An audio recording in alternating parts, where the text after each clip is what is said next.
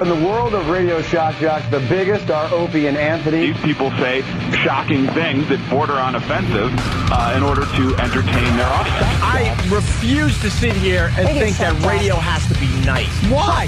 Why does radio, out of any other medium, have to be nice? We are being now held to a standard where we have to be nice and make people feel good. Go screw! Radio bad boys, Opie and Anthony. Controversial radio personalities, Opie and Anthony. Infamous DJs, Opie and Anthony. Talk show radio hosts, Opie and Anthony. Opie and Anthony. Opie and Anthony. Radio shock jocks, Opie and Anthony. Opie and Anthony. Shock jocks, Opie and Anthony. Shock jocks, Opie and Anthony. Opie and Anthony. Shock jocks, Opie and Anthony. Opie and Anthony. What happened to your socks? I don't know what happened. Oh my God. Oh my God. Fast dude, on now. I got his skin is completely black. Oh my God. This is where entertainment is going. Oh, is that backfiring? Oh my God. Oh, Roland's got a paddle. Oh my God, Roland's on him. Who saw this coming? They are sick freaks. 1, 2, 3, go. B-Rock is attempting. Give us a thumbs up if you're all right. Shut up. It's time for people to understand these are words. If you don't like them, turn the dial. But enough of this palaver. Let's get the show on the road.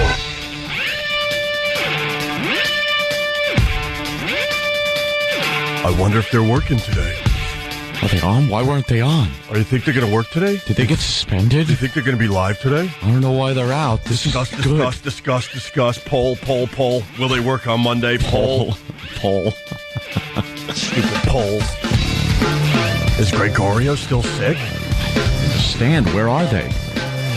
Thank you, Scott M. from Hop Hog. But I feel like dog ass still. But I was bored! Oh, were you? I was bored. It's Monday, January 7th. Huh? You must not have Xbox then. No, I was playing the stupidest card game known to man. Oh. Want to guess which one? Let's see. Spider Solitaire. Solitaire is actually more interesting than the game I was playing. Omaha is the stupidest card game ever. There's no rhyme or reason. Were you playing that online?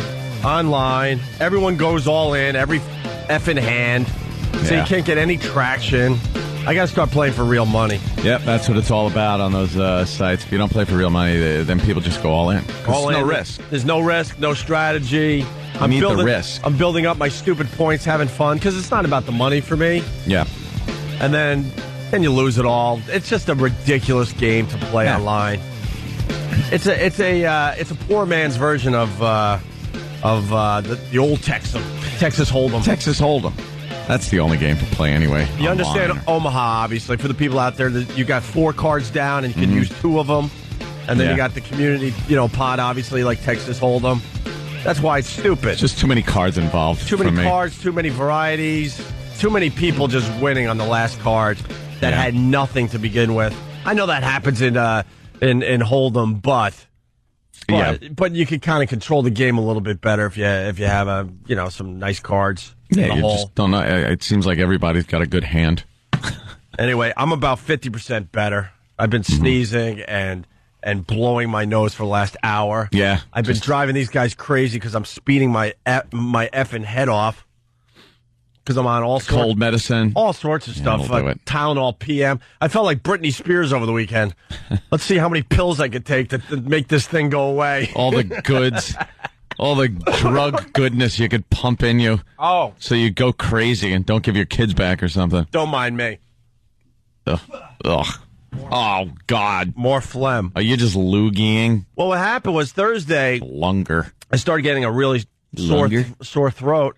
And by the time I went to bed Thursday night, like 11:30 at night, I had to inform the guys, there's no way I could come in Friday. And we all work through sickness for the most part. It's very rare we take an actual sick day. Yeah. It really is rare.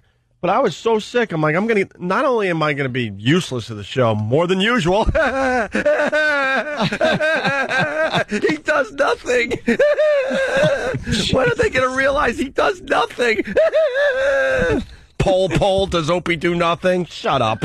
I see you might have been on a message board or two over the weekend. It's useless to the show. And no one knows. Anyway. Dopes that think they know how a radio show runs.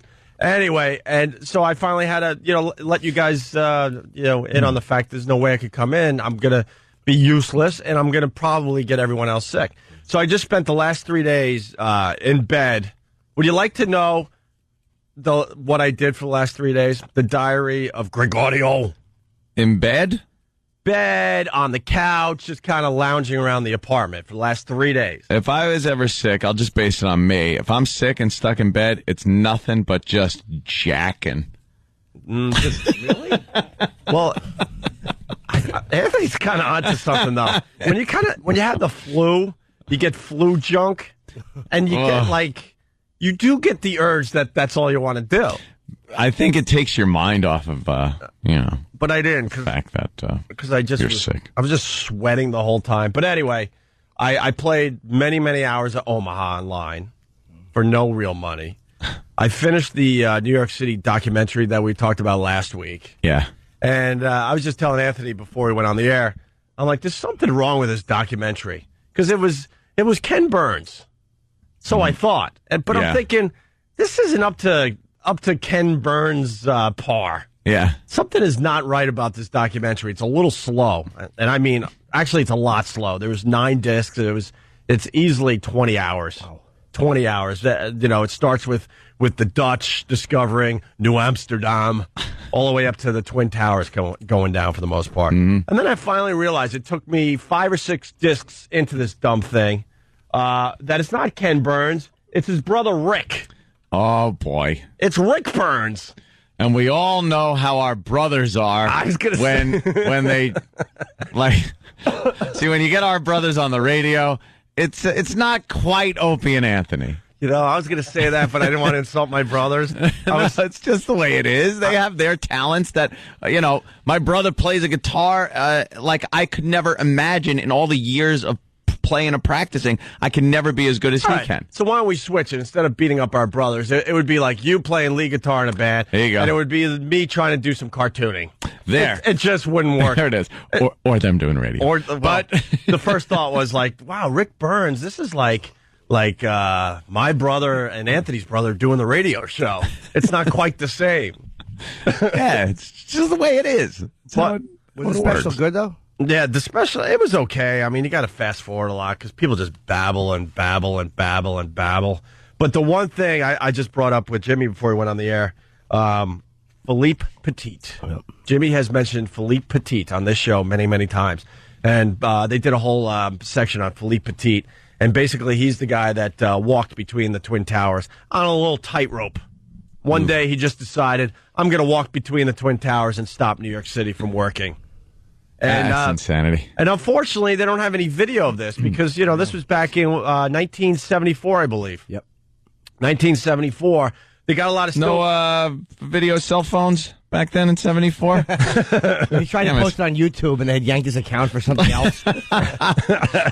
People just holding the payphone receiver up at him, just pointing it at him. Yeah, right. Someday. But they have a lot of still photographs. Of course they do. Ugh. Useless. And I was watching this thing as part of the documentary, and I can't describe the feeling I was getting. And I'm not scared of heights for the most part. I think we all are scared of heights to a certain degree, but I don't have that. Oh. I don't have the fear like I think Jimmy has talked about on the air. You're pretty much petrified of heights, right? I have acrophobia. I mean, I get really sweaty palms. Even in the Time Warner building when you're 3 stories up. Oh my God, we're just looking at a picture of him on the tightrope. I think everyone has a fear of heights when it's 1,200 feet on a wire and there's nothing to your left or right. Yeah, right. With that stupid pole in your hand, that's going to help you. How do you bring yourself to make that first step off of the edge? There's a photo we're looking at. It's from one of the towers to the other one, and you could just... There's certain things, certain photos put him into perspective how high he really is, and that's one of them. You could just see him balancing with a giant, those things that they carry, which to me seem heavy. The sticks. Yeah, little balance. God almighty. Yeah, but that's the trick right there. There's photos in the book, by the way, of him getting ready to take the first step. Like they're setting up, they had to tie off the rope and make sure everything was secure. And there's certain close-ups at the top of the Trade Center that you'd never seen before because you know none of us have ever stood on the edge of the Twin Towers, and it's just horrifying when you're like, that's what the top of the Trade Center looks like if you're standing there ready to walk from one to the other. Just step off. And this guy studied the Twin Towers for 8 months. He was obsessed with the Twin Towers. He comes to New York, and he sneaks up as they're still building it, I believe. He sneaks up to the top, making believe he's a construction worker, which I'm like, wow, they weren't paying attention back then because he was the furthest thing from a construction work, if you know what I mean. Oh, he's a small, fruity Frenchman. He looks oh, was he? Oh, yeah. Me, I am here to fix things. Right. No, I sound German right now. I don't do good accents. Like, what drugs were the construction workers on at the time that this guy was able to sneak through? And he goes up there, he starts studying the Twin Towers, and then he puts a plan together, and he decided obviously he has to get the rope or the what is it, a metal cable probably? Yeah. I think it was a 1-inch thick cable. All right. He had to somehow get it from one tower to the other, and he decided the best way would be to use a bow and arrow.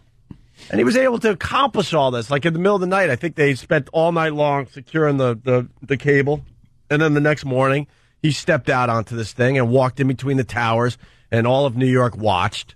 Oh my God. Thousands of people watched, and he did it. I heard he went back and forth 8 times. 8 times. And look at that. Look at that picture. And it's radio, so you can't. We'll have these pictures up on onaradio.com later today. It's him mid span. It looks like, and you just see the background is what really puts it in perspective. Mm-hmm. What side is that? Jersey or that's Jersey? Yeah, absolutely. Yeah, the Jersey side, and it's like he's it's like he's skydiving. That's how high up he is. Well, I live about 400 feet off the ground these days. In a building, or do you just hover? I just hover in a nest. Oh, okay. In a nest. That would be interesting. In an airy. Good crossword, puzzle word.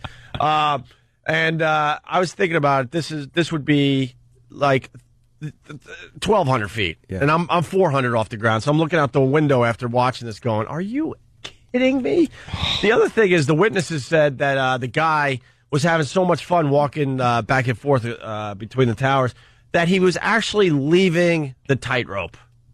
Like he was kind of dancing because he's and he was actually in the air, kind of jumping a little bit. He would jump, kind of jumping, kind of dancing. And then he decides he's having so much fun, and this is what just creeps me out just to even say right now. He decides to get down on one knee on the wire. Just imagine this. Do this a foot off the ground. And he decides, all right, this is cool. I'm on one knee. He decides I'm going to lay on my back. He lays on his back between the towers on this thing and looks up at the sky and was watching some kind of bird that he said in his book that he's been searching for ever since, man. That bird. Shut up. There was a bird flying above him as he's lying on the rope in between the towers. It's the first time he's been on his back. My palms are sweating. That's what I'm saying. I can't even describe the feeling I get just talking about this. The weird thing about him doing that was I always thought, like, what happens if you're in the middle, in between the two towers, and then all of a sudden, like, you're this amazing tightroper, then you become Jim Norton, and you're just and the fear just grips you. Right. Like, what if I woke up in between those things, like, oh my God, I don't know how to do this. You don't know. Like, what? Yeah. There's no one in the world that can help you. Hey, Jimmy. Yeah. Nighty night. I want you to dream about this tonight. There's no one that could help you. No one could talk you through it. The pictures are amazing. We're going to get a few of these photos up on onaradio.com later today, or you can Google it yourself. It's Philippe Petit. But you'd fall off of a 3-foot wide sidewalk. Easily. Stretch across there. A suspension bridge. If it didn't have handrails, even maybe if it did, you'd still fall off. Whoa, right over the handrails. I don't know what happened. Dude, how the hell did he do that? I know this is like over 30 years ago, but it just happened to be part of the documentary. No one does it anymore either. It's not one of those things. Very rarely you'll see guys climbing buildings or parachuting off, base jumping and stuff, but that's the kind of spectacle that was really prevalent back in the 70s for some reason. that Evil Knievel, things like that. George Willig. People loved crap like that. Let's not forget the great George Willig, who climbed the one of the towers from the outside. He was one of the first to do it. Now there's a lot of guys that do that, but he was the first one that said, you know what, I could climb this thing. I can do that. But anyway, the other thing about Philippe Petit that should be noted, he had to walk downhill, too, because the towers weren't the same size. People don't know that. One was a little higher than the other. Yeah. And look at that angle. You actually see him walking sort of downhill in between the towers. Look, Jimmy's just all freaked out just looking at it. It's very sweaty when I look at it. It's really, because some of the photos, all of a sudden it makes it very tangible to me, like how high he is. Like there's certain like that one in the middle isn't as bad because I can't connect to anything. Like there's a building over there, there's a building over here, and there's a little fruit in the middle.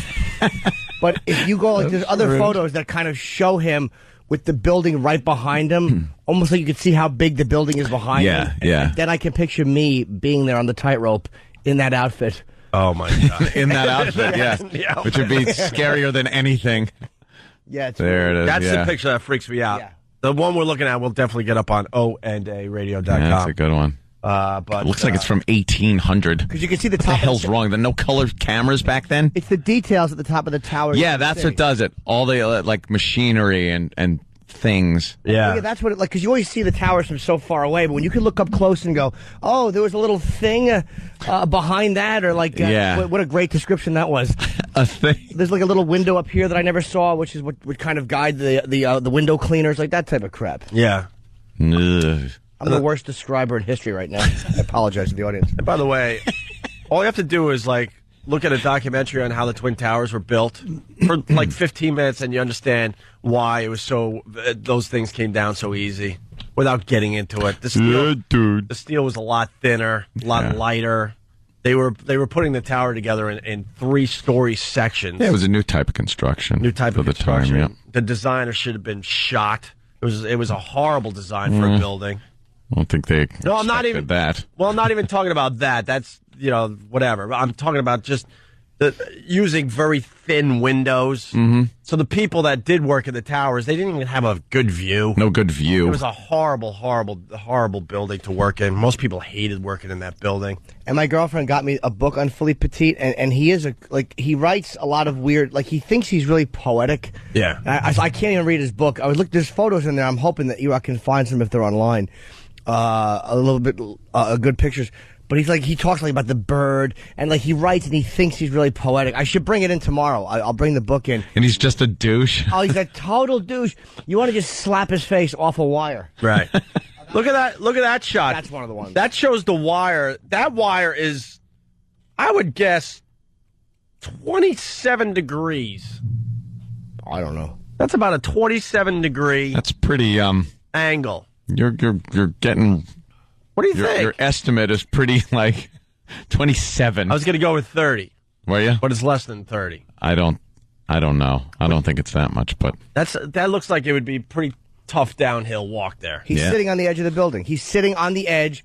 That alone would just make me S my pants. Oh, of course. I would just go into the fetal position, start crying in the middle of the middle of the wire. I would just have to hold on for dear life and pray that some big giant fireman will rescue me.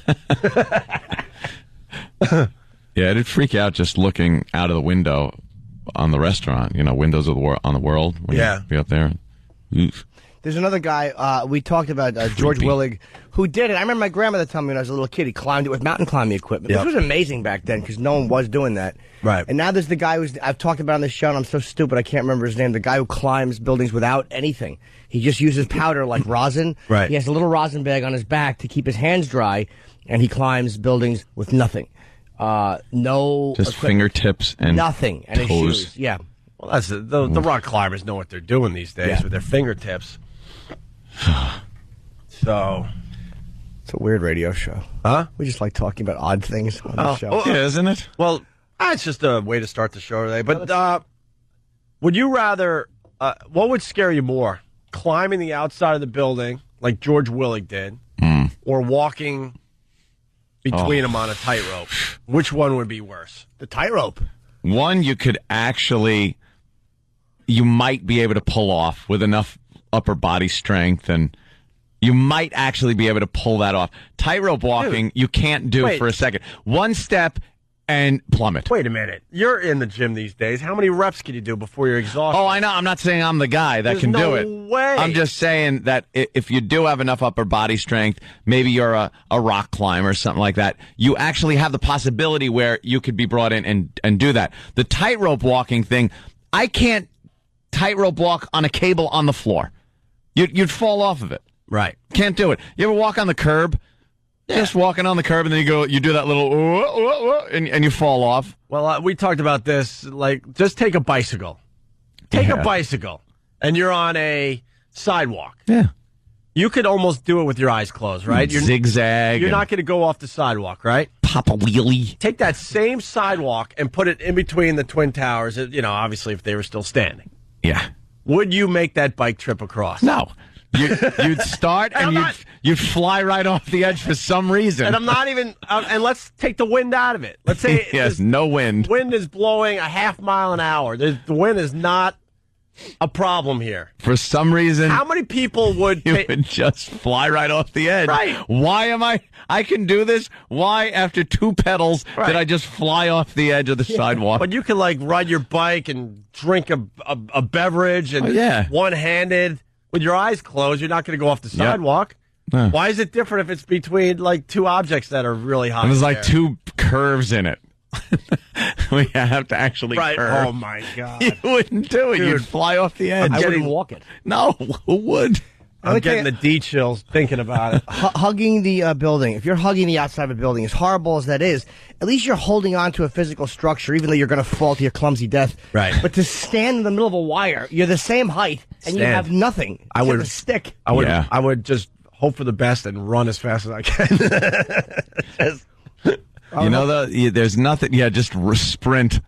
There's nothing worse, though, than climbing on the outside of something and feeling like you're going to just fall backwards and fall off of it. I've done that with ladders, where you have to extend the ladder up a little further than it was supposed to be extended, so it's got to be at a weird angle, almost straight up and down. Right. So you got to keep your center of gravity way on it, so you leaned onto the ladder, and you're climbing up. And with each time you go up a rung, you see the top of the ladder pull away from the building a little bit. Sure. You're like, you get to the top, it's really high up, and then now you're supposed to have an extension ladder extended a couple of feet at least over the top of the building if you're trying to get onto the roof. I've had it where it's leaned just below the building, so you have to literally climb onto the roof from the ladder, and that was the scariest part of anything I've ever done, because at that point you're like, I could just fall right now, break my neck. My dad fell off a ladder, two flights up. Know why? Because he was doing the Belushi thing where he's moving the freaking ladder as he's up there. Oh, never a good thing to do. What a dummy. Never a good thing to do. He comes into the house all just broke. What happened to broken. You? Oh, he's just broken. He was just broke. Because he decided to take the easy way out. I forgot what he was doing up there, but he was working on the gutter or something, and decided instead of going all the way down and placing the ladder a couple feet to the right, I think I could move this thing. He fell. I've had experiences too with extension ladders being up on the side of the building. You get up there, and they always tell you tie off the ladder, just tie it off onto something. Get a vice grip, snap it on the side, tie it to that, whatever. Sure. And I'd be up there working, and it would be windy, and I'd just hear a tremendous crash, and I'd look, and the extension ladder's on the ground, and it blew down, and I'm just like, hello? Hey, could someone put the ladder back up? Sometimes be up there for hours. And that's that.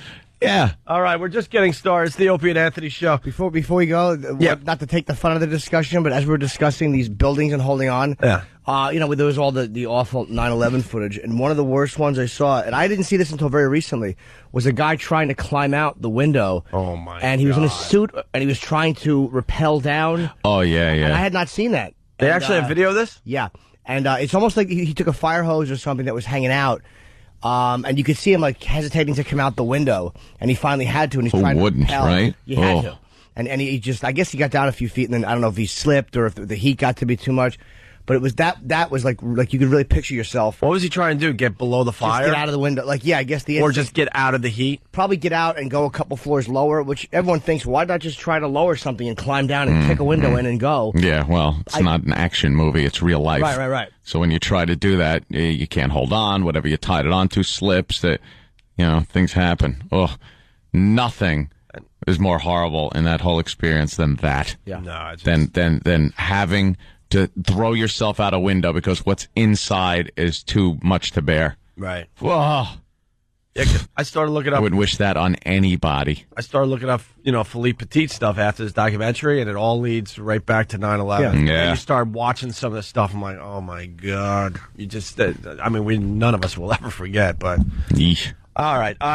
Well, we're going to move on with other things. After the break, fat people have bad sex. That's right. I love when we go. That's right. That's right, people. Yeah, fat people. Oh, this damn show. Have bad sex.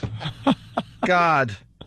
We got hidden cameras by pervs. We got to talk about Obama and Hillary. Oh, boy. Hillary getting her ass spanked at this point. That ample ass. And, of course, we missed one of the greatest stories ever because I had to be out sick on Friday. Britney Spears, my God. Mm-hmm. There's a list of things that they are claiming she had in her body when they took her away, and we got that whole list for you after the break as well, okay? Right. And, of course, other things. Give us a call, 877-212-O&A. It's Opie and Anthony. Like kidding. I need the lyrics. Good morning. You're checking out the Opie and Anthony Show. We are live today. It's January 7th. Phone number 877-212-O&A. Got the instant feedback for you as well. What is America talking about today? Had a fun weekend. Yeah? Yeah. Went out one day, and the rest of the day was spent in front of the Xbox. It's just been ridiculous. But I got to say this because everybody that I've been playing with has said, Anthony, you've got to say this to get the word out.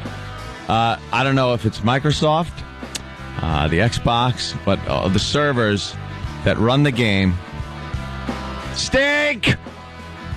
They got to do something. For the love of God, I can't get on a game. They know they suck, and they're starting to offer, free games to everybody? Free games or something. They're making excuses. The game's going to suck.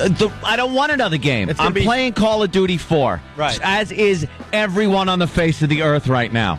And it's impossible to get on a server. You sit there, and it's so frustrating because you go into what's called the game lobby, and you try to connect up with other people that are playing the game, and you play.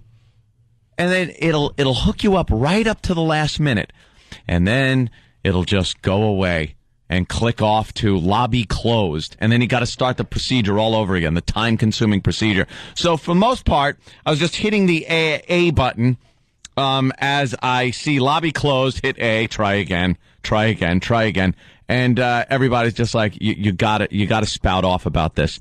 And what? Threaten Bill Gates? What am I, an idiot? Wow, Anthony Cumia versus Bill Gates. That's right. Who's going to win that battle? Cage match. Well, get on Call of Duty and he can kill me too, just like everyone else. Yeah, but there's a learning curve. You were a keyboard mouse guy, and now you're trying the Xbox controller. Yeah. And not only that, I'm playing with guys that are above my experience. Hey, know what I smell? What? Video. Yeah. A video of you showing how the server sucks. Oh, and then, yes, and losing my mind. I lose my mind like a child would. I curse and I whine. I almost break into tears when I get killed. The servers are so bad that you can only play private matches. So the other night it was me and Bob Kelly, Danny, and Dane Cook. And we're all running around this level. Your new pal, Dane Cook. My new online pal, Dane Cook. You mentioned Dane Cook a lot lately. Almost like Bob Kelly. I'm dropping his name. Yeah. Now, the fact is, he plays the game a lot. I don't get it. He plays a lot. So if you can't get online to play with other people all around the world, you set up a private match in a private level, and you could play. There's no problem there. So we were doing that, and it was the four of us just in a death match, whoever, just hunting each other. And Dane is the biggest pain in the ass to play with, because all he does is run around and stab you with his knife. And it's a game where, you got like machine guns, and you want to get the best weapons and grenades and everything. And you find a good spot, and you're just ready to take a shot at stupid Bob Kelly, and you hear, and then you'll just see Dane running away as he just knifed you in the side or slit your throat. And he's getting like 15, 20 kills a game doing this. Well, how do you guys see each other? Like, how do you not see him creeping up? You don't. Well, you got your point of view. It's first person perspective. It's like real life. You don't. So you can't see people come up behind you. So you got to kind of constantly turn around. And the way they design these levels is amazing. You really take it for granted. There's nowhere on any of these gaming levels to really hide. If you go in a doorway, you can't put your back to the wall and then just focus on the doorway, because there'll be some other doorway off to your left that you can't really see, and someone will come in there and blow your brains out. So they really kind of plan these things out. But we were playing that, and he was annoying the hell out of everybody. And then Bobby has to taunt you. Bobby will be like, "Hey, Anthony, know where I am?" And I'll just like start firing blindly in a circle. Nah, get away from me! You should just say the kitchen. It's great. You're like, no, what? Where is he? Where is he? I know you're out there, you son of a bitch. Oh, horrifying. Oh, my throat just got clipped. So I just got stabbed by Dane. So he sneaks up behind you and goes, "Anthony, guess where I am?" Yeah. And then he'll kill you. And sometimes he's nowhere near you, but he goes, "Oh, Anthony, I see you. I see you. You don't see me, but I got." And you get all paranoid. It's complete paranoia. But a lot of fun to play. But I want to get my stats up. And in these private games, you can't get your personal stats up and be like Than, who is now, not only has he made the top rank you could possibly make, but then you can throw that all away and start completely over and get an even better like insignia next to your name. What level are you up to in your second tour of duty? I'm a second lieutenant for the second time. Is that good? No, there's people. There's the big gold cross is the. That means those are the real nerds. That means they've done what I've done 10 times. So 10 times? They've become a lieutenant 10 times. I'm about to lap Travis, though. That's my one goal. Oh, really? Yeah. Oh, Travis can't get past. He's still a lieutenant for the first time. Yeah. Well, he didn't have his internet connection. He was too busy getting his puppy. Little Travis got a puppy over the weekend. We'll have to go into that.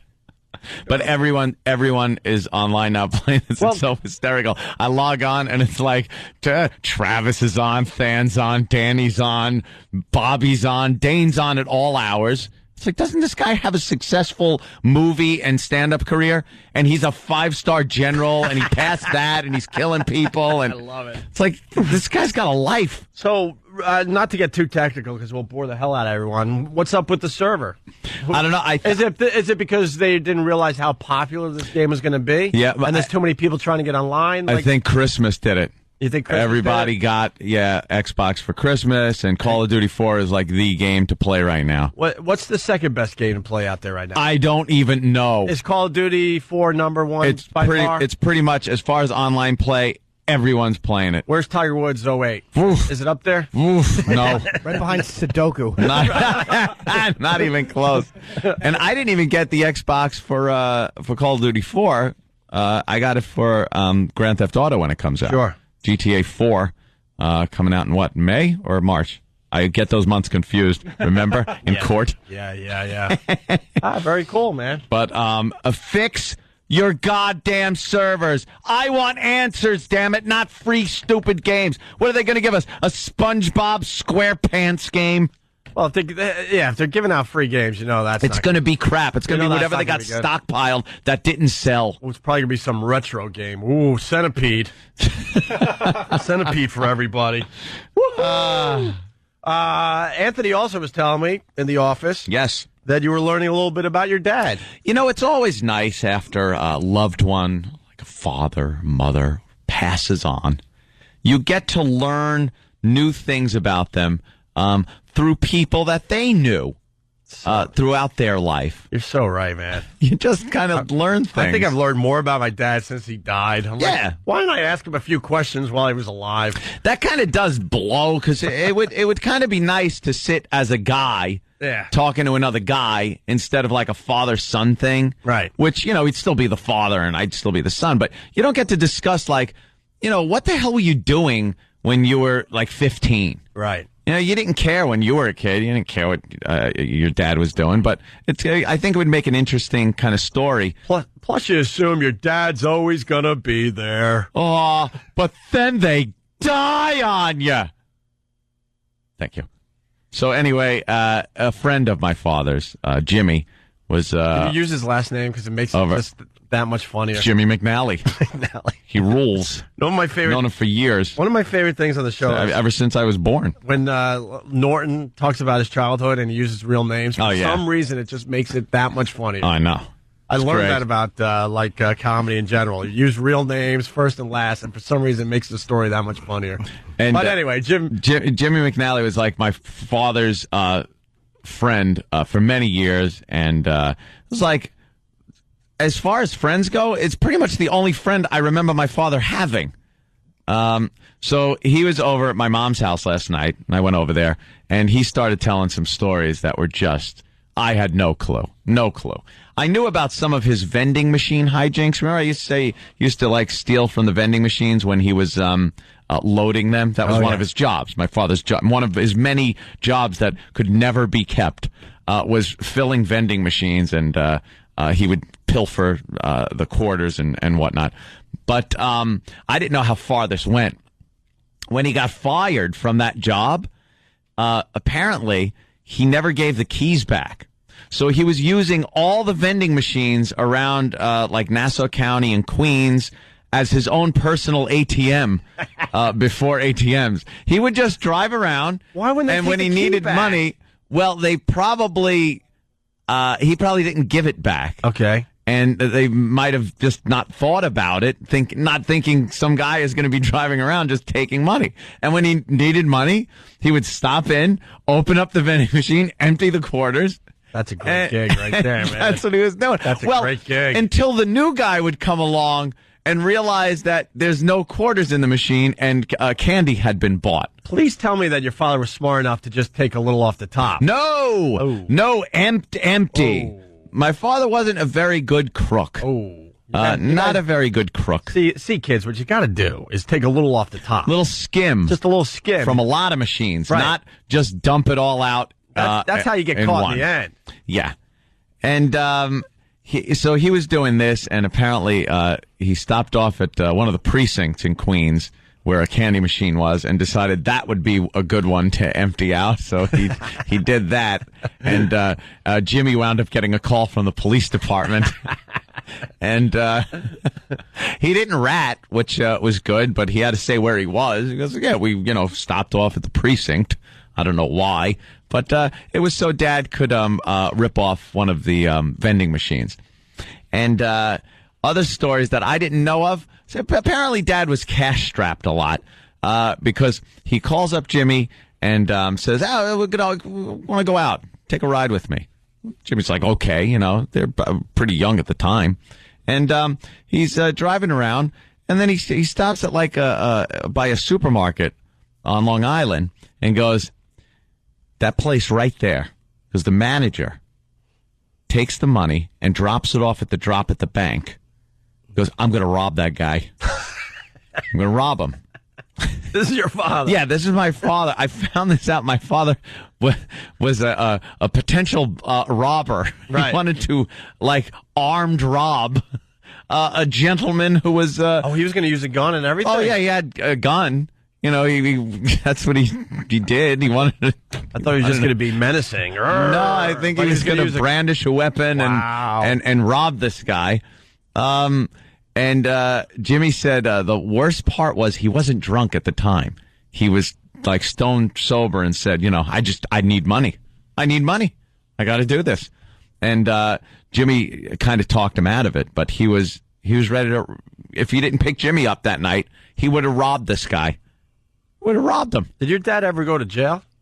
As I heard a couple of times, those stories are to come, I think. Because I told Jimmy, you got to just tell me more stories. Right. Because the more I learn about this guy, the more hysterical it gets. I just can't imagine anybody being like this. But this is how they were. But they did some good, too.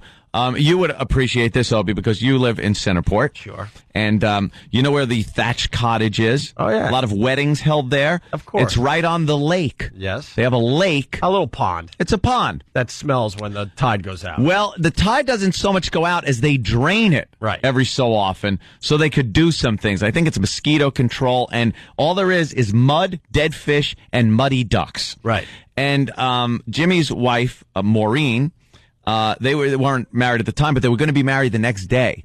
And they went up to this place and saw where this, dock goes out, beautiful white painted dock, where all the pictures were going to be taken. There's muddy ducks and dead fish. So my father and Jimmy decided they were going to go by the gates that they used to shut the water, to cut the water off. The dam. You know where the dam is? The mill dam? Oh, my God. And they went to the mill dam with bolt cutters and cut the chains and opened up the gates and filled up the lake. Are you kidding? And had beautiful pictures of the lake and everything. This pond, for the people around America, is probably 3 miles circumference. Yeah, it's giant. Maybe 3 to 4 miles circumference. Just picture a 4-mile high school track.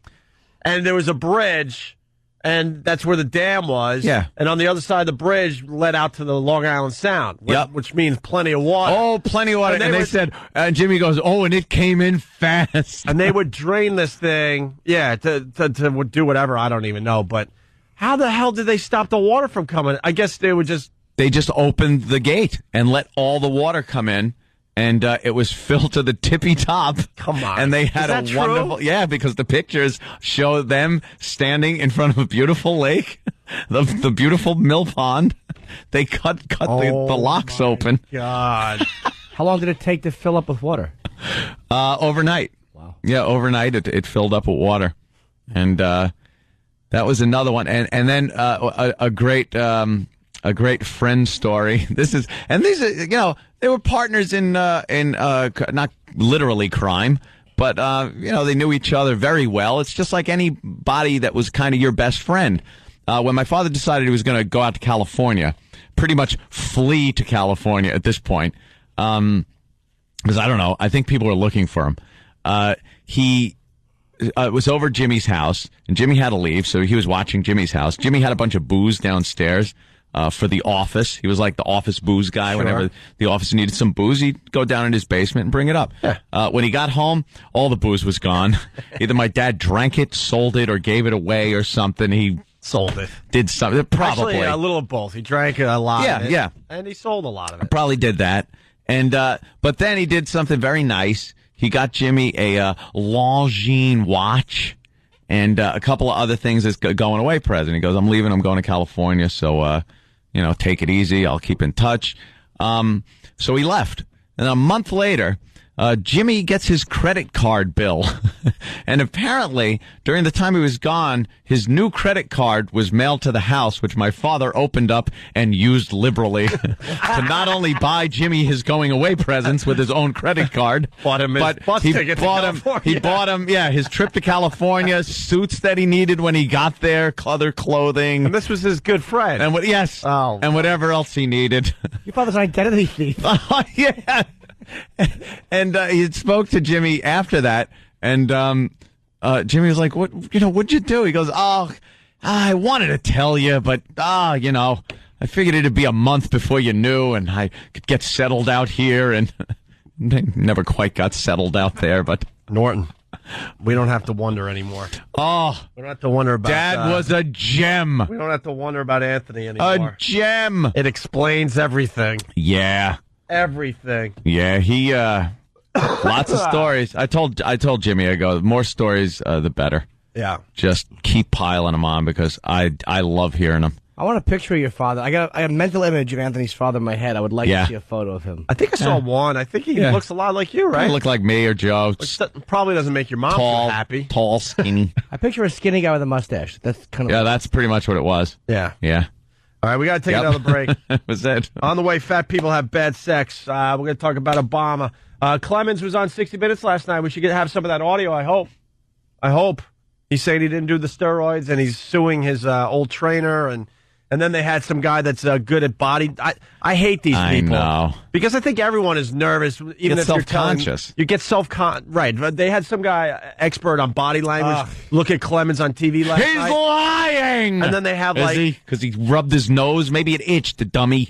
He was taking a sip of something, and this expert's saying that means that he's might not be truthful. Why he's hiding behind the cup? Iraq's lying all the time then. Yeah. Right. Sappy little sips of water. We'll get into it after the break, but I hate those type of people because I think, like Ant said, you get really self-conscious. You see all these eyes on you. It's not exact science either. Well, we've talked about it. I know we have to take a break, but we talked about it when you go into a store and you leave a store and you know you have nothing on you. Yeah, but you didn't buy anything. And you see that security guard at the door. All of a sudden you have this, I do, Anthony is in agreement with me, maybe a few other people out there. All of a sudden you have this weird guilt like, I didn't steal anything, and you feel awkward like you're actually stealing something. And you know damn well you have nothing on you. I feel like he's going to think I took something if I leave without buying anything, and if I leave the store exit too quickly. Right. So I'll kind of meander around the door for a couple of minutes, like grab my phone to make it look like, if he had stolen something, he wouldn't be standing here. Right. But why would I do that? Why would I care? I didn't steal anything. All right, we'll get into all that stuff after the break. It's Opie and Anthony. I'm going to, Jimmy. Well, you're lying. Your chin's tucked in. Opie and Anthony. Jim Norton. No, I'm going to see The Wire. I got all the seasons on that old box set thing. It's really weird watching a live. Like, I get so addicted to a DVD that it's so weird watching, like, the season premieres last night, and I'm watching it, like, live. It's so weird to do that. It's almost like, I like watching a box set, because then I have all of them. Yeah. Then you just do the marathon. Absolutely. Love the marathon. I got into some weird stuff while I was sick the last 3 days. Still sick, by the way. I'm like 50% better. If you care out there, send your sick cards to K-Rock here in New York City. Fred from Brooklyn just will not let up. Hey, Anthony, quarter for your thoughts. And, Ant, why would the Tooth Fairy always leave you quarters? That is very good. No, what I was going to say really fast, instead of watching The Wire, like, when you get sick, you get into weird things. My fiance, she goes, man, you eat weird stuff when you're sick. All I would eat was raisin English muffins and cans of mandarin oranges. That's all I wanted. And cans of mandarin oranges? And a little ginger ale. You're post-apocalyptic? I know. What the hell is that? Water tasted awful. Everything just tastes awful. Yeah. But instead of watching The Wire, I started watching Bob Newhart. Which incarnation? The first one. Going way, way back. The original one with... 1972, something like that? Yeah, okay. And they're talking about flying and stuff. I'm like, ugh. Can you imagine flying back in 1972? How scary that had to be. They had it pretty well down by then. I'm glad we're flying in 2007 instead of 1972.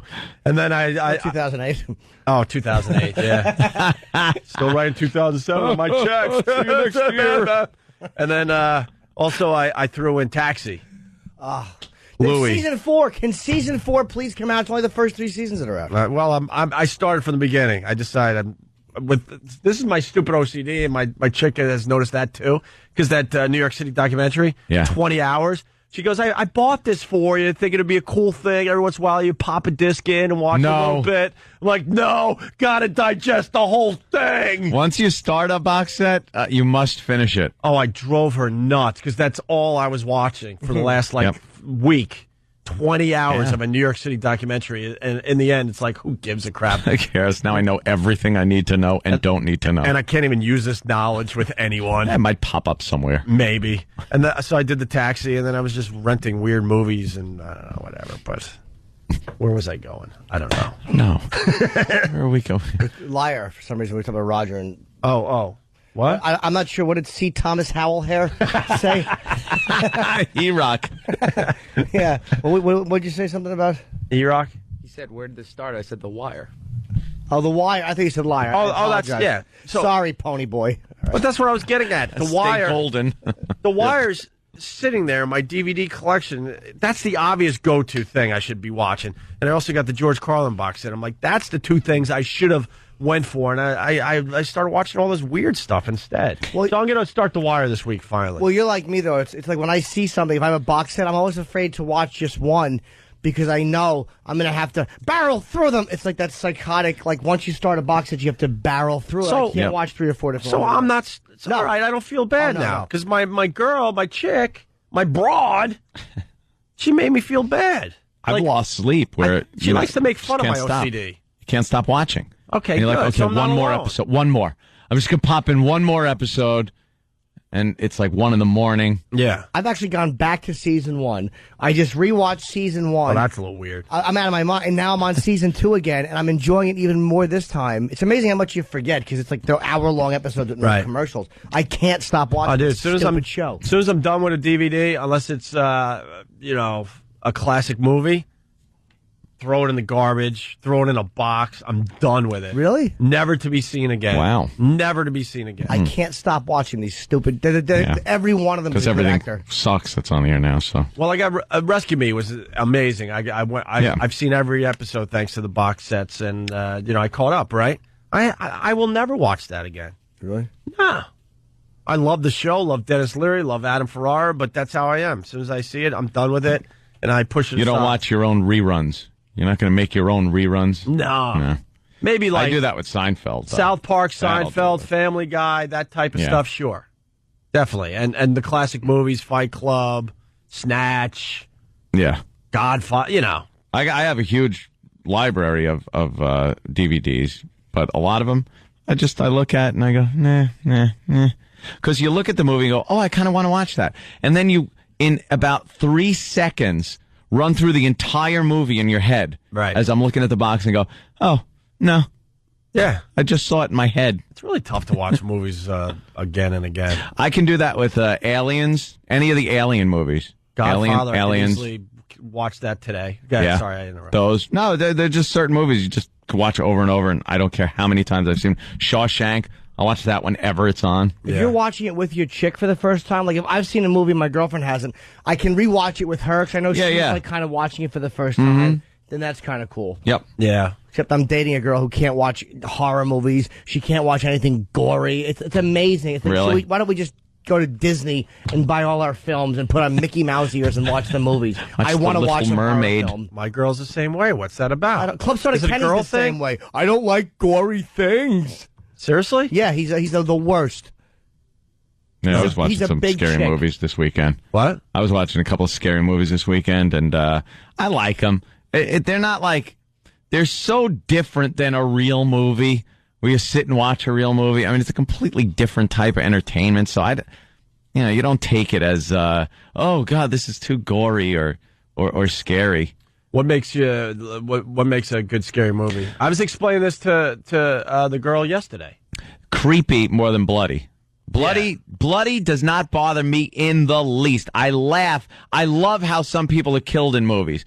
Where like this one killer, I was watching a movie over the weekend.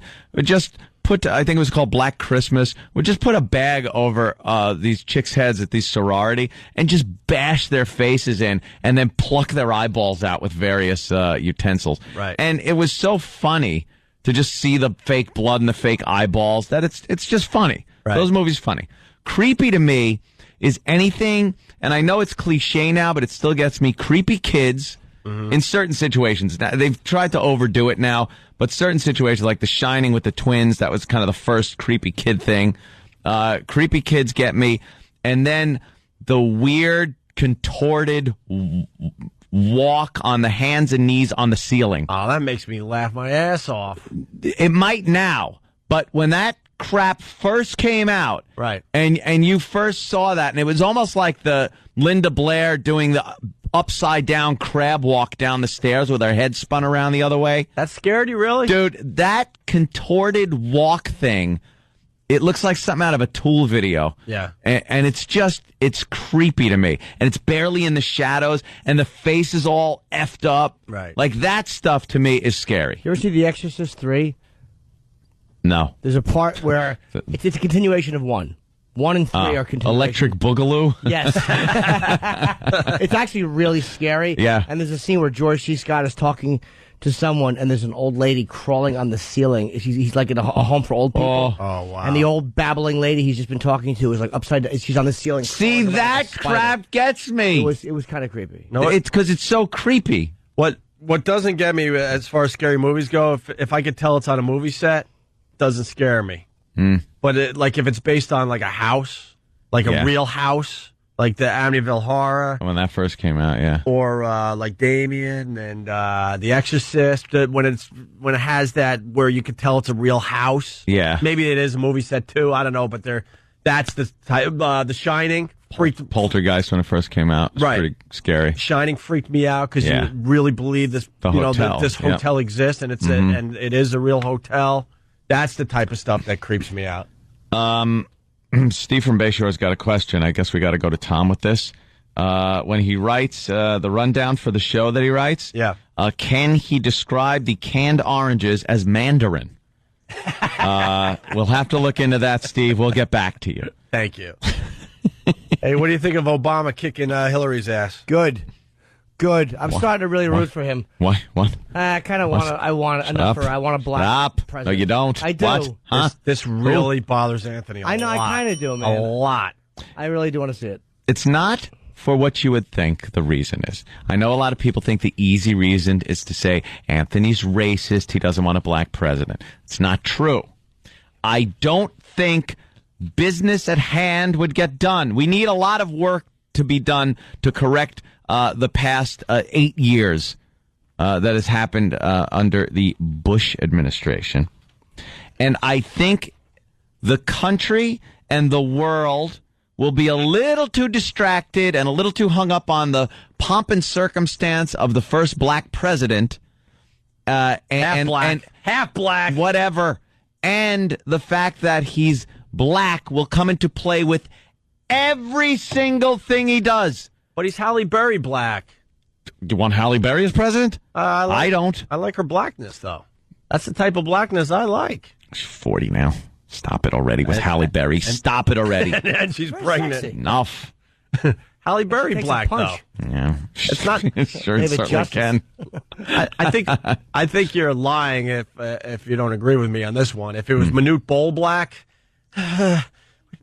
we'd be a little scared. Well, it's Halle Berry black. That's innocent enough. The guy's not exactly Aryan.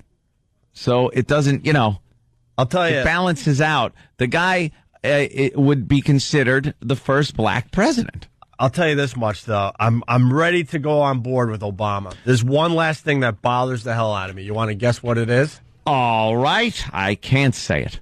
No. All right. There's one thing. One thing, and then I would be on board with Obama. The wife. No. The fact that the fat Oprah is always on stage with him? No, those are all good answers.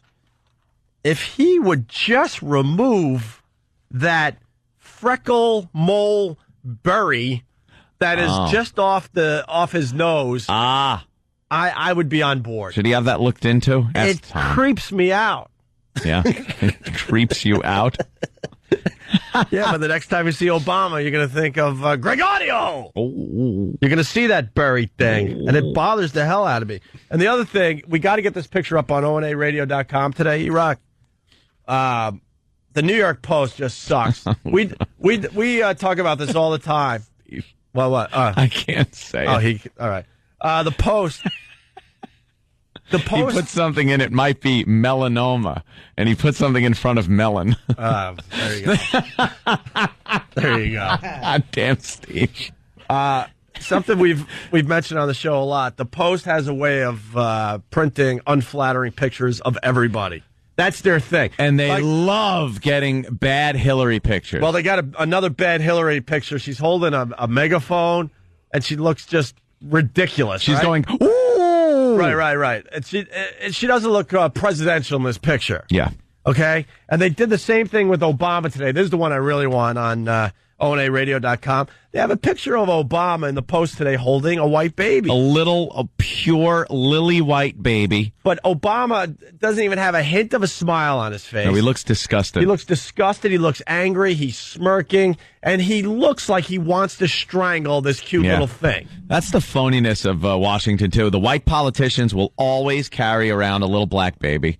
And the black politicians now, Obama has to have a white baby in his hand. Right. Well, look at the look on the kid's face. He's not exactly happy. No. He's like, hey, Mom, being held by a right. presidential candidate. Hey, Mom, remember what you told me while I was still in the womb? Yes. Well, this picture has to go up on ONARadio.com. Yeah, he doesn't look very happy. There's hundreds of this picture out there. The Post decided this is the perfect one to make it unflattering.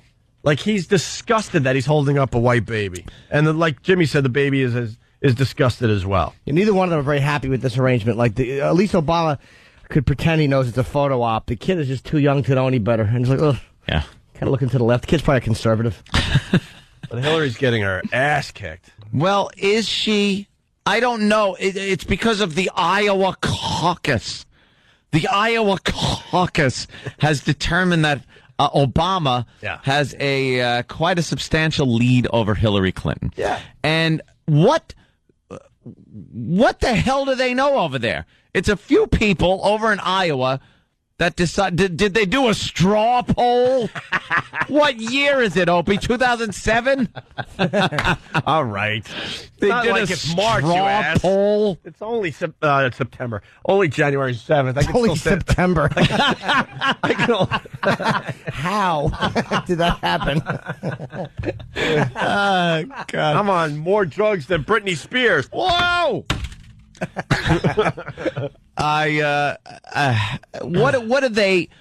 What do they know? And in history, how has that worked out for people that have won in Iowa? It's worked out pretty well, I believe. Has it? Yeah. Stop. Yeah. It's a different situation. Completely. Huh? This is a different situation. What happened? It's better be.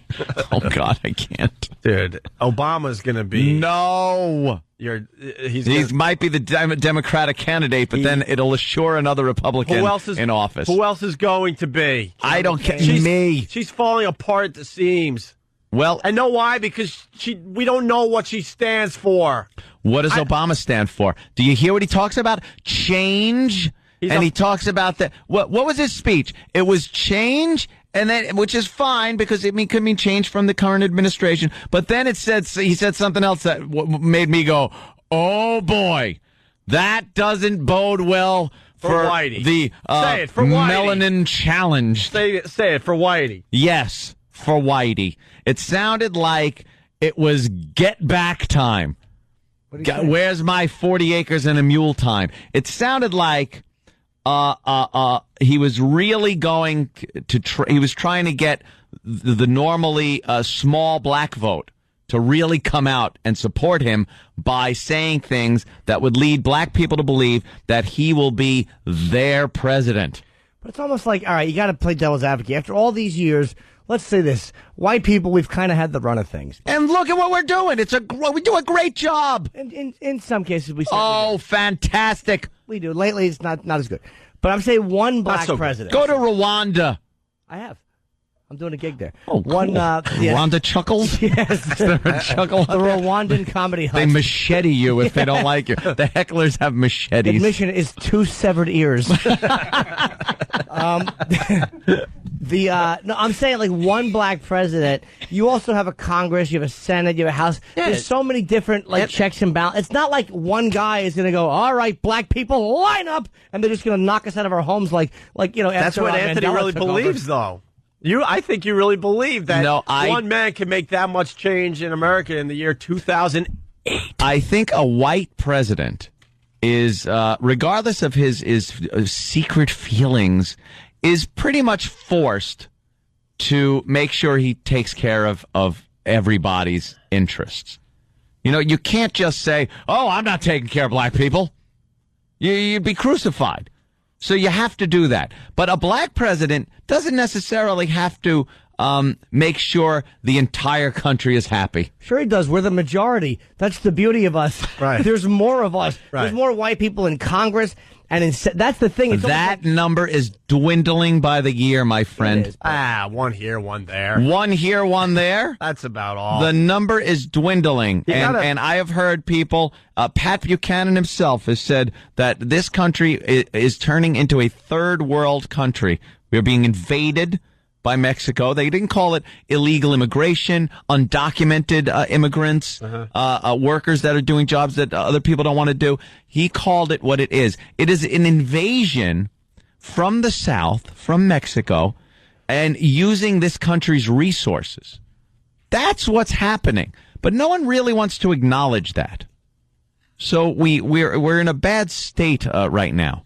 Well, you got to give it to Obama, though. He's well spoken. He gives a hell of a speech, and that is what everyone looks for black people. Oh, all right. So far we've had Colin Powell, right? Well spoken. He wasn't a good speaker. He was very well spoken. He was well spoken, but he didn't like electrify the audience he was speaking in front of like Obama. Condoleezza Rice, very well spoken. Yeah, but not a good speaker. Why? Because they're not jiving it up with Obama Ebonics? Doesn't jive. He gives you That's goosebumps. what I said. That's what I said. It's like, because they don't jive it up with Ebonics that everybody goes, wow, that guy can be president. He's a great speaker. I love that. Buckwheat couldn't be president? No. Because of the way he talks. You got Hillary with that cadence. It's complete lack of sincerity. I don't like her as much as I don't like Obama. Believe me. Well, get used to it. Obama is definitely going to win the nomination. Which one of his policies don't you like the most? I would love to know what his policies are. Most people I'll tell don't you know the policies of the candidates. I'll tell you what policy I don't like that I read a lot about. His policy of taxing the living crap out of the quote-unquote rich. And by rich, I'm talking two people in a family working to eke out over $80,000 a year. They're considered rich now. That's middle class barely in this day and age.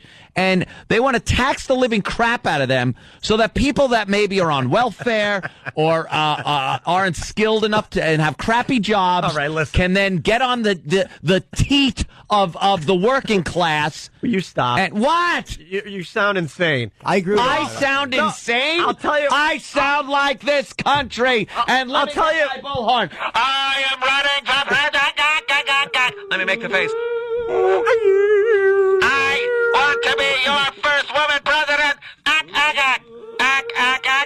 Look, Anthony is incredibly racist. Look.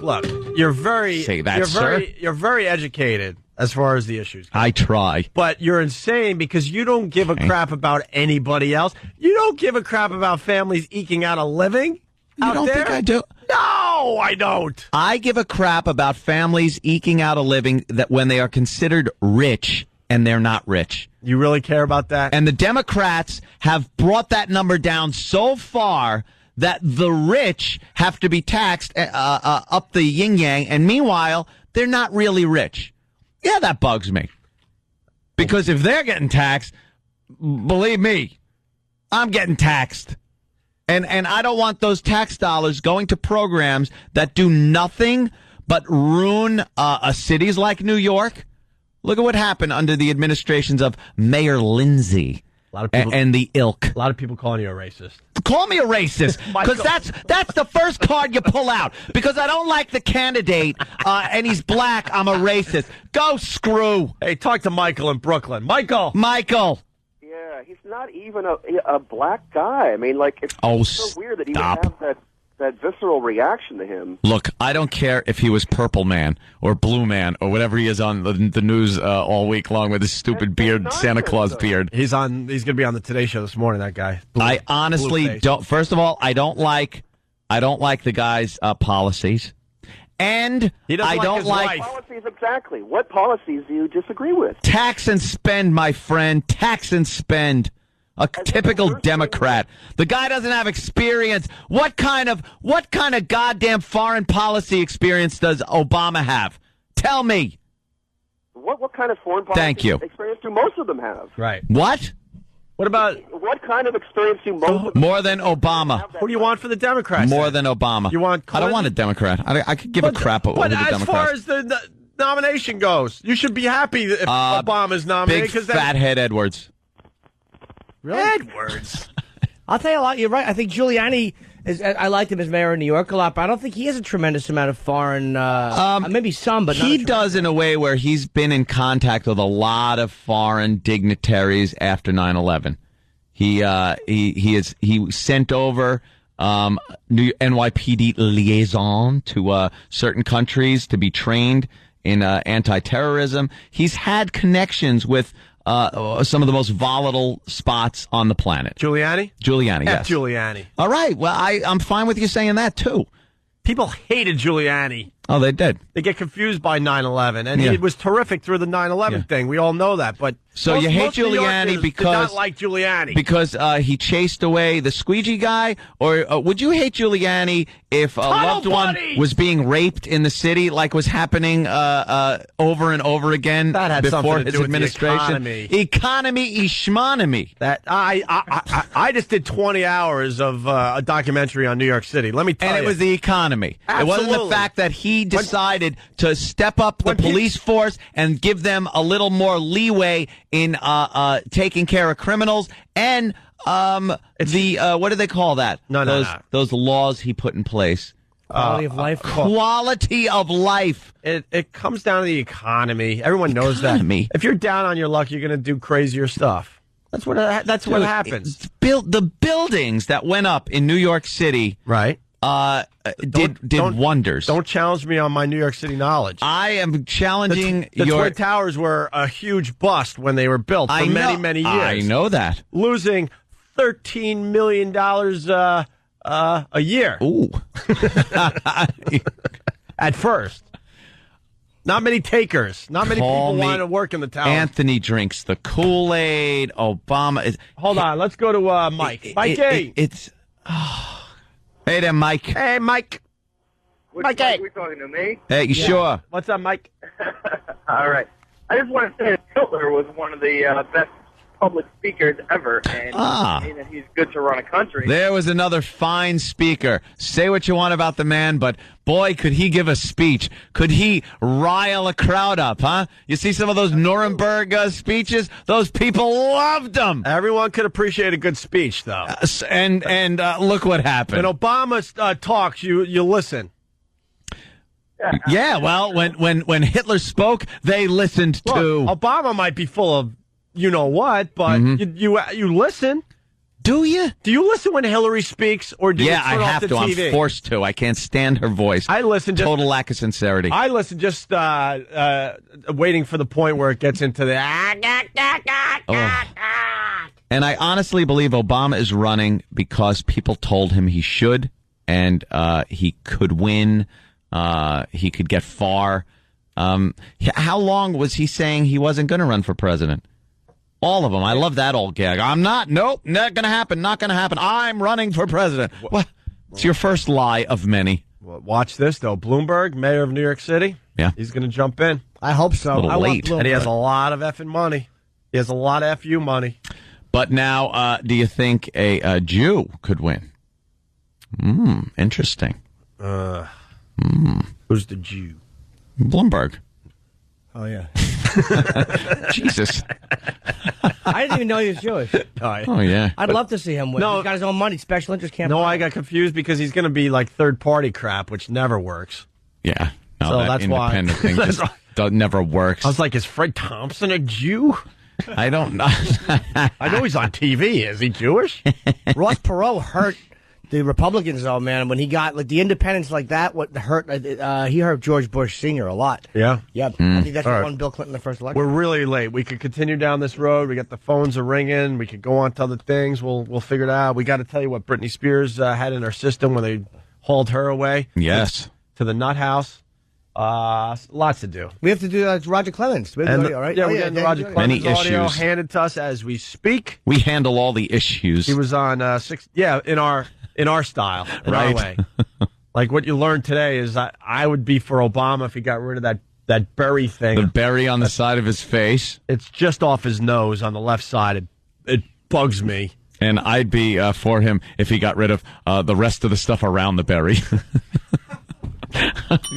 Come on, stop it. So if he bleached his skin, you would vote for him. No, because it's still in his DNA. It has It has no okay. idea. Yeah. It has nothing to do. You have no idea.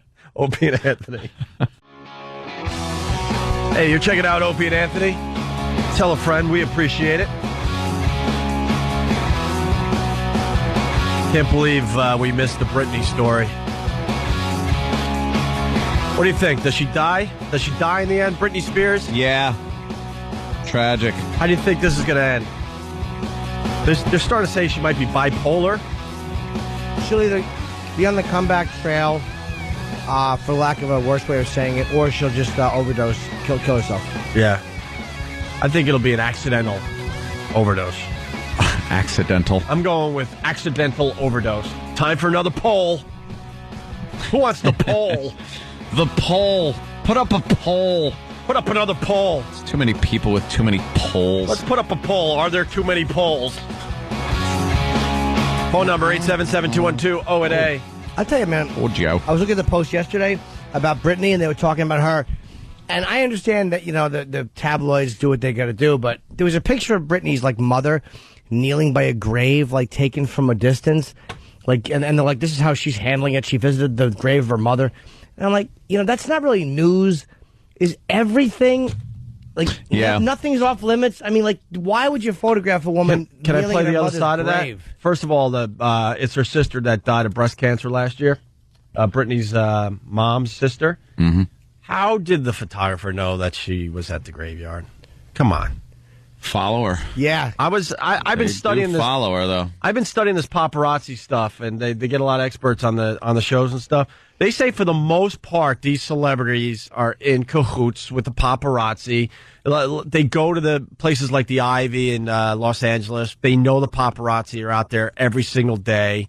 So that's an easy one. You want to be photographed, you go to the Ivy for lunch. They're going to photograph you.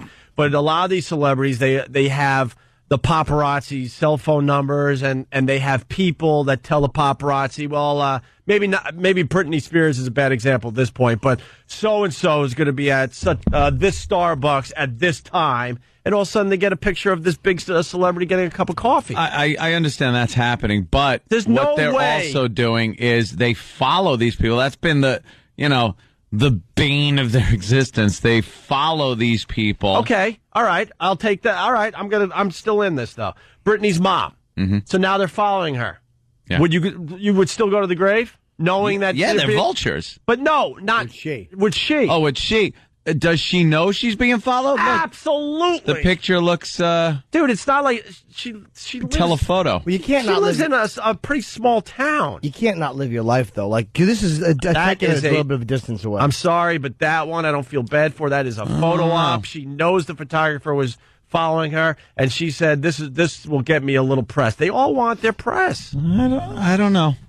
I'll give her the benefit of the doubt the other way. Someone was on TV and said that there's a lot of high-profile, celebrities in Los Angeles. They don't play the game, and that's why you don't see them photographed all the time. They know where to eat, where no one's going to bother them. They know where the paparazzi are, and they avoid them at all costs. Let me tell you, this is one thing I hate about the paparazzi, though, being so aggressive with Britney. You know who they don't bother? You don't see them bothering Snoop. You don't see them bothering 50 Cent. You don't see them bothering any of those guys. Unless they're coming out of court, there's a bunch of reporters, because the entourages of those guys are willing to take literally jail kill hit. you. Yeah. They will take your digital camera and smash it into your teeth, and you'll win in court, but you'll have no teeth.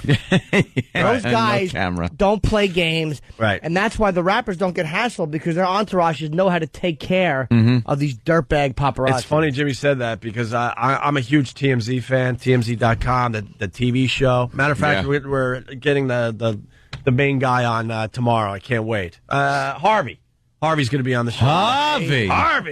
Hobby? You know what? Ask him that question about the paparazzi. Yeah. Because he I don't doubt has way it. more knowledge than I do. I just repeat what I see on TV, and then I sound like an expert.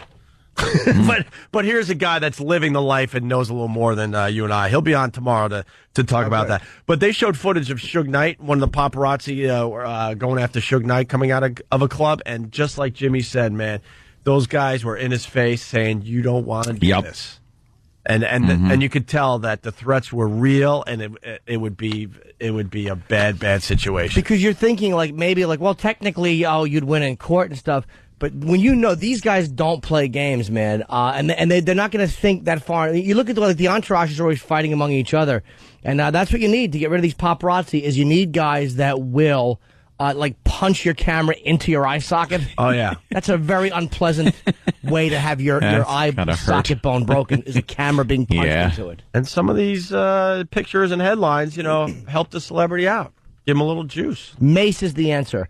Mace them. Like I'm telling you, if you walked out and there was a bunch of paparazzi and they wouldn't get out of the way of the ambulance, they wouldn't with Britney, and you started just macing them, it's a bad photo op for you. But they'd start to move. Yeah. I was watching, and this is what I want to talk about with Harvey tomorrow. TMZ, and I've said this many, many times, they are what they are. They know that they're just exposing celebrities and making them look stupid.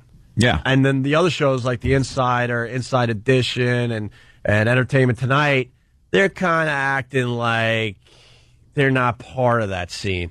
And I was watching Entertainment Tonight, and they were showing footage of Kevin Federline trying to avoid the paparazzi. He was in kind of a Lady Di situation, leaving the hospital with Britney.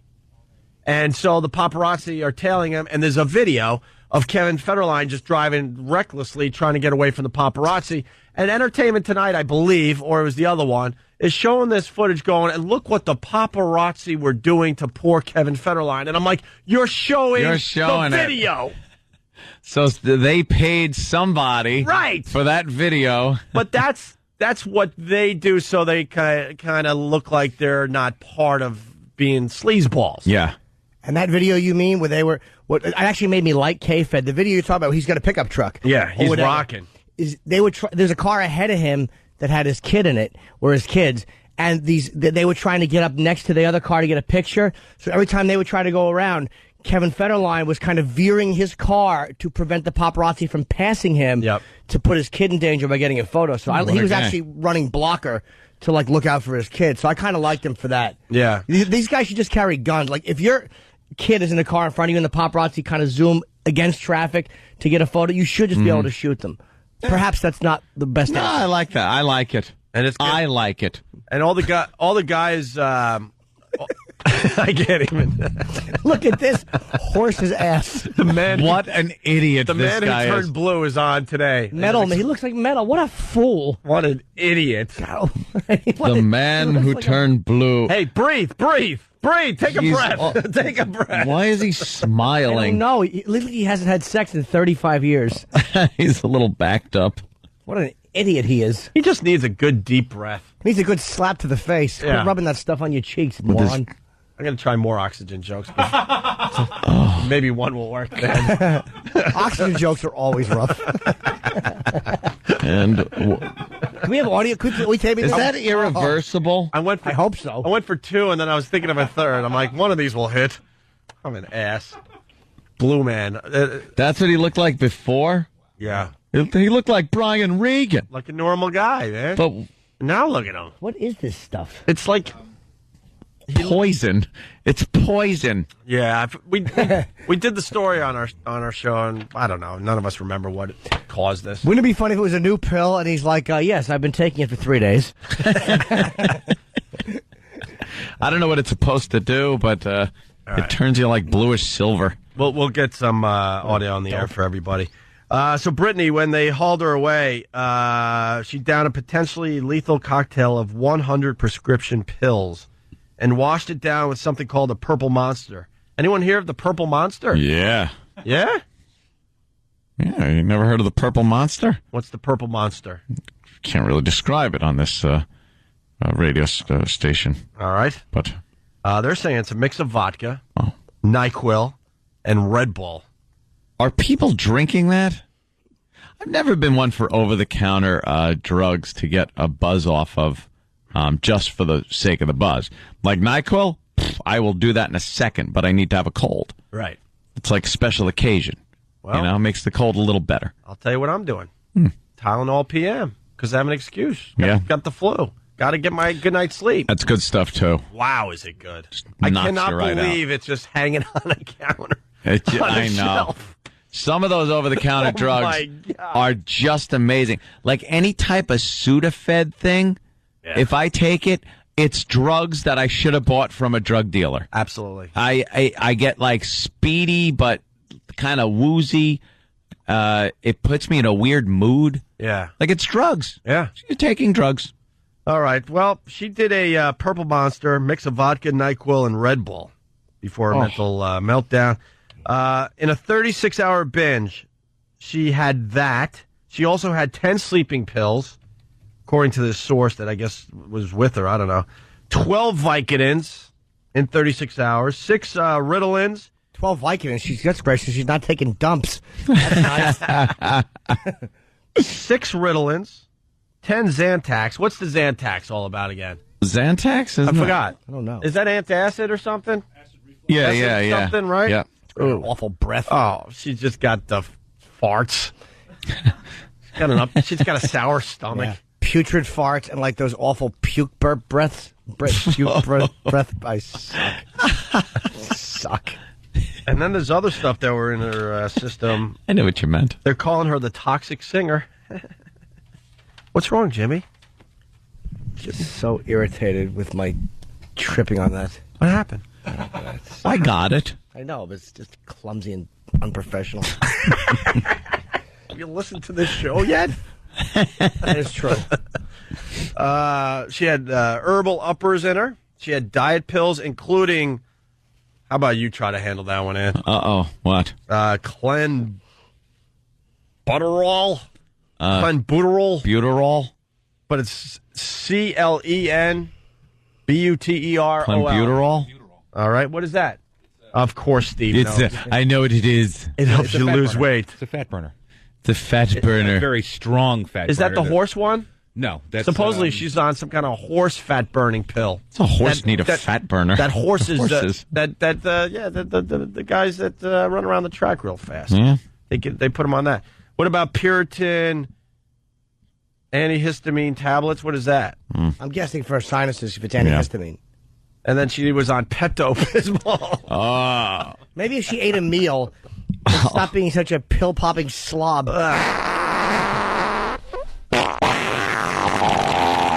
You know what she's leaving in the toilet, right? Nothing. She's on Pepto and Vicodin. The Pepto will lead to the tar deposit. I call it the tar deposit.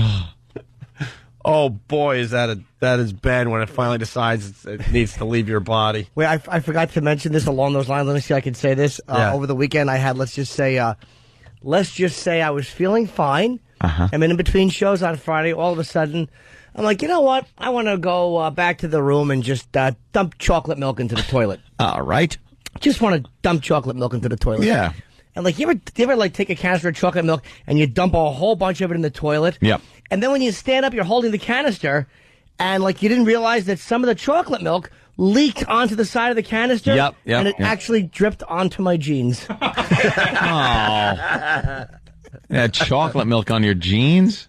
Yeah. Oh, that's a shame. I had to take them off and then put on my corduroys 2 nights in a row.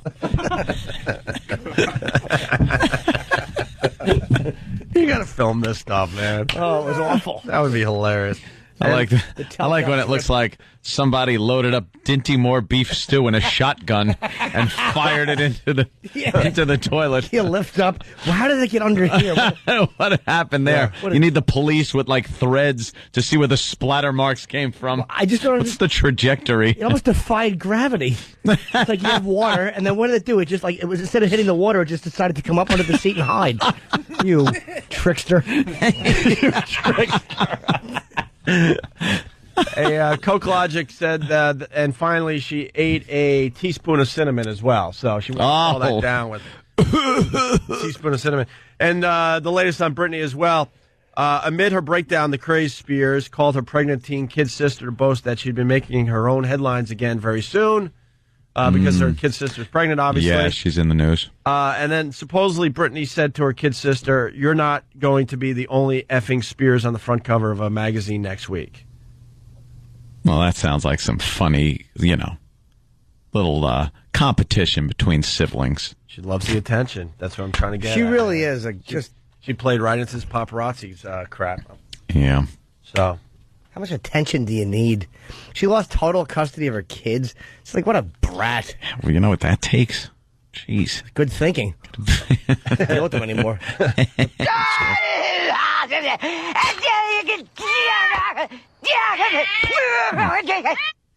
That's audio Britney Spears. Wow.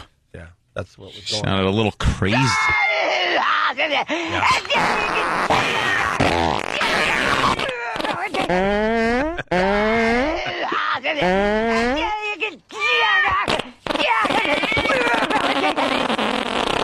Remember when Britney was so effing hot, and now she has flu breath and really bad dumps? The hottest thing out there for a while.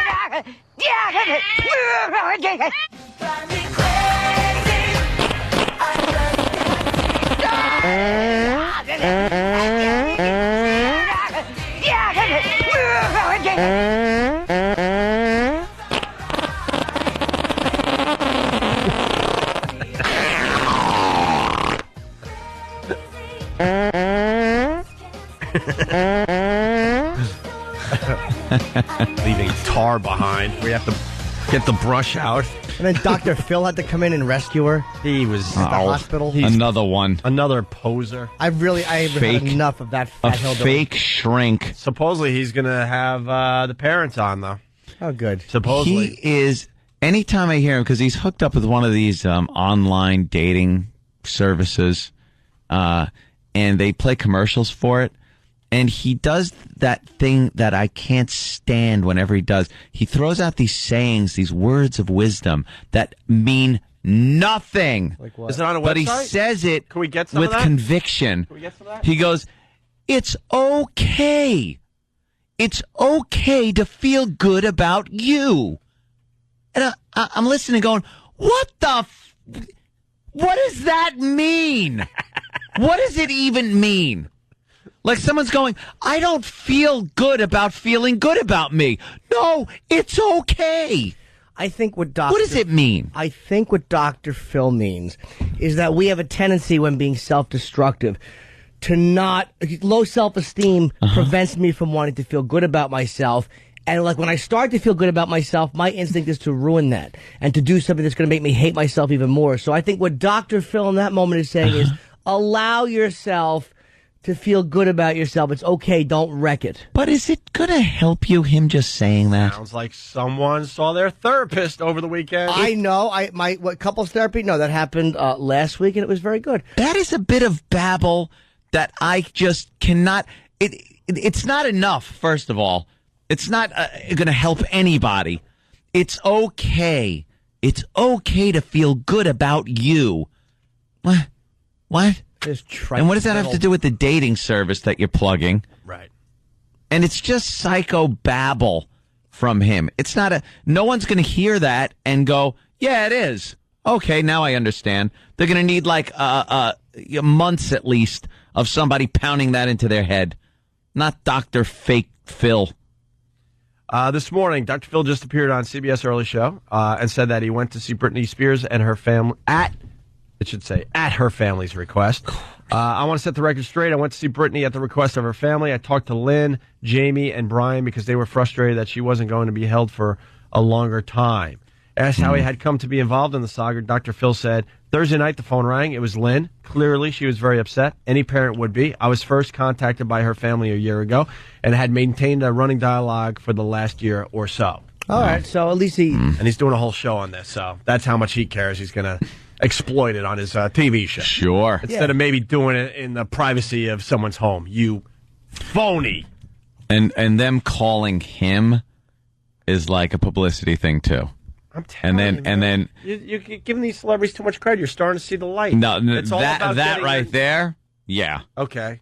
Absolutely. Maybe she won't listen to anybody else. Or maybe the only way to get her to sit down with something, maybe other guys have tried and failed, and maybe because he is who he is, she's such a dope that she actually will talk to him. I mean, I don't know. When you're that famous, it's kind of hard, I guess, to actually listen to somebody. Get an anonymous shrink. I don't know. It seems like a cry for publicity. Some really bad, parody of a shrink. I think the problem you're having. Like a guy with a stupid monocle. This is very interesting. Dr. Frutzenheimel. Why don't you lay on the couch and we will go over your problems? Nate Sack from Whackbag. Great. Did she request Dr. Phil for a psychoanalysis right after she saw Patch Adams? Oh, boy. Patch Adams joke. Incidentally, I remember the thing for Patch Adams. Robin had on the big clown shoes. Oh, yeah. And the clown nose. Was so schmaltzy. Ugh. God, Patch Schmaltz. It was just Adams. Hate that word. Schmaltzy. Schmaltzy. Look up something on Patch Adams. Patch Adams. There was another one, too. Sometimes it's just a movie. Bicentennial Man or something. It was with Robin Williams, and the tag was the body of a robot, the heart of a man. Ugh. Oof. And the chills of a douche. He makes a lot of bad movies, and then every once in a while he comes out with a really good one. I think that's a reflection, too, on a lot of the writing is not great, and they probably offered him $15 million a movie. All right. I was blowing through the Oh, no. Could I wait till after the break? No, just quick. The video section again. And we've talked about it before, the covers of the bad comedy videos. Right. And I just saw a bunch more that I was just like, oh. And I look at it so long just so I can be cringed out. And the Patch Adams one is giving me the chills as we speak. Hey, when we come back, we have more we have good call, Danny. We have some great Dr. Phil quotes. Oh, good. Okay. And I'd like to go over these. You know what? I'm smiling because I just see E-Rock reading these today. Especially this one. Sometimes you make the right decision. Sometimes you make the decision right. Oh, what does that mean? And it doesn't. I don't think he made it up. It's better to be healthy alone than sick with someone else. Oh boy! All right, we'll get into this. We'll get into this next. Good one. A lot of pissed off people out there. Could you still say that? Yes, you can. Right for now. I don't know. You never know on a daily basis. We have an FU line, and the fans. What? The fans, the O&A listeners, they're all over it. Guy's out of his bird. What did he write? Black people and white people should get along. Let's go to the FU line as we go to break on the Opie and Anthony show. Thanks for calling the Opie and Anthony FU line. Here's the latest batch of FUs. You have 6 new voice messages. First voice message. Yeah, I just want to leave a big you to my buddy Bob at work. The guy that does nothing. How a train runs your car over at a railroad crossing. You, Bob. Next message. Here's a big you to my boss, also known as my older brother. Thanks for making my life miserable. Next message. I'd like to give a big you to Boston's Mayor Thomas Menino for bumping into me with his stupid Bill Cosby Coogee sweater and not saying excuse me, you mumbling. Next message. I just want to send a you out to my ex-boss trying to freeze my unemployment money. I hope you die of cancer in front of your children. Next message. I need to leave a big you to all the southern drivers in the Northeast on the New Jersey Turnpike. Every time somebody is going slowly, blocking the left lane, they got Florida or North Carolina plates. You. Next message. I'd like to tell my boss, yo! Smoker. End of new messages. Call the Opie and Anthony FU line. 866-FU line 1. That's 866-FU line 1. Thank you and goodbye.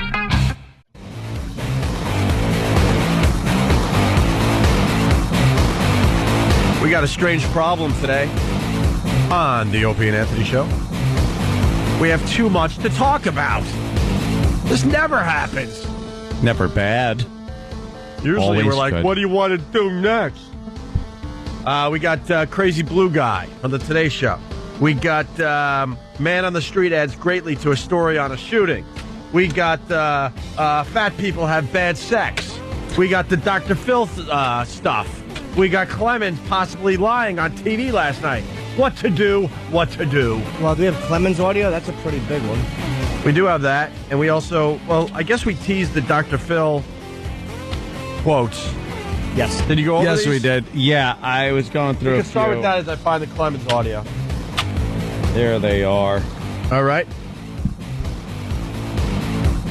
So what is this again? Dr. Phil is on a dating it's on a website? commercial, and it just annoys me that he blurts out these little sound bites, these little tidbits of psychological wisdom, and thinks that that's going to fix anything. I like to call it psychobabble. For anybody. It's just nonsense. Yeah, it's nonsense. It's these little sayings that are nothing short of a fortune cookie filling.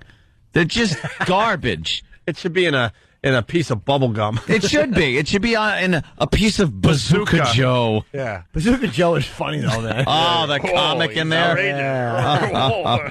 Always funny. Bazooka J. Watch it. Hey, what is Mort saying? It's the one with the turtleneck up over it. Oh. You want to read some of these? The first one, right off the bat. You want E-Rock to read these?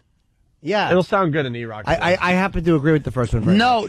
The first one is complete BS. No, it's not. Yes, it is. E-Rock, read the first one. This is a Dr. Phil. What are they called? Dr. Philosms. Philisms. Dr. Philosophies. Philisms. Call in with your philisms. Yeah, Dr. Philisms. Call in with your psychological wisdom. Oh, that Dr. Phil.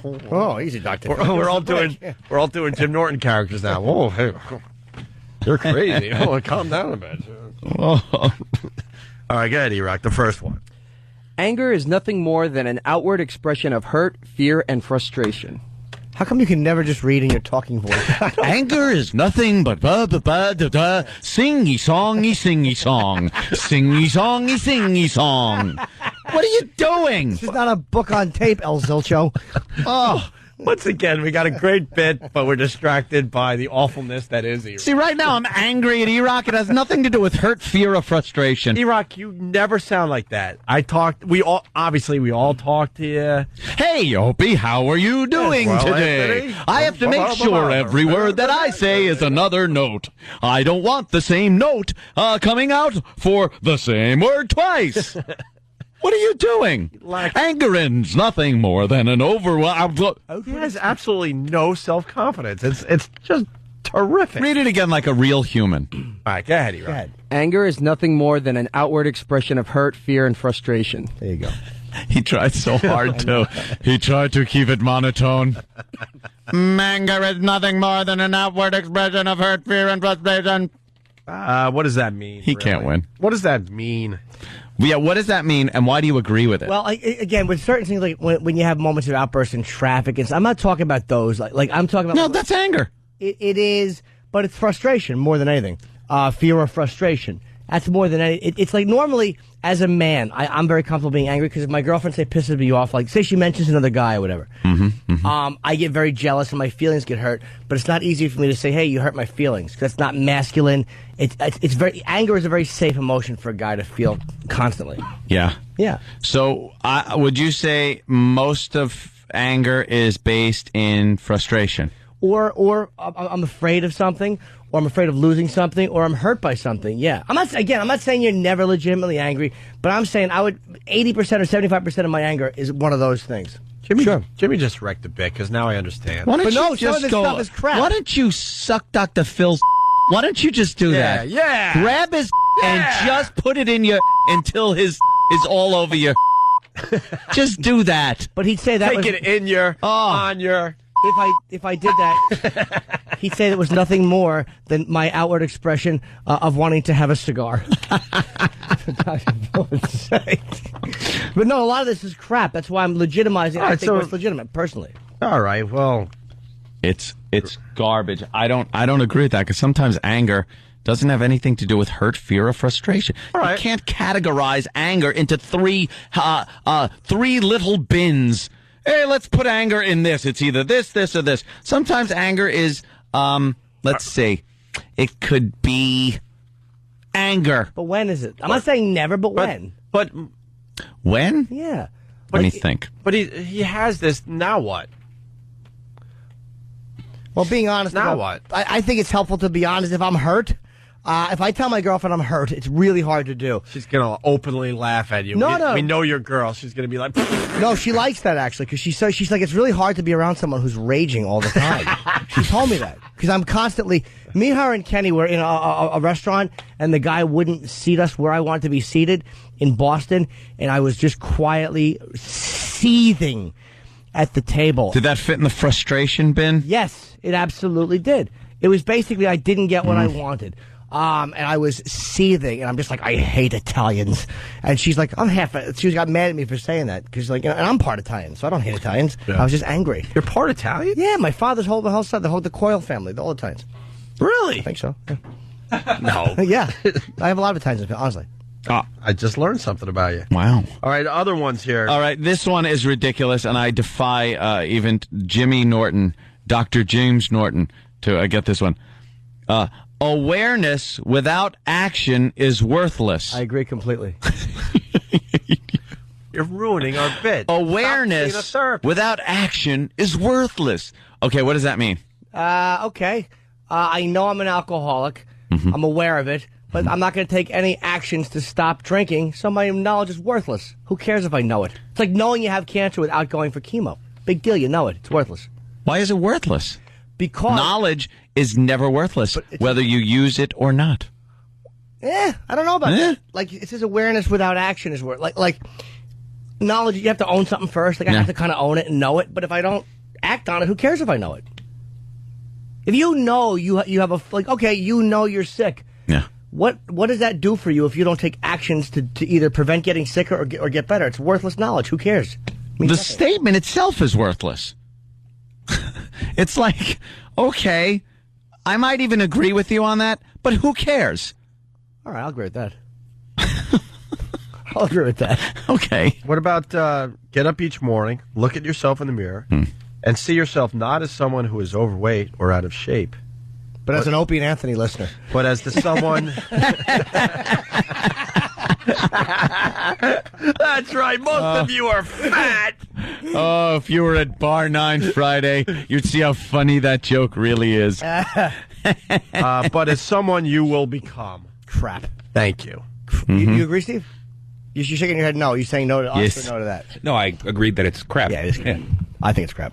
I think his one before that, failure is no accident. Oh, shut up, you hillbilly hack. What does that mean? Sometimes it is. Shut up.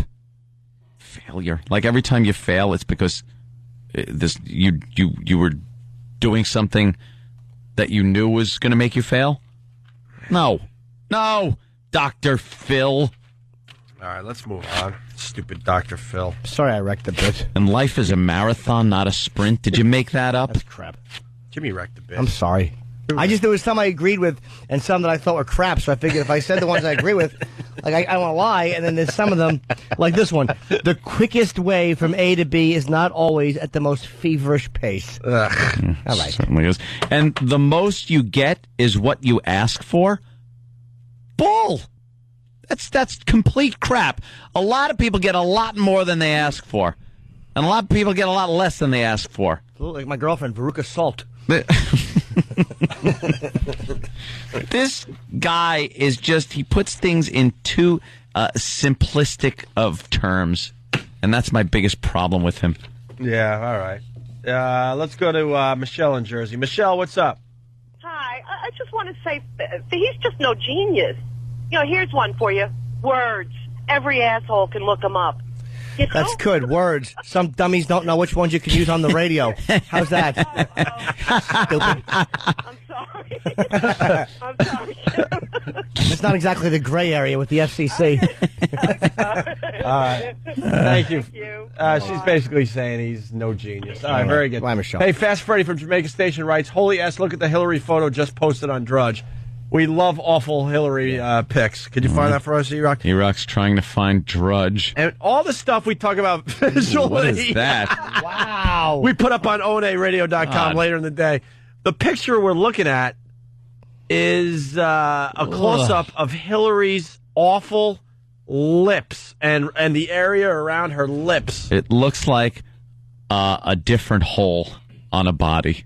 Now you understand why. Except, that might have something more substance coming out of it. Exactly. Sorry, man. Now you understand why her husband went somewhere else for that type of pleasure. Who would want to?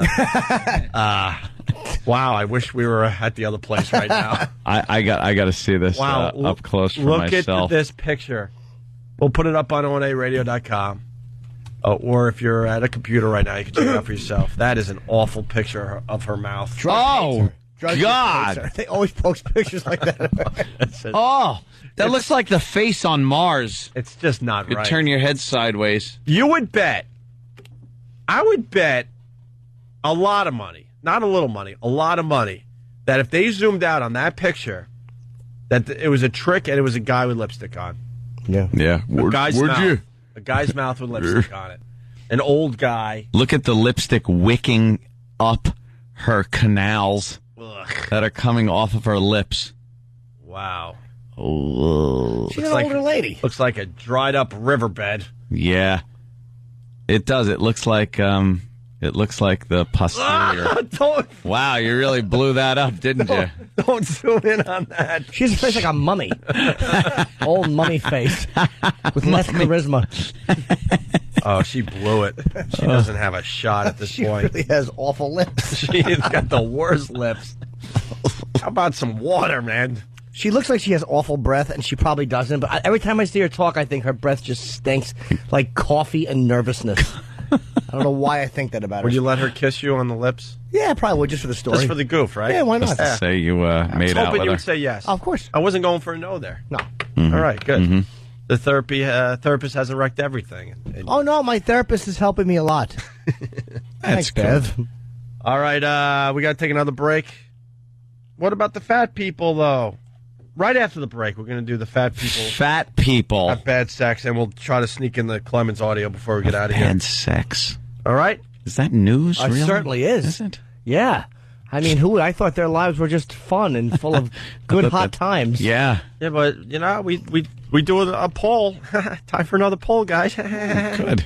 How about another poll? They only have bad sex because halfway through they have to stop and eat a Zeppeli. A lot of guys will call this radio show after the break and say that, fat chicks have given them the best sex of their lives. Yeah, I think that's a right rumor, now. too. The whole philosophy, they try harder. Would you rather have not like amazing, fantastic sex, but better sex with a fat broad or so-so sex with a hot broad, if I may use the term broad, now that we're here in the new year of 1958? What am I talking about? A fat girl or a hot girl? Average sex with a hot girl? Average. Let's even say a little below average sex with a hot girl or a little above average sex with a fat girl. The answer after this. Oh. Would you take a lazy Misha Barton or an enthusiastic Rosie? See, now you blew it with the Rosie thing. Now I got that visual in my head. You just made my answer very easy. Opie and Anthony.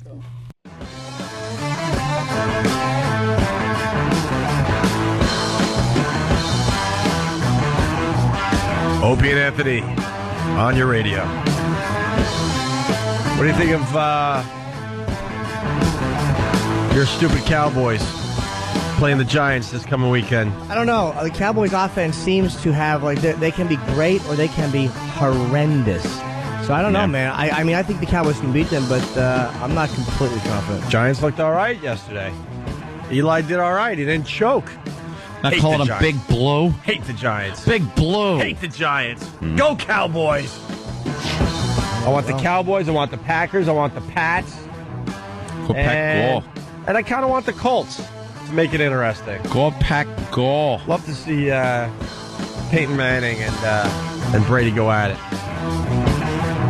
Wow, the controversy just going right through our break. What happened? Fat or hot, depending on sexual prowess. It's kind of a mixed bag over here. I was saying, what would you rather have? Well, you've wrecked it for me with the Roseanne thing. Well, Jimmy said that. Or the Rosie thing. Well, you don't have to think about Rosie. It doesn't have to be a Rosie type, but fat girl. Does she have a good face at least? She can be any fat girl you want. What kind of smell coming from the body? Any kind of smell you want. Bad breath? If that's what you're into. The fat girl or the skinny girl? Fat girl. Fat girl. I'm just thinking. Fat girl has a really good face, and she doesn't smell too bad. Fat girl, a little above average sexually, or real hot girl, below average sexually. How about hot girl sexually and fat girl great sexually? I'll Okay. still take the hot one. Yes. I don't want to look at the fat girl perm. You know something? You're absolutely right. Well, fat girl, amazing in bed. Yeah, thank you. Yeah, because you go hot girl lays there snoring. Hot girl. Yeah. Do you get to tweak the Yeah, you can do whatever you want. Oh yeah, you got to go with hot girl. Yeah, with the hot fat girl. Hot girl every time. What to throw this into the mix? Sex with a hot girl. Yeah, but you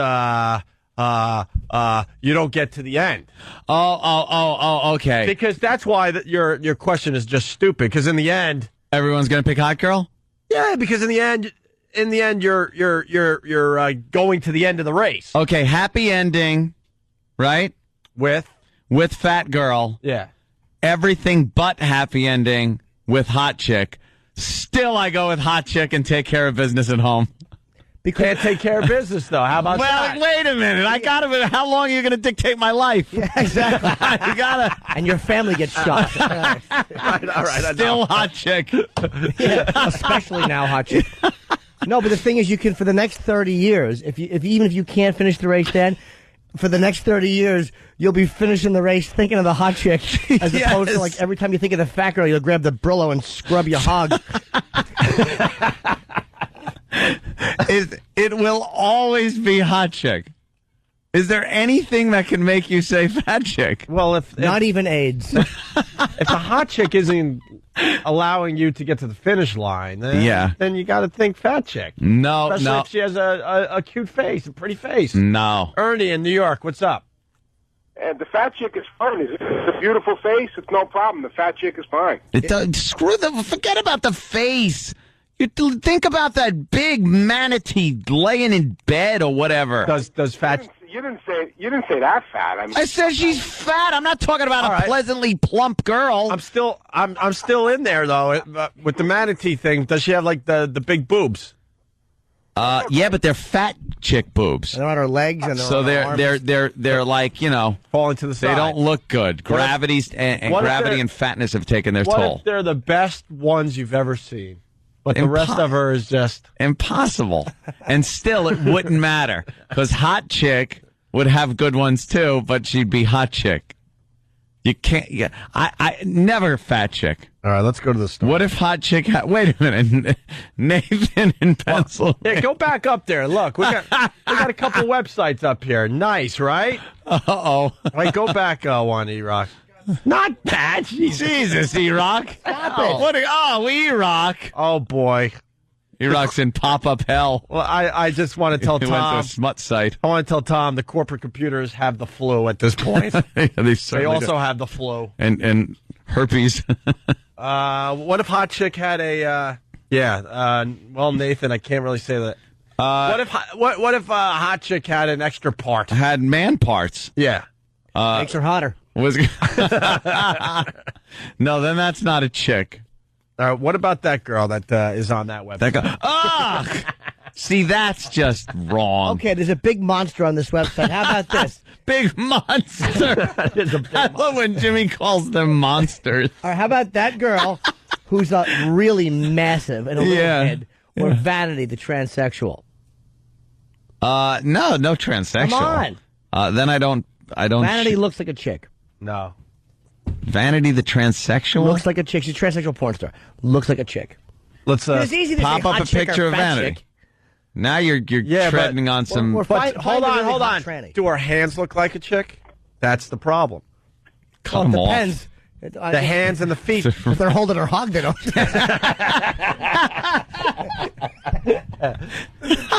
That's the biggie right there. It throws me off when you see the man hands. Well, it doesn't even have to be vanity. It could be anyone. But I'm saying a really hot transsexual or a big fat girl. Big fat girl. And I know it's easy to say big fat girl, but Steve is chuckling over there. Picture of me and Vanity. Oh, is it Jimmy turned up there? You search Vanity and you search Vanity transsexual on Google, and the first picture that comes up is Jimmy. Jimmy.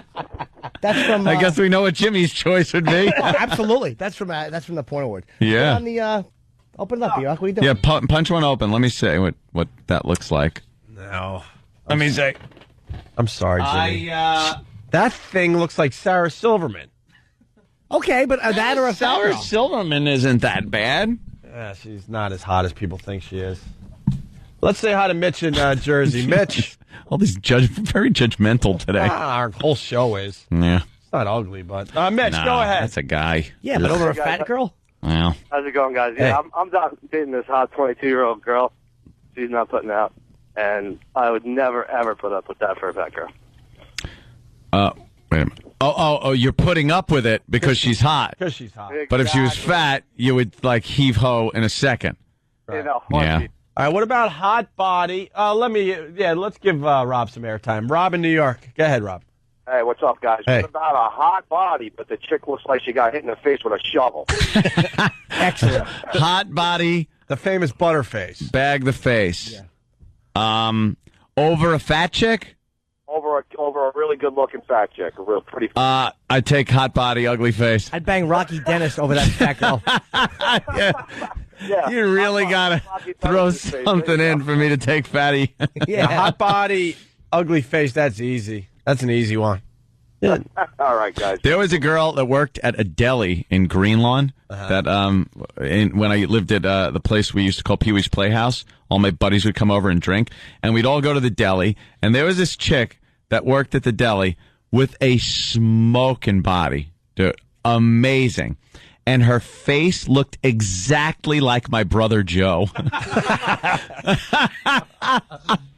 And still, we'd look at her ass and stuff and think, do that. Me and Joe Curry used to laugh like you'd be having sex with her and she'd yell at you for not playing the keyboards right. No, man, no. What are you doing? Hey, is there a website dedicated to Butterfaces? Oh, I'm sure there's. Oh, there has to be. Now, that's a website. I think I've seen them all, but that's a website I would love to check out. Yeah, that'd be a good one. That'd be hilarious to check out. Try to find one, E-Rock. I actually like sometimes a really hot body, like an odd looking. I can deal with that, man. Montana, crotch rat, or fat chick. What's that? I think that's something that hasn't been styled in a while. Well, like something very. Don't ask Brother Elmo. You know what his answer would be. I'd go with hot chick with Montana crotch rat. Yeah, so would Brother Elmo. Yeah, he would die. Face first. Yes, 70s afro. Aside from a fat chick, wood floor. Oh, easy. Hot chick, 70s afro. Hot chick, 70s afro. I wouldn't care if it was porcupine quills. Hot chick. Hot chick. Hot chick. All right. Well, now we got a new one coming in from someone's cell phone. You got if you're instant feedbacking from a cell phone, you got to leave your name so we can give you a little credit. But this guy writes hot body, cleft palate. Hair lip? A little hair lip action. And you have to kiss. Or fat chick. That stupid bass lip. That'd be so hard to bass lip. How do you kiss old fish mouth? That would be horrible. Something? I didn't even really have to guess on this. I'd take a hot chick with the all right. The hair lip. All right, I got hair lip hot chick. I got another one coming in. By the way, for E-Rock, Kevin from Connecticut just sent us a link on instant feedback for a Butterface website. Thanks, Kevin. Always helping out the show. This guy I don't know. Shane from the Bronx. Okay. Hot chick. Hot chick. With warts on the or clean fat chick. Oh, come on now. You can't go with that. But you have to make a decision. Hot chick, just don't go there. Absolutely. Always the hot chick. Hot chick, and just like kneel in front of each other and take care of business. Absolutely. Just looking. All right, we got it. We got to take care of business while laughing at the fatty going, what are you doing? Get out of this room. You're ruining my mood. All right, Spencer from Jersey's got one. Yeah. Hey. Janis Joplin or a fat chick? By the way, I'm glad you mentioned Janis Joplin. Janis Joplin. Janis Joplin should be in the Guinness Book of World Records for being the ugliest broad to ever live. If you really look at her, wow, what a mess. I don't know what her body looks like, though. I can't say either one. She was a mess. She was just a mess. And she probably smelled bad. Oh, yeah. Yeah, no. Hot chick. But if you had to pick one. Janice or a hot chick?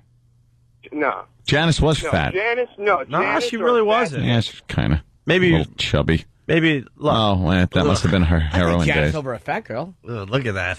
She was never good looking. I wouldn't be able to get a rod, but at least she could sing to me. Warble. All right, fat chick, and you have to choose. Okay, here. Fat chick. All right, fat chick. Or I can't give this guy credit because the instant feedback flew by, but it was a great one. Or Stalker Patty. Oh, Jesus. Gotta pick one. Oh, God. Gotta pick. Oh, no. Time for another poll, guys. Fat chick or Stalker Patty? What would you do? That throws in old bag. Because people were also on Pal Talk talking about old bag. Right. Wow. How old is fat chick? That's very pertinent. No, very important to that. How about teen fat chick? Yes, like the younger fat chick, much more appealing than older. Fat chick. Younger fat chick. I would take. You can almost tell your friends, it's just baby fat. Yeah, it's gonna burn away in a few more years. I would take younger fat chick over Patty. Oh, Janis Joplin topless. If you do a little Google search. What?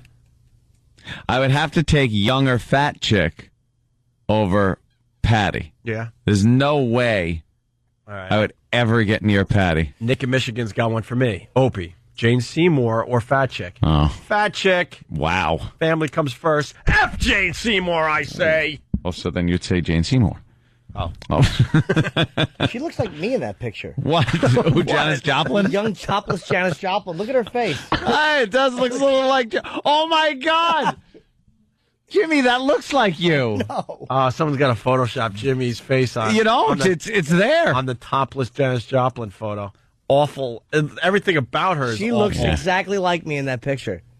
All right. And in better shape. That really annoys me. All right, we got more fun. Mongo the trucker, Mongo. Mm-hmm. Fat chick or Terry Schiavo? I'd take Terry Schiavo over most, just for the story. Yeah. So, she'd sound like you are doing great. Shut up. Oh, that's an easy one, John. John and PA, go. Hey, this one's not for Jimmy. A fat chick or hot amputee? Hot amputee. What's missing? Oh, you pick. It doesn't matter. How about her head?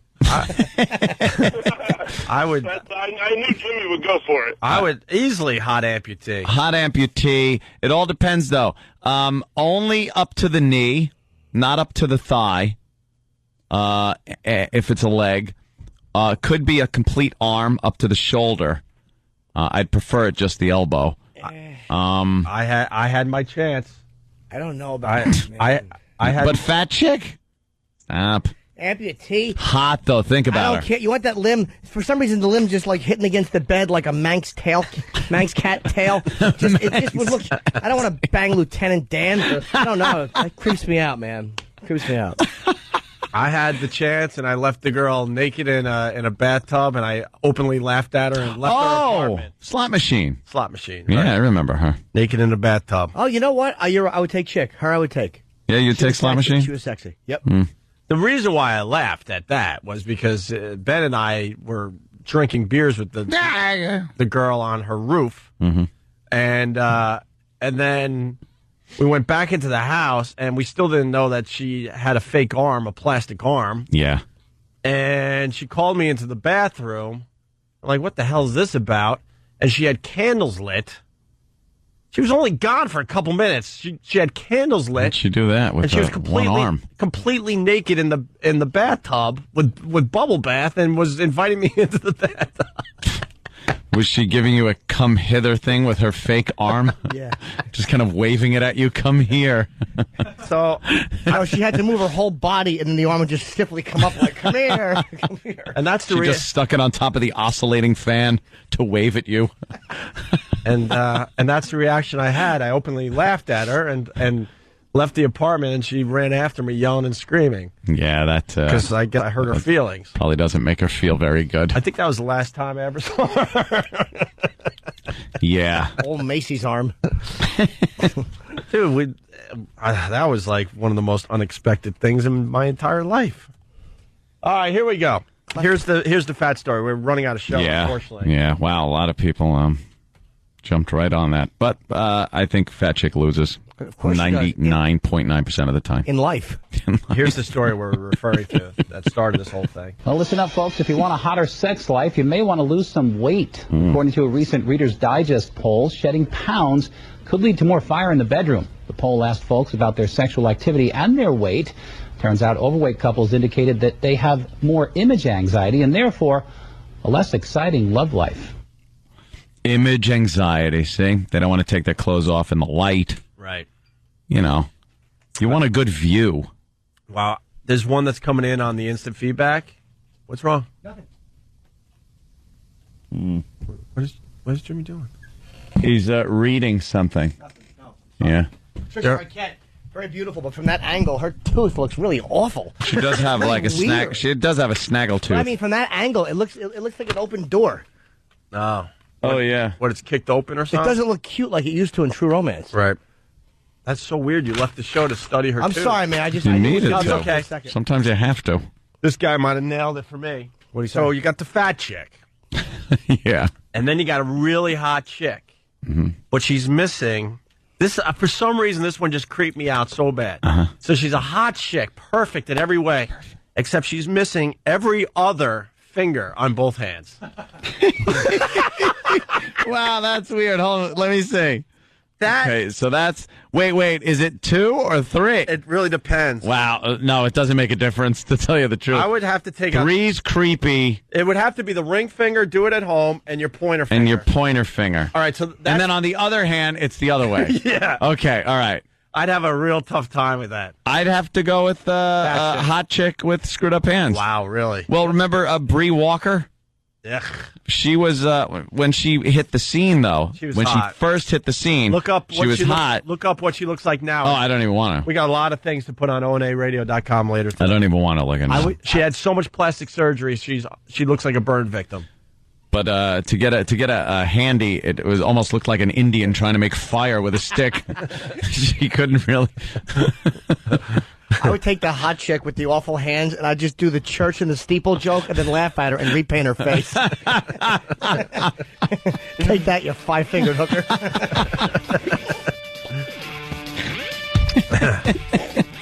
Wow. I'm sorry, fat girls. We're just teasing you. Yeah, I mean, we didn't even get to women kicked out of Army for having breast implants. We didn't get into the story about a man walking into a hospital with 2 live grenades. Tom Brady wins the NFL MVP. Well, who's the dope that voted for Favre? Who's Favre? Brett Favre. Someone voted for Brett Favre? Yeah, Brady had 49 out of the 50 votes. One ass had to be like, look at me, look what I'm doing. Go screw. Exactly. Brady had a much better year than freaking Manning. I'm Brady. And, Wait, Favre or Manning? You said Manning. Oh, Brett Favre. I'm sorry. Brett Favre. The reason I guess he voted for Favre because he set the record this year, right? Whatever. And then the attendance is up at the San Francisco Zoo where the tiger attack, of course, happened. Of course it did. Of course it went up. And other things. So I guess that's where we'll leave you guys today. If you're not joining us over at XM Satellite Radio, have a great day.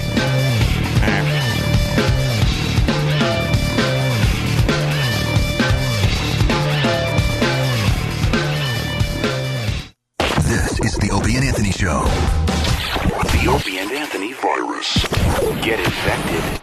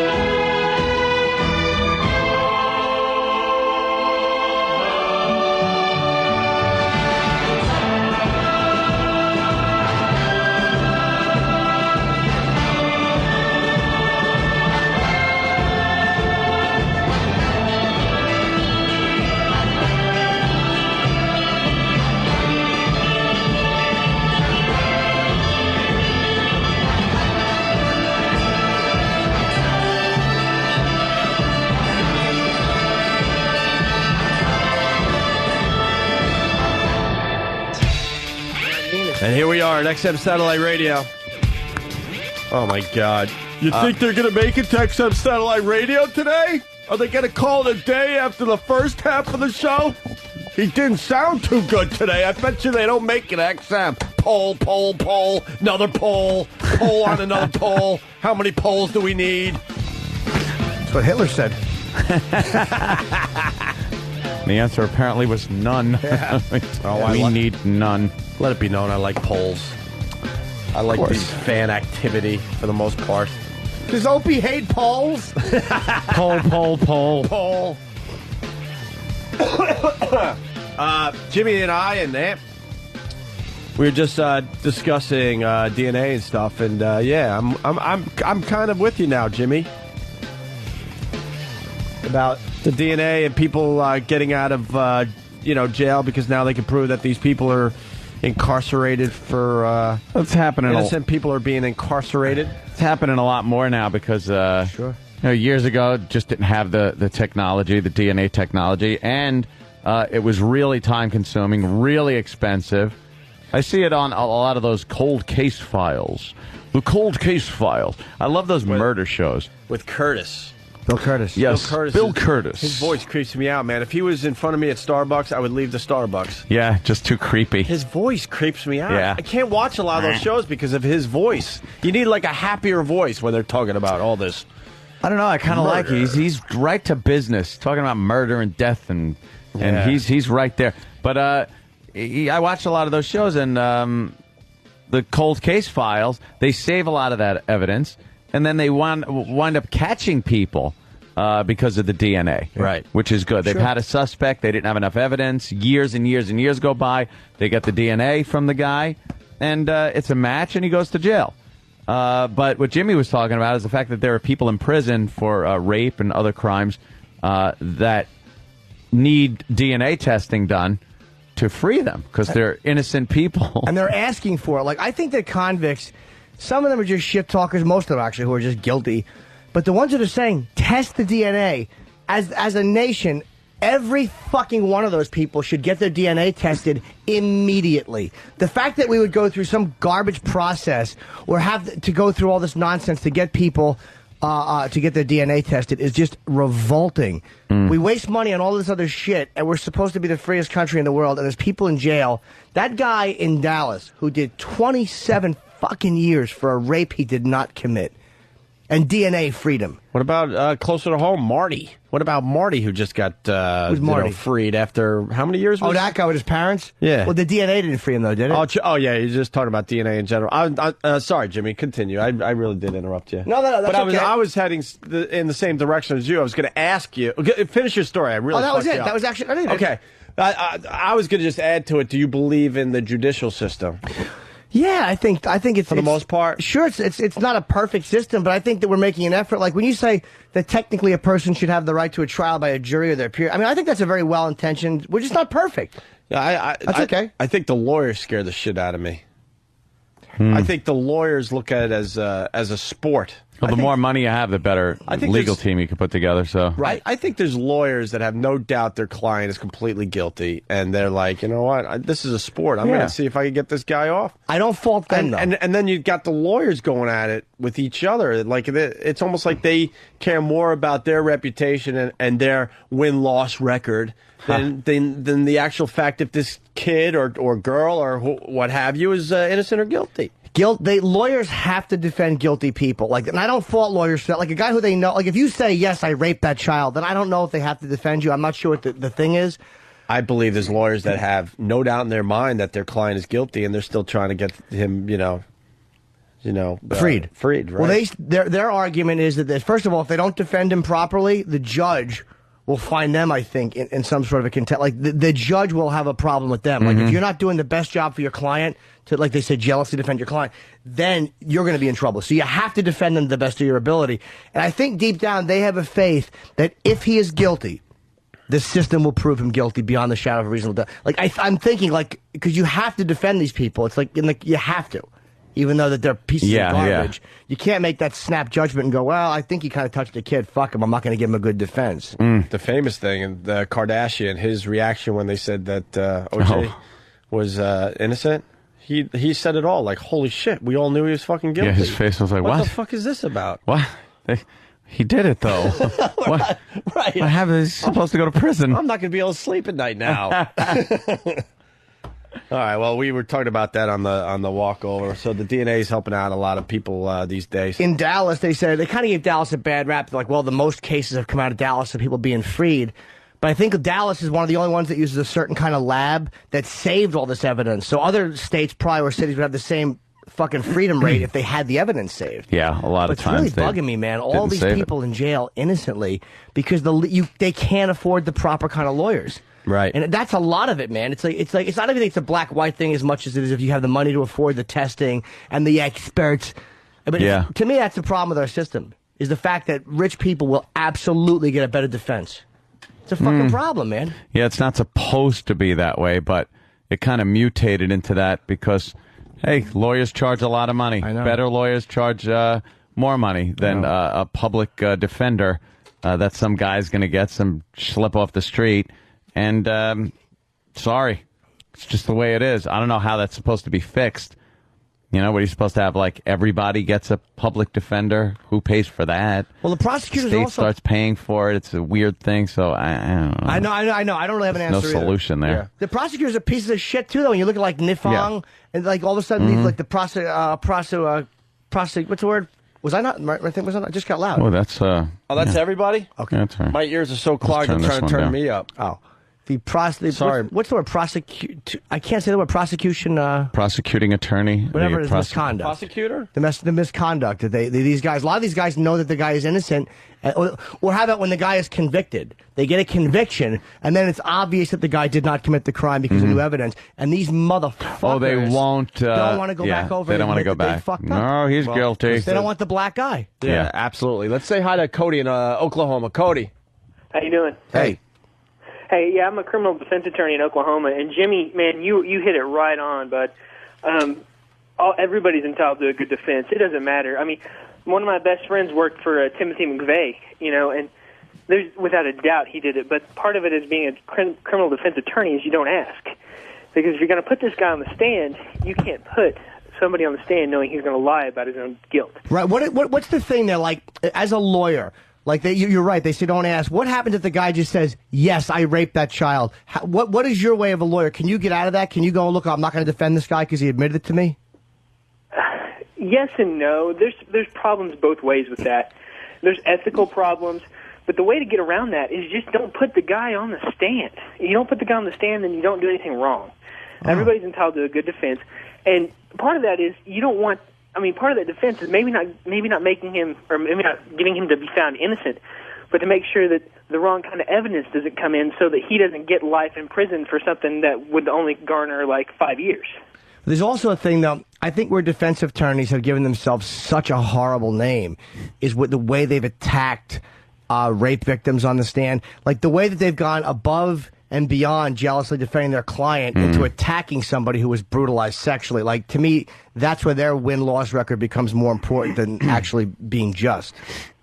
Oh, I do agree with you, Jimmy, but put yourself in the guy's situation. What if you are accused of rape and you didn't do it, but you have to attack the credibility any way you can? You've got to scratch and claw and fight for anything that you can for your client. No, I understand that. I think a lot of times when they're questioning what she was wearing, I think most rapes, I'm not going to say all, most rape convictions that are fucked up are because of a mistake that is made, like a bad witness ID or whatever. I don't think it's necessarily because the girl was a slut.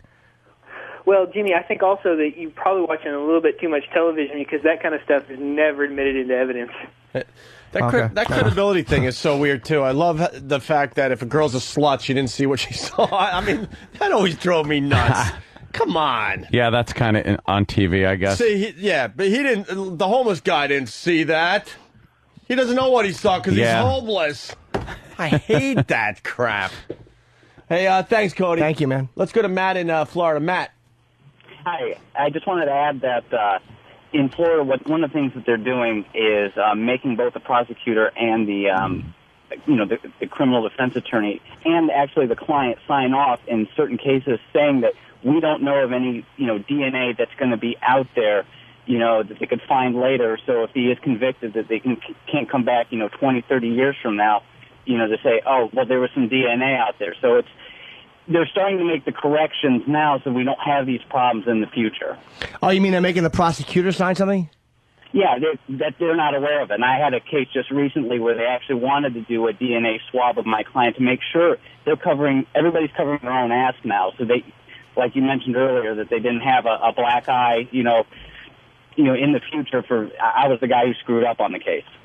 Right, and to me, DNA, it does get people convicted, which is great about it, but the fact that it can be used to free people, like, why as a society wouldn't we want that? Like, I guess we do in, like, some kind of a theoretical sense, but, like, when people are like, well, it's expensive, but it's like, well, that's where our money should be going. Like, if there's fucking people in jail in the freest country in the world who didn't commit the crime, however much it costs, that's what we should be spending excess amounts of money instead of the fucking cunting Defense Department spending $500 on a screw because nobody's looking at the paperwork. Yeah. Speech! I'm boring myself. Look at you. That's good stuff. And we got thank you so Matt. very much. We got Nate in Boston. Nate, what's up? Hey, this is Nate from Boston. How you doing? Hi, Nate. What's up, Nate? Hey, I spent 7 months in federal prison in Allentown, Pennsylvania, in Allenwood. For a kid on my computer, I had a business computer. They said he downloaded child pornography. It came to me. It was my computer. Oh, boy. They did a search on 4YO on LimeWire, traced it back to my computer, locked me up. Took them 6 months to figure out there was nothing on the computer. I sat in jail for about 7 months. I couldn't post the bail. It was a $150,000 bail. Prosecutor went in, said, "Oh, we found 690 images on his computer. They found nothing. Dismissed the charges. 7 months of my life ruined. I'm done. Lost my business. Lost my credibility. Done for nothing." Well, dude, how could they put you in jail like just for the name, like 4YO? I'm guessing means 4-year-old. Like that's exactly what it is. So how can that means you could just like fucking like I could have a Black Sabbath song or a Black Sabbath video and rename it Child Fucker or whatever, and then you download it from LimeWire and they prosecute you for that? Because I mean that doesn't make a lot of sense.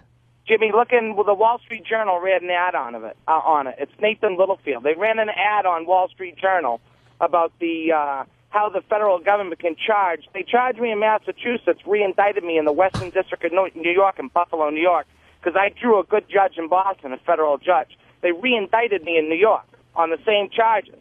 How'd they re-indict you in New York? That's what the federal government can do. Oh, okay. Because it's internet commerce. It's over the internet. So they dropped the charges in Massachusetts. I walked out, thought I was free and clear. A couple of weeks later, I got a re-indictment out of New York. They wanted to detain me again. You were looking at something. No, I swear to God I wasn't. Yeah. What were you looking at on LimeWire? You were looking at Hold on, what were you looking at on LimeWire? I download music. I mean, I download porn just like you. You know, but it's not... So hold on, I've been accepted on LimeWire and Old Kazaa. How did 4YO get on your computer? You could download anything that if you put for your love with a 4, anything, because it's not search sensitive. It's the first 3 letters of what you search with. No, but how did it download? It doesn't download that way. That brings up the search results. And you're never going to get thrown in jail for a search result. Jimmy, it happened. I kid you not. I wouldn't come on the air and say it. I kid you not, it did. Kid you not. Kid you not. Yeah, you really should say kid you not. But so you're saying that on your computer, on your hard drive, there was no accidentally downloaded child porn? That's right, baby. Nothing. And you can't, even if you delete it, Jim, you can delete it. It's always there. Not if you use certain programs. It's not. Window washers, that doesn't No, I mean work. just fucking reload the software. It's still in your system file. They did a forensic check of the computer. Nothing turned up, but I sat in jail while they tried to do that. Oh, because you couldn't post the bail. What? Because you couldn't post the bail? I couldn't post $150,000. They should come out with a new product called the computer shredder. You just throw your whole computer into it and it just... Or disposable computer. Use it once or twice and throw it away. All right, Nate. Thank you for your story. All right, have a good day. All right. We weren't going to start this way on the show, but we got one more, and then we're going to move on to Blue Man. I think he's a pervert. We got Blue Man audio. And also, thank you to Douglas Case from Austin. I guess there's some great audio from Gladiator last night. Some guy's been waiting 14 years to get on the show, and he just broke down and cried or something. We'll get the audio, hopefully. Kevin, what's up? Hey, is Voss in studio? Voss? Voss, yeah. Why? Somebody just said jealously represent your client. Yes. Jealously defend? Yes. It's zealously represent your client. To jealously defend him, I think it's called, yeah, or whatever. That term, I believe, is correct. You said jealously represent your client. Jealously, yes, I did, as in jealousy. Yes, I said jealously. It's zealously. No, I know the difference between jealous and zealous. I'm saying jealous on purpose. If it's incorrect, I'm purposeful. I'm using the incorrect word, but I mean to say jealously. And I think it is jealously defend your client, not zealously. Zealously would fit there.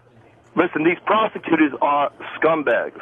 They all they care about is their record and getting put on the bench to become judges, and then they can help their prosecutor friends out. I really that's believe what that. The problem is with that's what the problem with the system is. Yeah, they want a career after being a lawyer. A lot of they these want guys a political career. A lot of these guys are cowboys. Or a judge, yeah. I was a prosecutor for 5 years. I can tell you the pay sucks, and it starts getting into your head your win-loss record.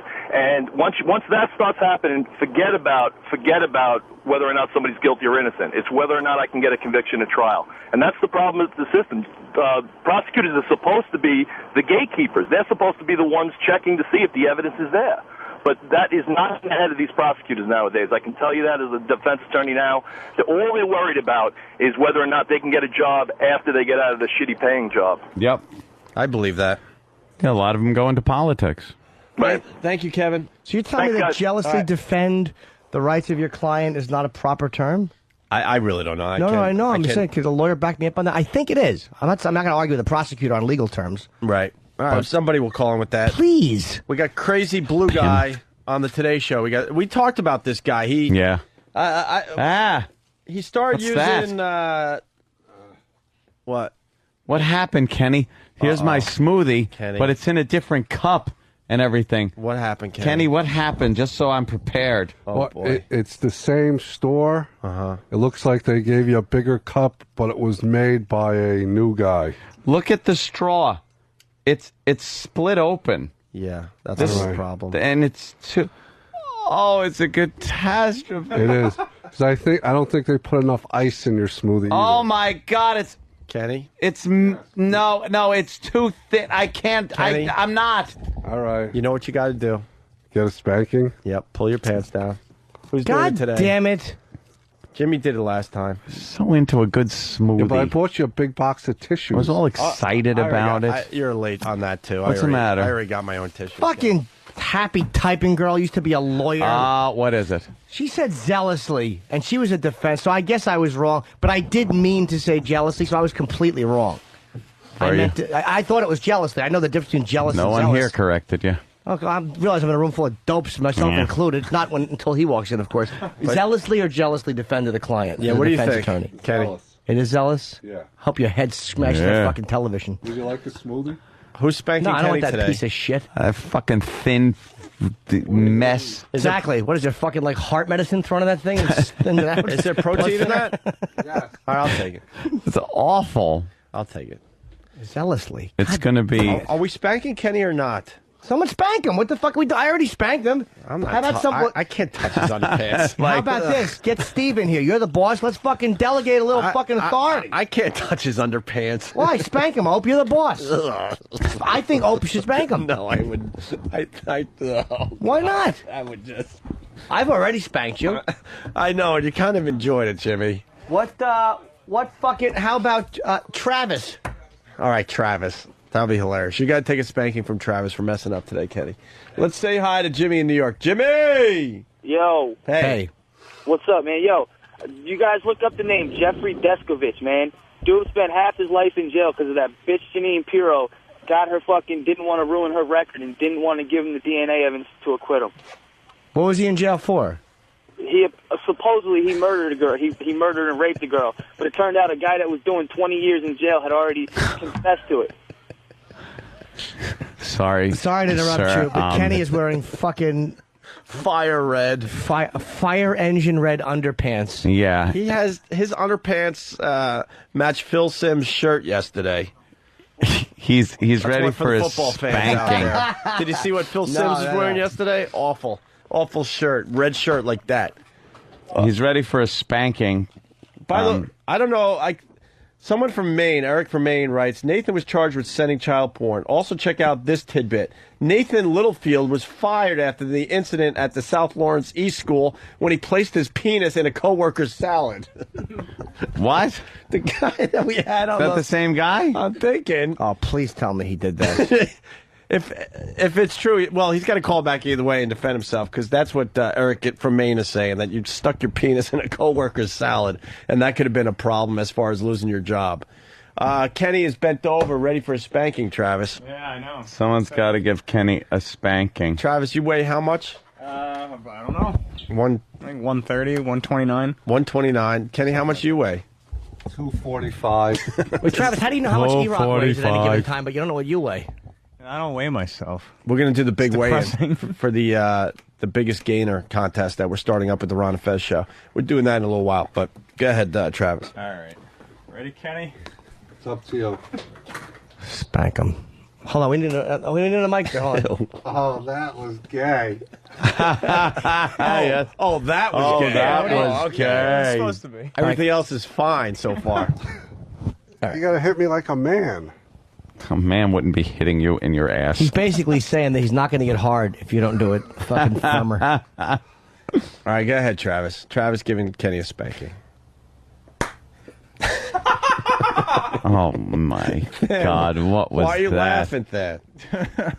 Travis's technique is really weird. He won't bend his elbow. Why not? I don't know.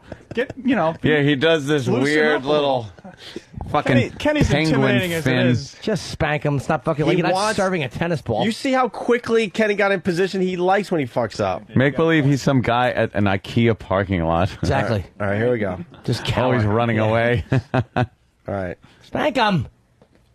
Oh, Travis. That was a bad one. It was, of course, it was a bad one. When Travis, you have no power. When Travis stands sideways, I know this is an old gag, but he almost disappears. Look how turn sideways towards He's a very Jimmy. slender girl. Is that creepy? Yeah, of course it is. All right, come and on. now it's creepy too. A couple more, Travis. How about a couple? How about one to start with? What the fuck is that? You're waving at Give me a it. good one. Will you spank him already? Everyone's laughing. Did I spank you harder? You spanked me correctly. All right. That's awful. Kenny, are you getting any enjoyment out of this? No, I just, I got things to do. I want him to get it over with. All right, go ahead. I got to get another smoothie. All right, here's the big ending. Yeah. Let's go. Make one in his pants. Okay, thank you. You're welcome. Kenny's just laughing at you, Travis. Did you see his junk jiggle in the front when he got hit? I inadvertently took a peek. Your little baby dick in there just bouncing around. His baby dick. Is he All all your food. He's all ball. He's got one big ball. All right, listen, we got to do a radio You show. straighten that motherfucker out down there. You tell him the smoothie's to be made the way it's made. All right, we got Nathan Whatever back. that means. Nathan, you're back. Hey, yeah, I never pulled a Jimmy Norton and stuck my cock in someone's salad. I don't think Jimmy ever did that. Did that or did that not make an article? No, it did make an article, but it never happened. And they don't go into detail. Of course, I led an exciting life, but as for child porn and stirring salads, not my cup of tea. But how did that story end up becoming a story? Like, why were you accused of putting your dick in a salad? Yeah, how are you falsely accused of child porn and salad rape? Come on, Jimmy, you've been falsely accused of putting your penis places. Not in a fucking, not in a food, news article. Not in a child or food. No, not a child, not food. Not in a news article. I mean, God. I mean, we all have certain fetishes. Just mine might be. All right, why would yours they? Might be fat shit. Why would they say that you put your penis in a coworker's salad then? It was a comment that was made in a lunchroom with a bunch of union guys. I was a non-union guy on the groundskeeping job for the city. You come in, everybody laughs at you. Don't eat that. Everybody laughs. It was one of those that got taken a little too far. But how did it make the news?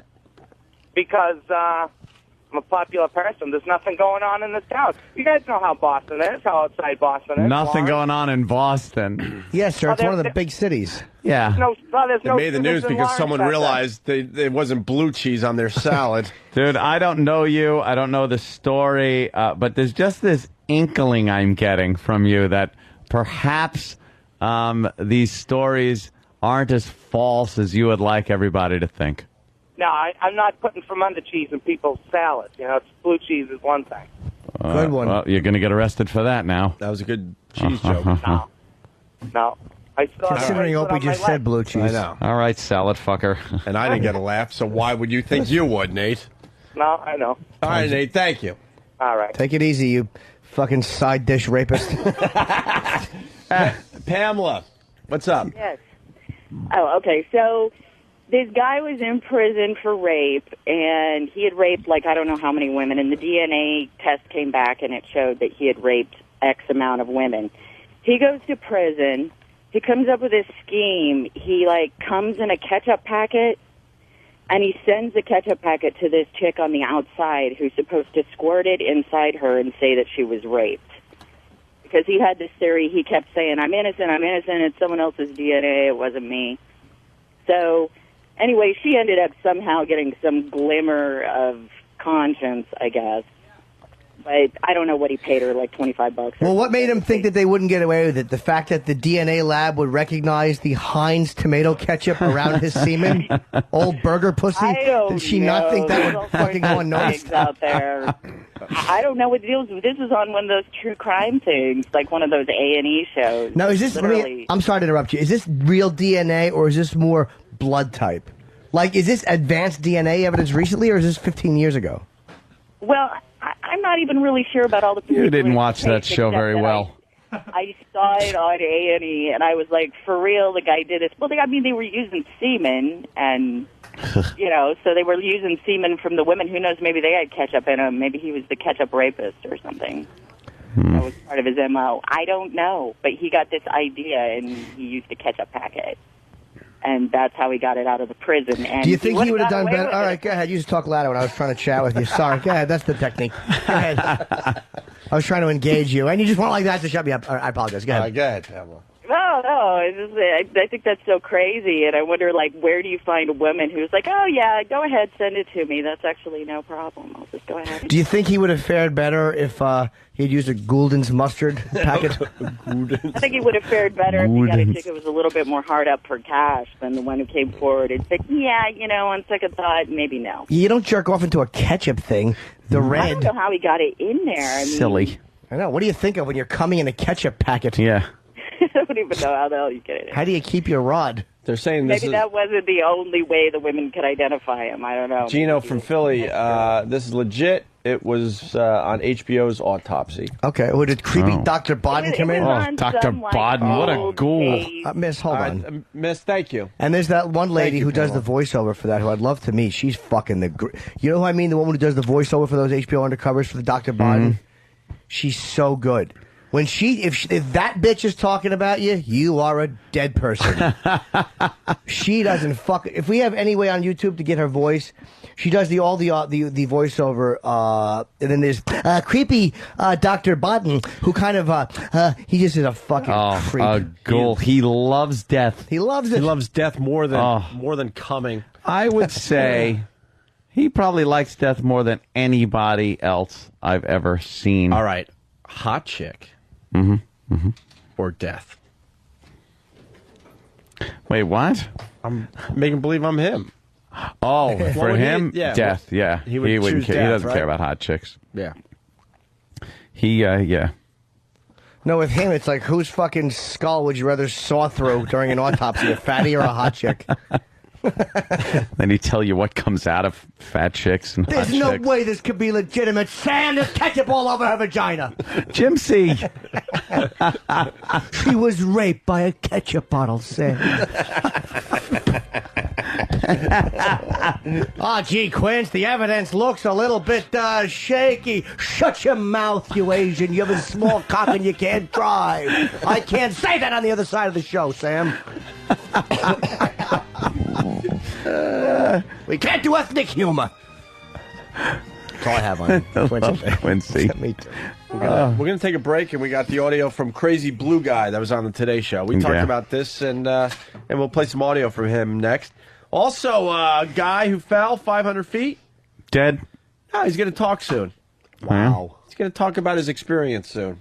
He's getting ready to talk. He's got a book. He's got a nice story. Yeah.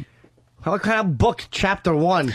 Yeah. And then the rest of his boring life? Where's he from, Ecuador? Who gives a fuck?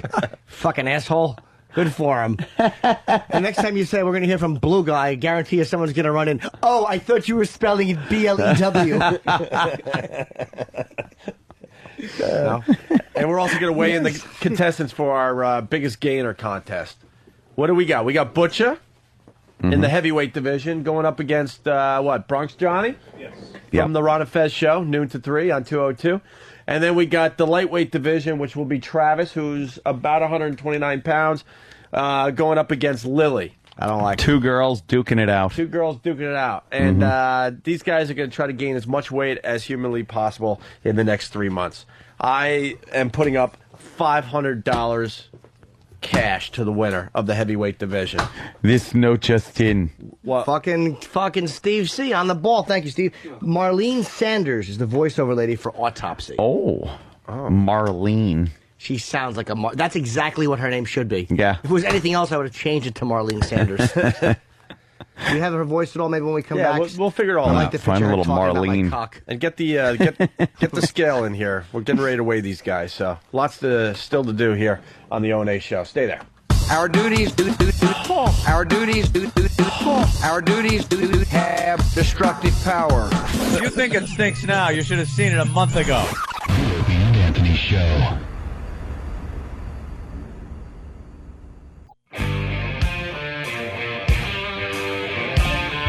All right, real fast here. James Smith from New Hampshire writes, Jimmy, you're not completely wrong with jealously defend. Although not used in a legal context, it is used when possession is being protected. Example, he jealously guarded his privacy.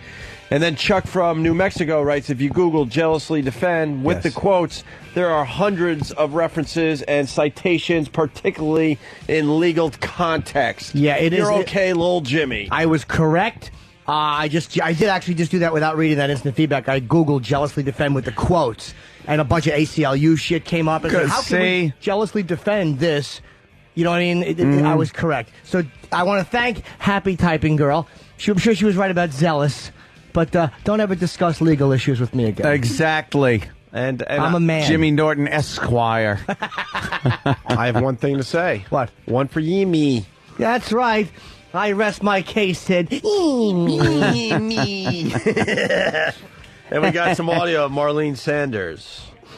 Good. Oh, that was quick. This is a clip from, the news. Oh, I don't know if it'll be the same without the voiceover. I got a clip from 1982. Wow. This is the only thing we can find. Porno? Good evening. From CBS News, this is Newsbreak. In its first public session, the Israeli Commission investigating the Beirut massacre heard testimony from Defense Minister Sharon. It's good, though, but it's not her on autopsy. Yeah. Danny? Well, I know I wanted to get some autopsy, but there's no clips of autopsy on YouTube. That was all Danny could find in a pinch. Yeah. In a pinch. Pretty good coming up with something that fast. How you doing with Guitar Hero? He's distracted. Guitar Hero.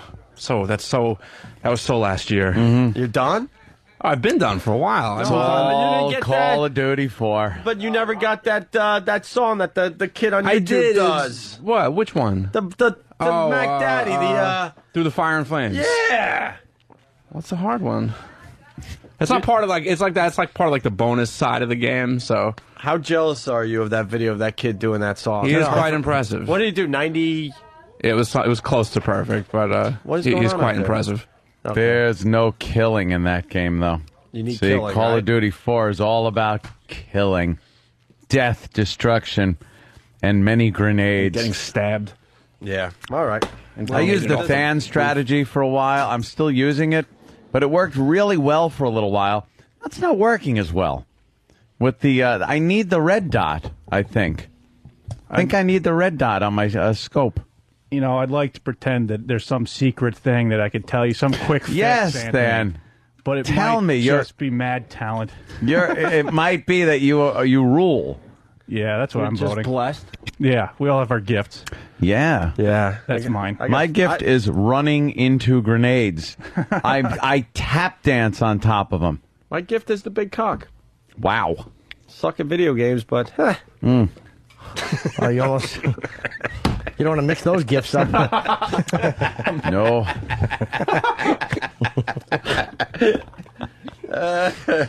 All right, crazy blue guy on the Today Show. Here we go.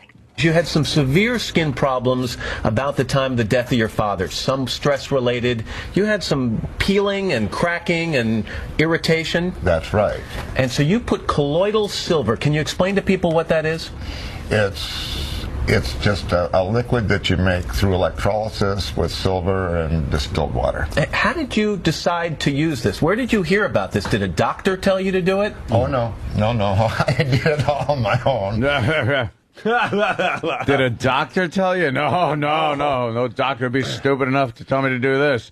I'm blue. Well, this fucking asshole just decided to drink silver, and now he's trying to convince us that it's good for you? Yeah. Shithead.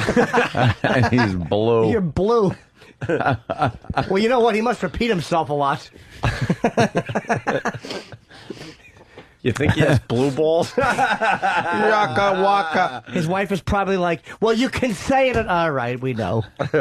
You guys got the joke? It just bombed? Till you're... Oh, okay. Hold on. There you go. How about this? Hey, this guy, well, he's really blue. I guess. Jeez, easy. Papa Smurf coming through. Yeah, take it easy, blue guy. Guy doesn't like green or any other colors, does he? You think he has to pick out his wardrobe to see what, like, you know, what goes with blue? Yes, honey, does these socks match my face? Happens once in a your face moon. Huddle. Yes. Would it be ironic if I saw a no. There we go. You stop. I spun around on the ice. Turned into the skid. Well, now they made a Racy Blue joke. You know, but I was like, oh, easy there, Jim. Hey, I get it. We get it. He's blue. All right, relax right now. Oh my good God! Here's more blue guy. Originally, I just saw an ad for a colloidal silver generator in a magazine, and the picture stuck in my head, like a song might stick in your head. And I had a friend that had severe petroleum poisoning, and I heard that the colloidal silver was helpful for that, and that's how I started using it. You started applying it topically to the skin problem, but also at some point you were taking it internally too. It was years later when I applied it directly to my skin. Okay, so you started off taking it internally? Yes, that's right. Don't need to hear anymore. Guy's a kook. Yeah. No shit. Guy's a kook. Somewhere he read that this would turn you blue. Yeah. Or he started using it a little bit and noticed a little difference in his skin color and decided to go all in. Rub it on his face. This guy, here's my chips. All in! Wow. What do his loads look like? Oh, Jesus. Oh, boy. Oh. All in. Blueberries. Looks like blueberry juice. I'd hate to have him jerk off on white sheets. Stupid colloidal silver. We get it. This guy wants attention, and he went all in and decided to become blue guy. Now he walks around and he's blue guy. He's blue guy. He's, now he means something to somebody. He was useless before this. That's what I say. Yellow. Now, any medical supervision at all once you started this? Did any doctor get on board and say, do it, don't do it, here are the problems, here are the side effects? No, sir. Nobody. Did you know that skin discoloration was a potential side effect of this? No. What I found out was that your facial tissues is where your body will store any excess silver. How about that? Just in time he found that out. That's why his arms weren't all that blue. Yeah, they were. Like I was noticing they were, but not as much as his face. But no one in history has ever decided to say what part of the body holds excess silver. Silver. Jesus, it's funny. Your face. The Lone Ranger's horse is fucking his mouth. Let's say hi to. What an asshole this guy is. Just a douche. Oh, imagine if he was surfing with it. Call him. Get out of here, you.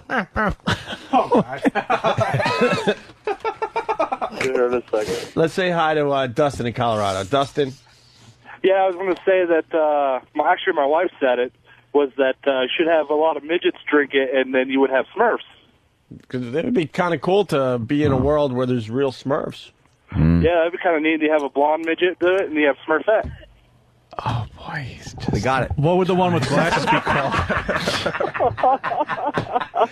I'm sorry, what'd you say? How many more Smurf jokes can one man say? Oh, Lordy, Lord. I know. This guy really loves Smurfs, sir. What are you, a little blue fella yourself? I made an ass of myself. Almighty. We would have accepted one, sir, barely. Yeah, barely. Oh, sorry. And you would notice that we would help you along a little bit so you don't feel uncomfortable. But when you went for the second one, then all we bets had are to off. just say, you're a dick. Did they know this guy was going crazy when he built a giant mushroom over his house? Whoa, what are you talking about? How much Smurf knowledge do you have, sir?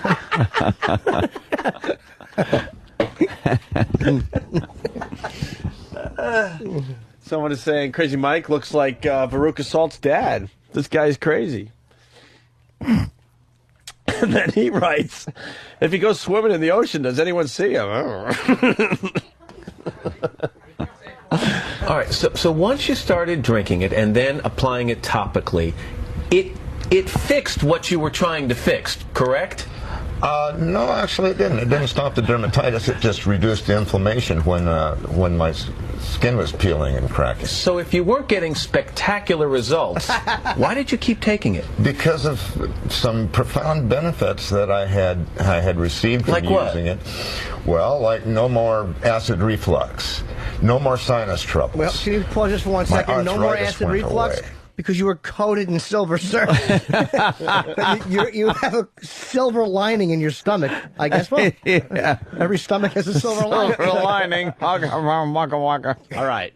I like him to shit into my cup in Vegas. Clank, clank, clank, clank, clank. That's it, over. All right, ready? Jackpot. Ready? Fat chick. Hot fat chick. Well, pretty face fat chick. Move. Or really hot blue chick? I'd have to go with hot blue chick, sure. Based just solely on the Star Trek episode with hot green chick. So what's it going to take for fat chick to win? We've been doing fat chick, hot chick for the last hour and a half. I don't know, but I've seemed to have made some girls angry with me. Why? Because I'll never go for the fat chick during these choices. I didn't go for enough fat chicks. There's a few where you should have went with the fat chick. No, well, which ones? Well, it would be creepy to be with a hot chick that has this blue thing going on. So you dim the lights a little bit. You use some lighting color gels to neutralize it. You turn on a black light. Who's going to notice? You're all teeth. You got to go fat chick once. We'll get one win for fat chick before the end of the show. More Blue Man audio. In addition to his skin, what else could be happening in his body because of his use of colloidal silver? Well, I think it's fair to say that with the color you see on the outside is the same color on the inside. This is organs? Not just organs. And doctors are always concerned that because silver is a heavy metal that can damage internal organs like liver and kidneys. And I know Paul and I may look at this very, very different. Are there any side effects? Yes. I weigh 8,000 pounds.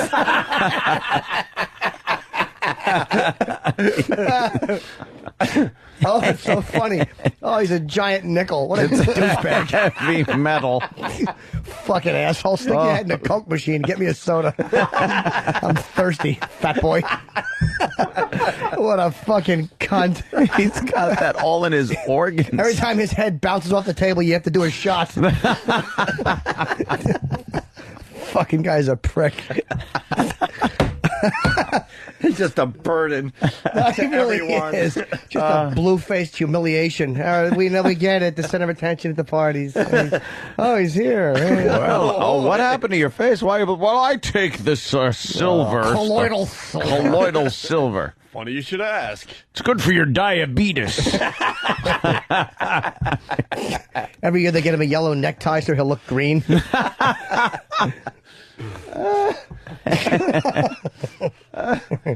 Oh, this guy's a shit dick. Let's go with Mike in Middletown. Mike? Yeah. Yes. You're up, Mike, unless you're really a slow talker. So why wouldn't you just answer? I heard some actual cases. Actually, I'm in the health industry, and this stuff, you take too much of it. Some people have actually found themselves to turn like a grayish blue. They almost look like they're dead. That's what's happening with him. Yeah. It's supposed to actually help you in so many ways, but if you use too much of it, it's going to really screw you. I don't know how it could help. Unlike this guy. I said it didn't help. Oh. Let's go to Carl in Delaware. Carl? Hey, what's going on, guys? Hey, Carl. Now, is he going to be staying blue forever or what? Yeah, I guess so. Yeah, probably. Yeah, so it must suck walking around with blue balls for the rest of your life then, huh? I've never hated anyone as much as you. Wow. Sir. You That's are what I was waiting awful. for. That's what I was waiting for. I didn't get a laugh when I used that exact same line about a half hour ago. Did you? My fault. You should have switched it around, but you blew it. Yeah, exactly. Quack, quack, quack, quack. All right. Game over. Ray in New Orleans. Ray? Ray? Yes. Go ahead. Hey, Anthony. Yes. Fat chick or ex-wife? Oh, boy. Game over. Wow. Game over. Wow. Game Sir, over. who is this? Ray from New Orleans. We should I have have a to say, prize. this guy should get a prize. Steal one of Ron and Fez's prizes they give away on a daily basis. What can we give this lucky caller today? Saturday Night Live, Best of Who? Alec Baldwin? Alec Baldwin. We gave that away I already. made an ass of myself. You ask me, that's the best of Alec Baldwin Game right there. over. Wow. Fat chick or ex-wife? Was the ex-wife a good fuck, though? Well, theoretically, I've Just mention that. I've had sex with the ex, so that's kind of a done deal. I chose her over a fat chick. How about now? What would you do if you had to decide? Now? Okay, that's the question. You have to say fat. Come on, fatty. And you had to eat both their asses. Hey,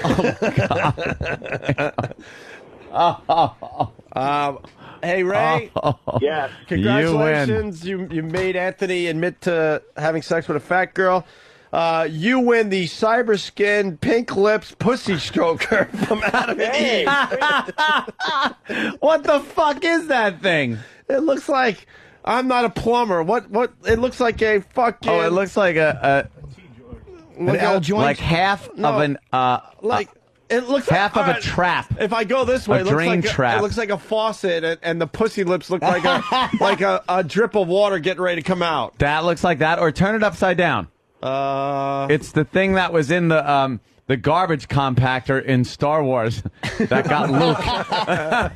That's funny. When it poked its head out. That's funny. I'm funny. That is hilarious. Do you put your dick in there? Yeah. Do you fuck it? I Is hope that what so. it is? What else are you going to do? Put your arm through it and pretend you have a cast Does on? it straighten out? Do we have another one of these? Because I want someone to put their dick in there. How do you try fuck it? I'll try it. Are you hard, though? No, but if I play with my nipples, I might be able to. Do you straighten it out? I'm confused. I don't. Why is it bent? I think because they had to get it in the packaging. But do you have to go in like this? Huh? No, Oh, it straightens out? I think so. Oh, wait. And you got. That's to clean it. No, you got an anus. Oh, is that an anus? I think so. Do we have? Can I see that? We'll give this guy something Basically, else. they took the pesky girl away from this and brought it right down to the basics. The puss and the anus. Wow. And you can get this at whatwewishyouvere.com. It's from our friends at adameve.com. Who's going to fuck this? Oh, we got another one, Jimmy, so you can fuck this. Are you hard? No, but I got like fucking 4 going. No way I'll be able to fuck it, but... I mean, I don't get what... When did you open this? Just now. He just Open opened it. Does it straight? Okay, it does straighten out. right. It is a straight cylindrical piece of latex with a pink fake pussy on the end. And you're supposed to stick your dick in there with some lubricant and fuck it. Oh, Jimmy's getting all excited. He dropped his microphone and everything. It looks like that fucking that awful clam. What was that clam called? Oh, yeah. The gooey duck duck clam. What's that? Oh, there's more to it? By the way... What the hell is that? Yes, there's more. Oh, that's the nipple. What is that? A nipple? For what, though? What do you... It's a... So you can sample the skin texture. I don't want all these people... The fuck is that? listen, by the way, Brian dick will from never go in Connecticut here. writes, Ant gets fucked by his ex every 3 months. Oh, ow, ooh, ow. Thanks, Brian, for reminding Anthony of that. I don't understand this. Ray, hold on the line, because we're gonna like send you one of these. Thank you, guys. Not the one Jimmy fucks, by the way, unless you want that. Good. Wow. All right, hold on a If minute. you squeeze the lips, it looks like it's singing. Like it looks like one, like a blue bayou. I'm squeezing the back of it, and the lips are opening. Those are the worst. Don't look like vaginal lips I've ever seen. It looks like Hillary's mouth on the Drudge Report. It's fucking. The problem with this thing is, like, I love the fact they actually try to put like an awful bright pink cunt lips on it. Yeah. But it's almost like, what are you going to film, Sam? You think I'm going to fuck this on camera? What are you, My insane? dick right now, I have 1.5 going. But it's like they're trying to make it look like a pussy, but it's like, who's actually going to look down for realism? It's like, even if the lips did look real, there's still like a fleshy, like fucking just stick coming off it. It's like fucking a toilet paper tube. All right, put that under the counter and go to. I can't. I got a few going, but there's no way I'll be able to get my dick. You want to take a mic into another room, is there or another room I can fucking go into? another room where you could use a little lube? Or My dick won't get hard, man. Not for this. No, not for that. No, not at all. What about behind the couch over there? Oh, that'd be easy. Sure, while you guys doing a radio show, I could easily get a rod there while Bronx Johnny is weighing in. Whose cock wouldn't be hard? Fucking thinking of that. Thinking of fucking who weighs more, him or Butcha. Let me just stick my dick in this. All right, let's go back to the crazy blue guy audio. And Jimmy's going to try to get hard so he can fuck this sex toy from AdamEve.com. Damage internal organs like liver and kidneys. And I know Paul and I may look at this very, very differently because I obviously come from the medical establishment, and I think Paul looks at the medical establishment with askew. So it's not something I could recommend because there's no science behind it, and yes, I worry about the safety. And the FDA has been very strong, saying that there's no reason to take it. Science. This guy, yeah. Gaze Cook. He's doing a little P.T. Barnum stuff. Why are they giving him so much attention if he's just cookie guy? He's just a douche. Because I mean, we're all talking about it. Yeah. How could you not talk about blue guy? You said something to me on the phone, and I hope I'm not telling something out of school. You said this to me on Friday. You said, you know what, Matt, it's really not about what you look like, is it? It's your character. That's right. That's what matters with anyone. Oh, boy. And clearly, Jackie, that's what matters to you. Yes. Any chance this is reversible, Doctor? No, Paul's going to stay blue. What a dope. Why does Matt think he's revealing something when the guy's like, it's not what you look like, it's your character? No, I hope I'm not giving away a big secret that you told me. Right. That was revealing, Matt? Yeah. Jesus, hope Well, I'm not Matt's talking out of great. School. It's not like he's talking to a guy that has maybe a couple unsightly moles. His whole face is dark blue. And yeah, what a revelation that is.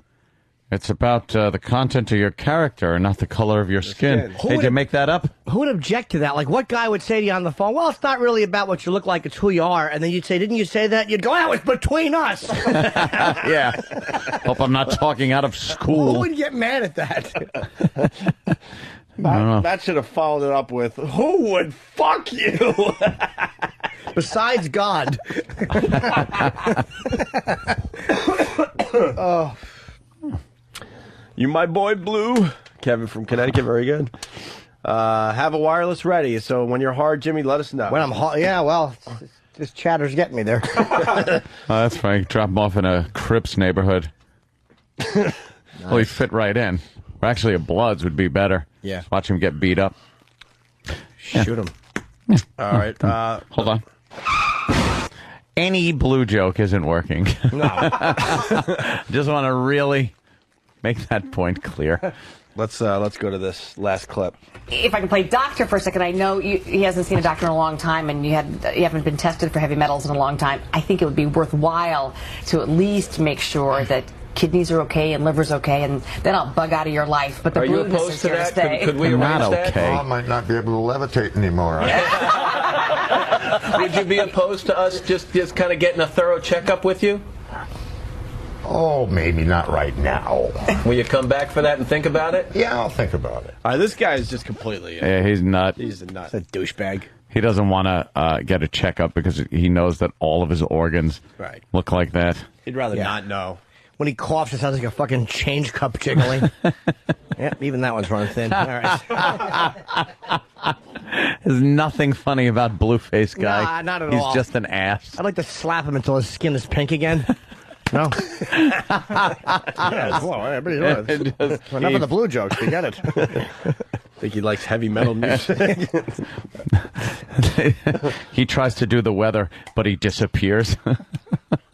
Did you actually write that down and hand it to him? It's very funny.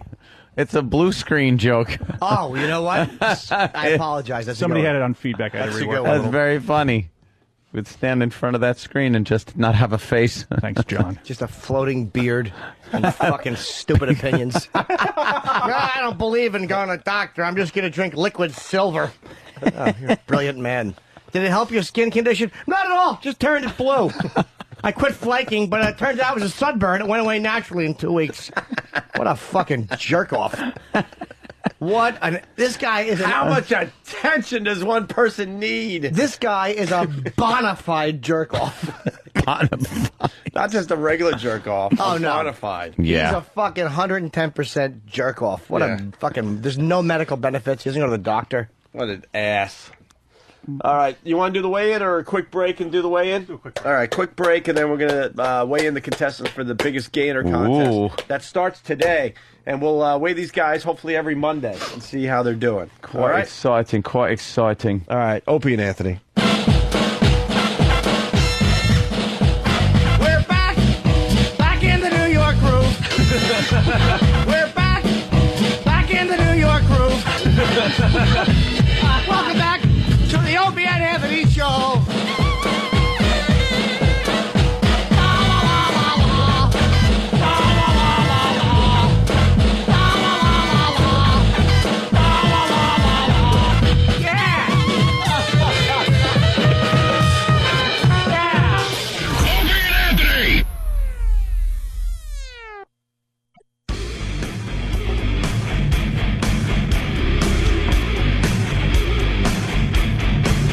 All right, we're getting ready for the weigh-in. This is a show I check out.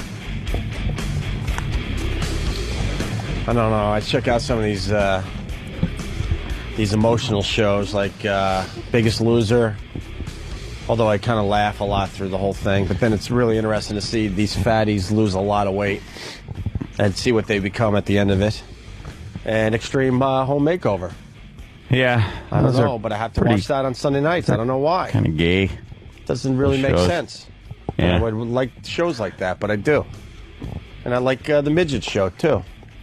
Little people, big world. Big world, little people. Little world, big people thing show. Yeah. With Matt Roloff. The Roloffs. Yeah, well, yeah. I like that. And Orangutan Island. What? Orangutan Island. Bunch of orangutans. They're not orangutans. I call them orangutans because everybody else does. So do I, until I started watching this show, and then I felt like an idiot. It's orangutan. I call them. I think other people call them that. Oh, shit. Yeah. Orangutan Island is a. Even the bell agrees. Is kind of a. It's a reality show based on orangutans living on an island. Yeah. Yeah. That's great. And you get to know the little fellas. Aw. As they live together and play together. Do they just yell at each other because they're red assholes? And the biggest gift for orangutans is pants. And there was a very sad episode. Hide that embarrassing fucking meat ass. Ugh. And there was a very sad episode. One of the orangutans was found face down in the water, dead. Oh. And that made the lady that raised all these orangutans from when they were like nothing very, very sad. Oh. See, orangutans cannot swim. Just say, I don't like the fact that he's oversaying the correct orangutan. Oh, I hate that. I know. You do know I'm doing that on purpose. Okay, all right. Of course you are. Orangutan. Are you sure it's orangutan? Like, I know it's spelled like that. That's how this guy says it, the announcer. So I just gotta believe that. I think he's fucking it up. Pronunciation of orangutan. Orangutan. Orangutan. I don't know. Ask him. What? Exactly. He called it a mirror. We're just pointing. Don't mind us. So we have to weigh people. Yeah, let's get the guys in here and the gal. So in honor of Biggest Loser, we want to do Biggest Gainer. Yeah. And I really was hoping that we would get some more people involved with this, but we found four. Four's good. We found Butcha. We found Bronx Johnny. Where's Bronx Johnny's music? Are you kidding me? Thank you. Yeah. Bronx Johnny in the house. He's dressed all slick today and shit. Dressed for a court appearance. That's court clothes. Bronx Johnny. What's up, Bronx Johnny? I don't know. Why would the mic work? Hold on, John. Which one is that, yo? I like talking ghetto when Bronx Johnny's in. Couch. What? Couch. What? All right, now try. It's good, guys. Yeah, there he is, Bronx Johnny. 12 to 3. Ah, right, nice. Get it in there. Right away. So why are you dressed Yeah. Like you're going to court. Job interview, contract dispute, same time thing. I used to work for the Yankees and shit. They won't let me on my contract. Why won't they let you out of your contract? See, I already know the answer because we were talking in the hall. I got to make believe I'm hearing this for the first time. What'd you play? Yeah, what position did you play? I did private security for them and shit. So, Oh, okay. like, I got tired of doing the job. Wasn't enough pay, so I told them I had mental problems, so they could let me out. Oh, okay. And they still kept me on the books, though, so whenever I apply for a security job, they have to call them back. And then when they call him back, they say, oh, you don't want to hire him. He either has mental problems or they just don't want to let me out my shit. Oh, damn. So I got to go to the home office and dispute this today. I hear you. Be some fun shit, though. Yeah. You look crazy, though, with the baseball hat and the suit. You should lose one of the two. Those are I bad always take the hat combination. off in the interviews, though. Okay. Yeah. So why wouldn't good you want idea. to just keep taking their money? Nah, it ain't worth. You get like $9.50 an hour, and then you got to deal with drunks and shit. It ain't worth it. Like, who do you guard? Can I say like Johnny Damon's wife, his kids, any Yankee family member or whatever? They come in the suite. They my property. Wow. Your property. Well, Yeah. that's great. I work for them to say.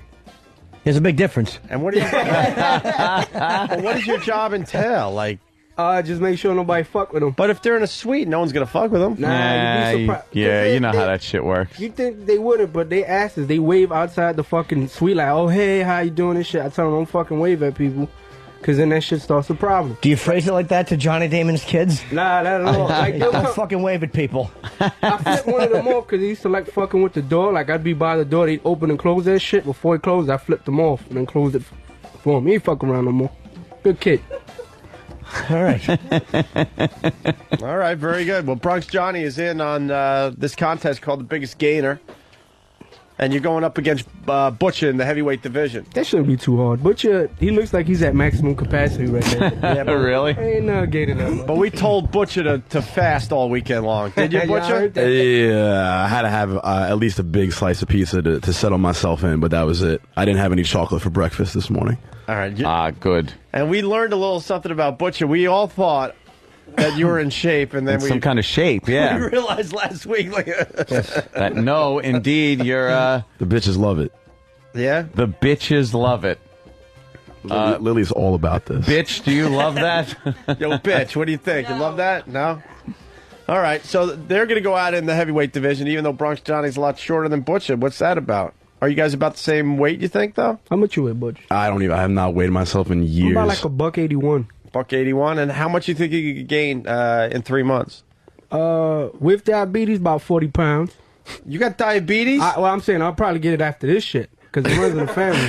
Make sure you call Liberty Medical for your diabetes needs.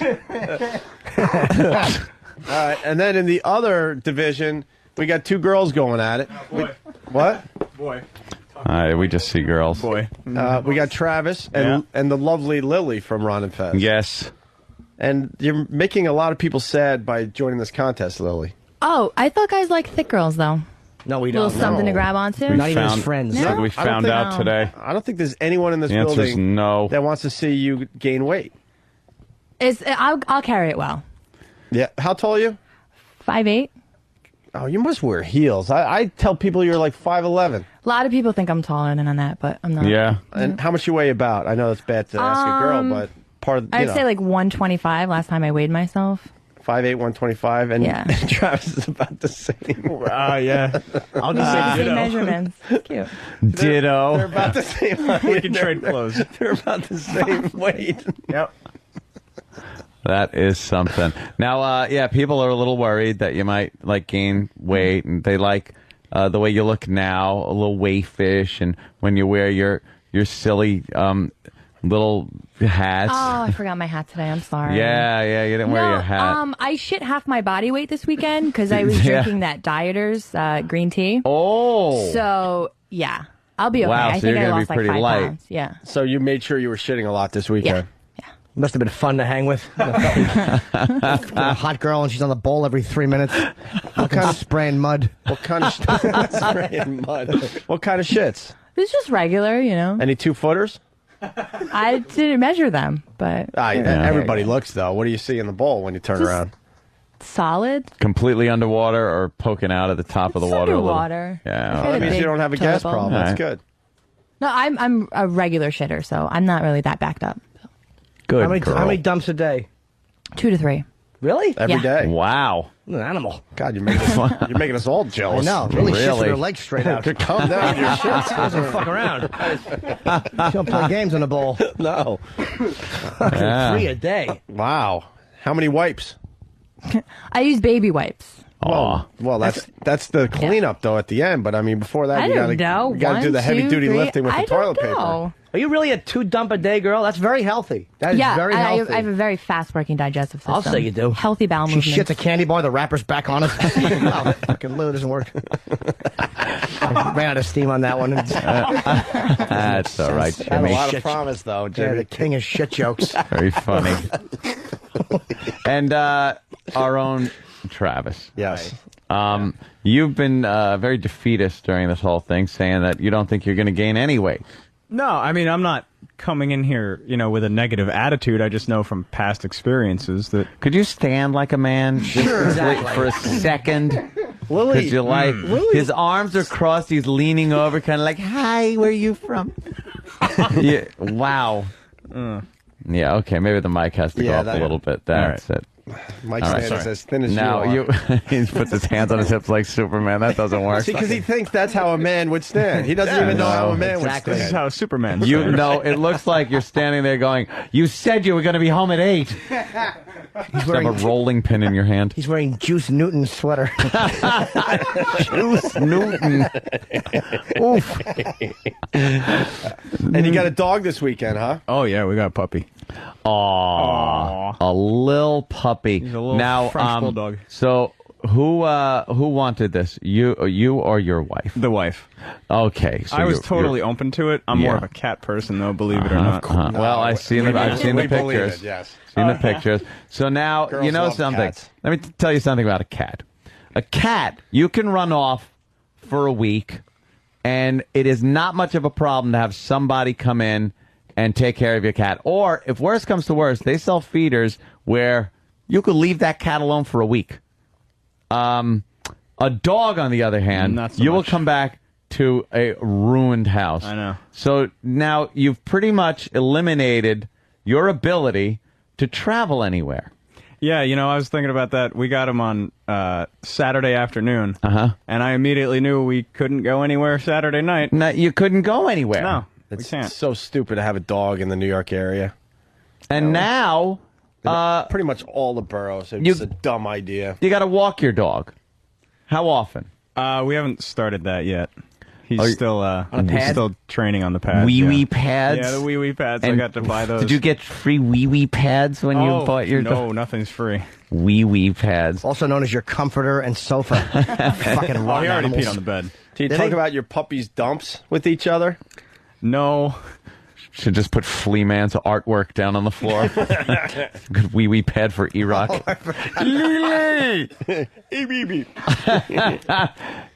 So now it's wee-weeing on the wee-wee pads. Has your little puppy had an accident yet? It's had plenty of accidents. Oh, no. Oh, yeah, it's only been 2 days there, Oh, yeah, it's only been 2 days. It'll continue having accidents forever. And hide the stuff you find, that you have that is important to you. Because Got it all a my Jack chewer? Bauer stuff hidden away. Oh, well, Don't God worry. forbid anything happens to your Jack Bauer What stuff. kind of stuff can you have?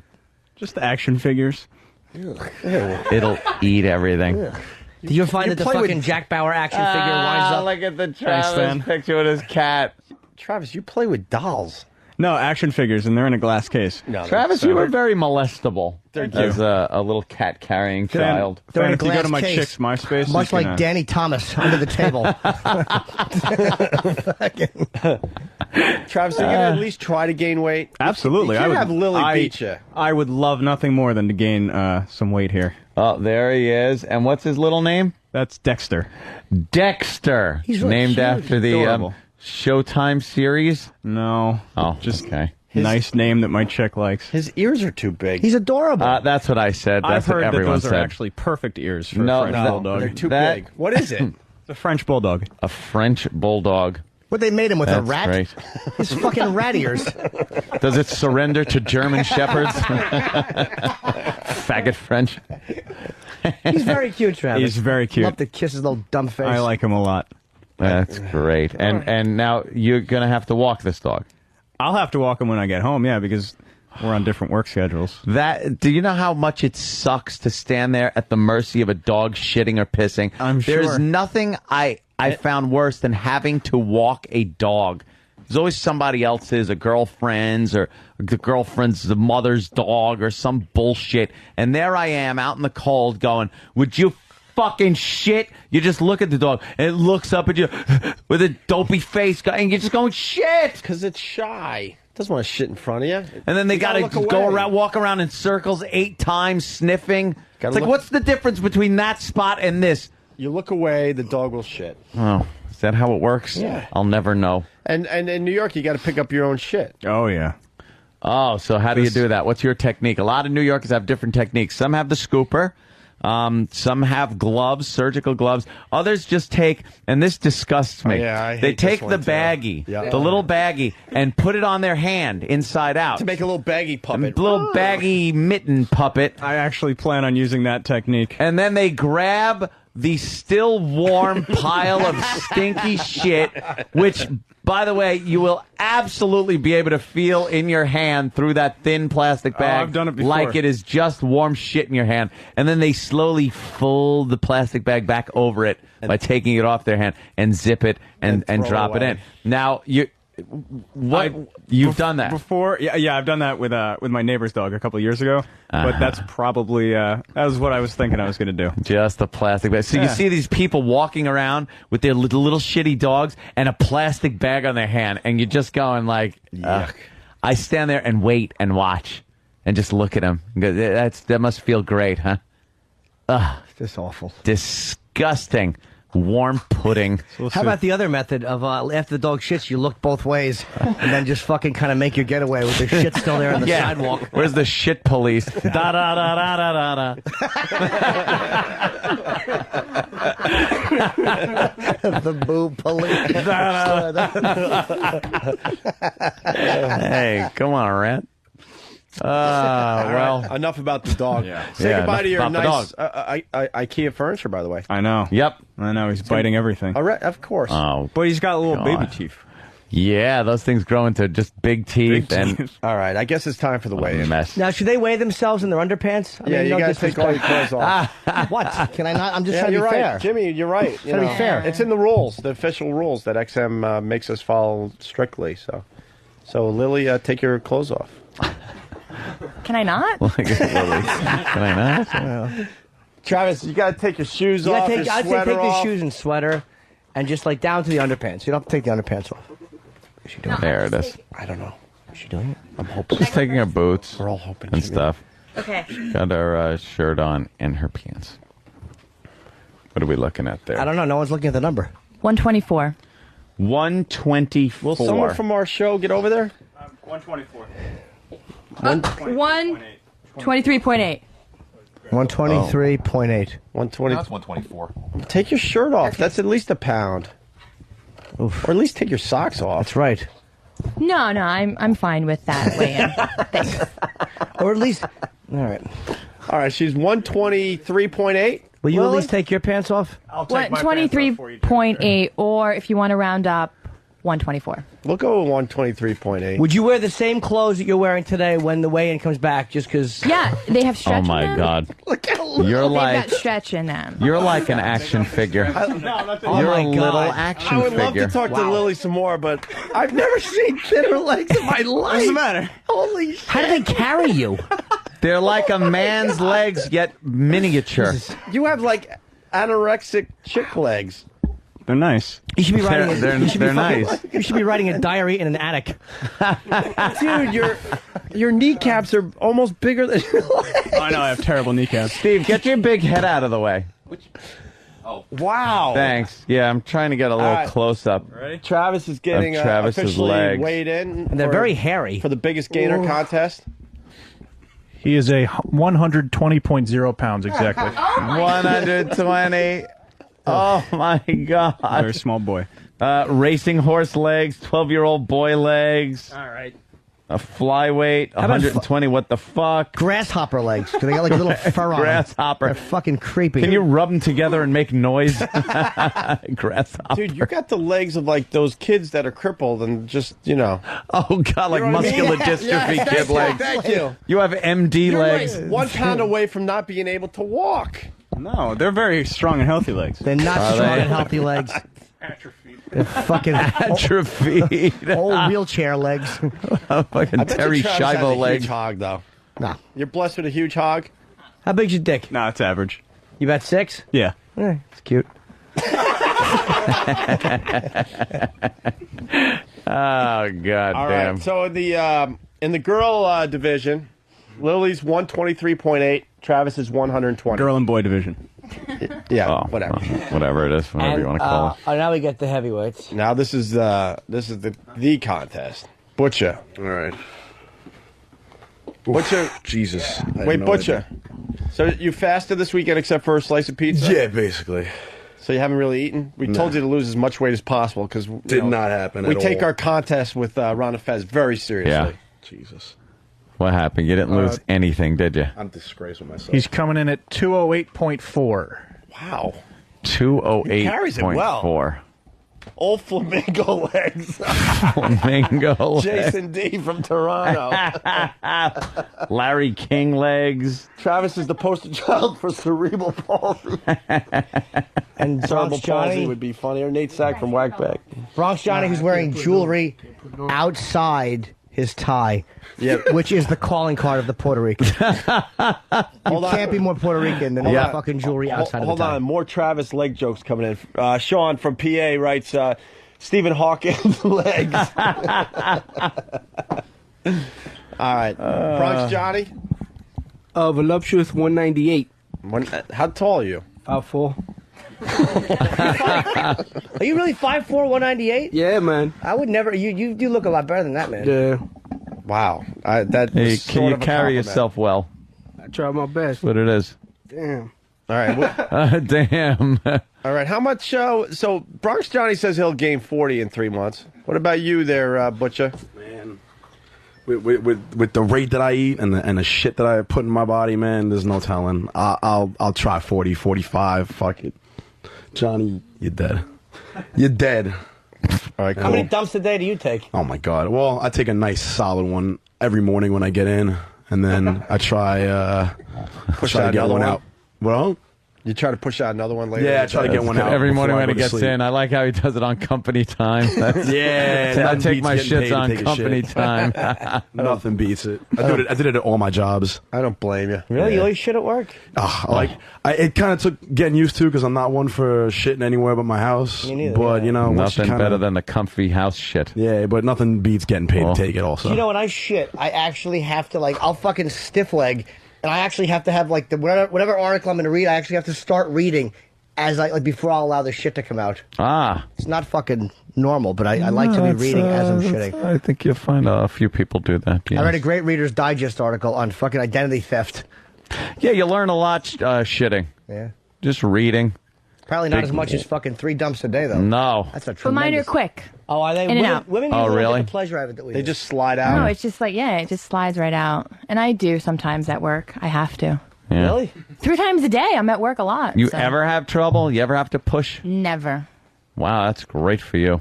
So he's ready to go. Well, she does yoga, which someone else told me. Yoga, you do yoga, right? Yeah. It's very healthy for your internal system. How about that? So is a silver, whatever it's called. Colonic. Sounds like colonic.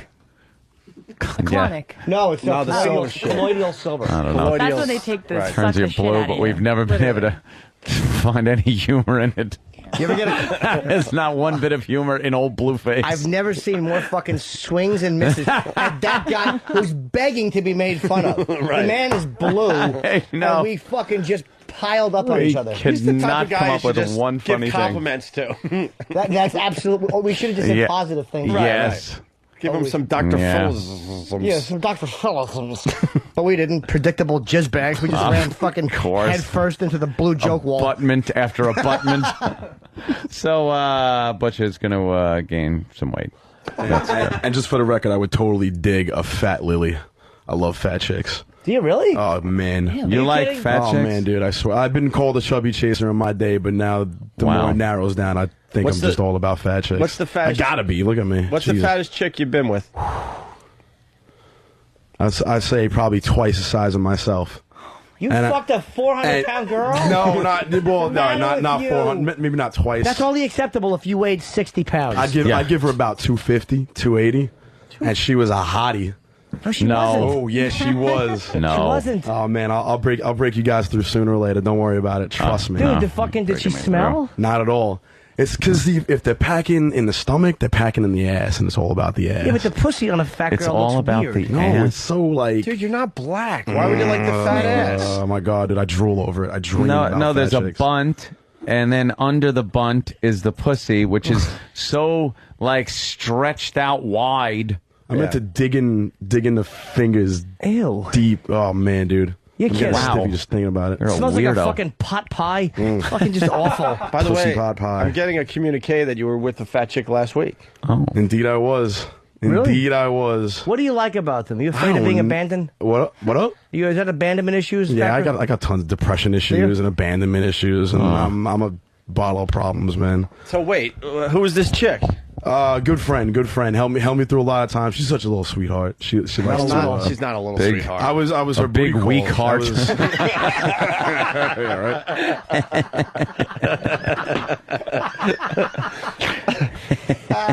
So what? She's your go-to chick? I was her go-to guy for the night. Apparently, I got an unexpected phone call late at night. I was her booty call. Would she bust through the wall and say Kool-Aid? How much did she weigh? I'm like terrible with like weight and stuff. Like I couldn't look at somebody, but she's a thick girl, man. Very. Yeah. Like, you look at her and be like, damn, that's a pretty. Could she fit in your pants? Yeah, I wear pretty big pants. But yeah, she probably could. Fat girl pussy's weird looking though, man. It's like fucking. It looks like just like Homer Simpson lips. Really, it's like they're big fat lips, but there's no meat to them. They're just like puffed out weird. And the lips. whole area where if they grew in the hair, it would look like panties, like just a huge area because it stretches with the fat, so the hair is everywhere. Well, she's shy and shit. She didn't like take her shirt off and stuff. She had See, they get pop like her that boobs out too. from They the don't top, like but to. dude, her fucking tits are like the size of my head. Yeah, well, you like that? Oh, I'm not really a boob guy. It's all about the ass for me. I don't know, man. I don't know what it is. You like the ass? An ass is nice. I like an ass. I like a juicy ass. Like a nice Fucking ass. Nice juicy ass. Like yeah. But not a big fat girl. They don't even have good asses. They're just That's the messes. most extreme I've ever taken it to. Like I was like the thick like the Spanish chicks. All Spanish chicks are like beautiful. You like that? Oh, I love it. I love it. But I mean, this time I just went way out of my league.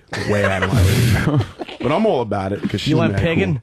Yeah, she's mad cool though. She don't bother me. She don't ask me what I'm doing and shit. So. Yeah. How can she? She's unless you're eating, what does she care? That's like a mercy fucking. Yeah, well, for both of us. Jesus. Wow, you do have a self-esteem issue. What do you do? Like, I know you like the ass, but is that what you're servicing at the time? Do you? No, well, I try. Chicks are very opinionated and optional with the bung hole. But Opinionated. I don't know, man. I'll chase a girl forever just to get inside the ass, man. You like to fuck the ass? Yeah, dude. Really? Yeah, I'll You an the ass things eater? I've done, yeah. I'll wreck that. Yes, respect sir. that. Hey, The things Butcher, we I've done. got fat chicks naked over here. Come on. Oh, that's Oh wait, it's up on his screen over There's there. a fat chick, right? Yo, see. Go over there, Butch. I'll put it up over there. Yeah. Would you actually? That girl is. Would you fuck her? Yo, in all honesty, probably. There was some chick on Maury like an hour ago, and she was like slamming.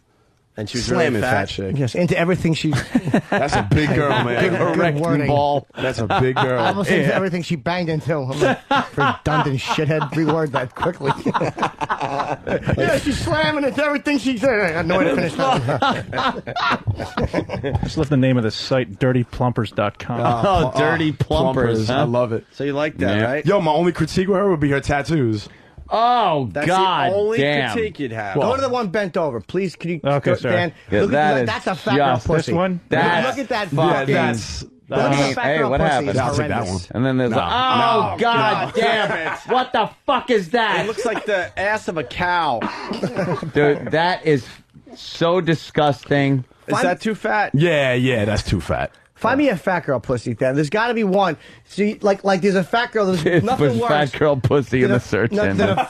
Thank God for Google. There's nothing worse than a fat girl's pussy because it's got like the little thin panties and like the pussy is not sticking out in a sexy fashion. It's just like the whole area is like fat. All right, what about this one, Butcha? Coming up on the screen right about now. Trying. Nothing, huh?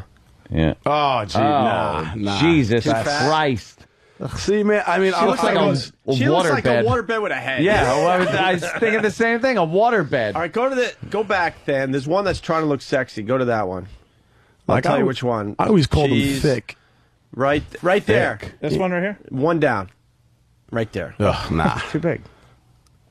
But she's trying to look sexy. I want to see if this gets them going at all. Some of these are to like sugar mamas, members only sections of certain websites. So, so if you just give me 5 members minutes, only, they should give this shit away for free. Yeah, who the fuck wants to see signing it? up for this? Look at that mess. Give me You more like fat big girls, chicks. man. I never fucked a fat girl. By the way, never. Which a lot of people are asking because you're becoming part of the show here, what you do for the show, and I really don't know what to tell. I run the XM board. Oh, okay. When you guys are over at K-Rock, I run the XM side, and when you guys come over here, usually me and E-Rock switch back and forth on the board. Very good. And you get paid finally? Yes, sir, I do. Congratulations. All right. Thank you very much. I love you guys. So contests on. Lily, anything? Does Butcher scare you with this fat chick thing? Yeah, I don't understand it. I mean, I always wondered because they always say like fat chicks are usually better at sex. They try harder. Because they try harder. Yeah, Right. I don't see that though. How could you be? See, I take Lily right now. I just wouldn't mind if she was a little heavier.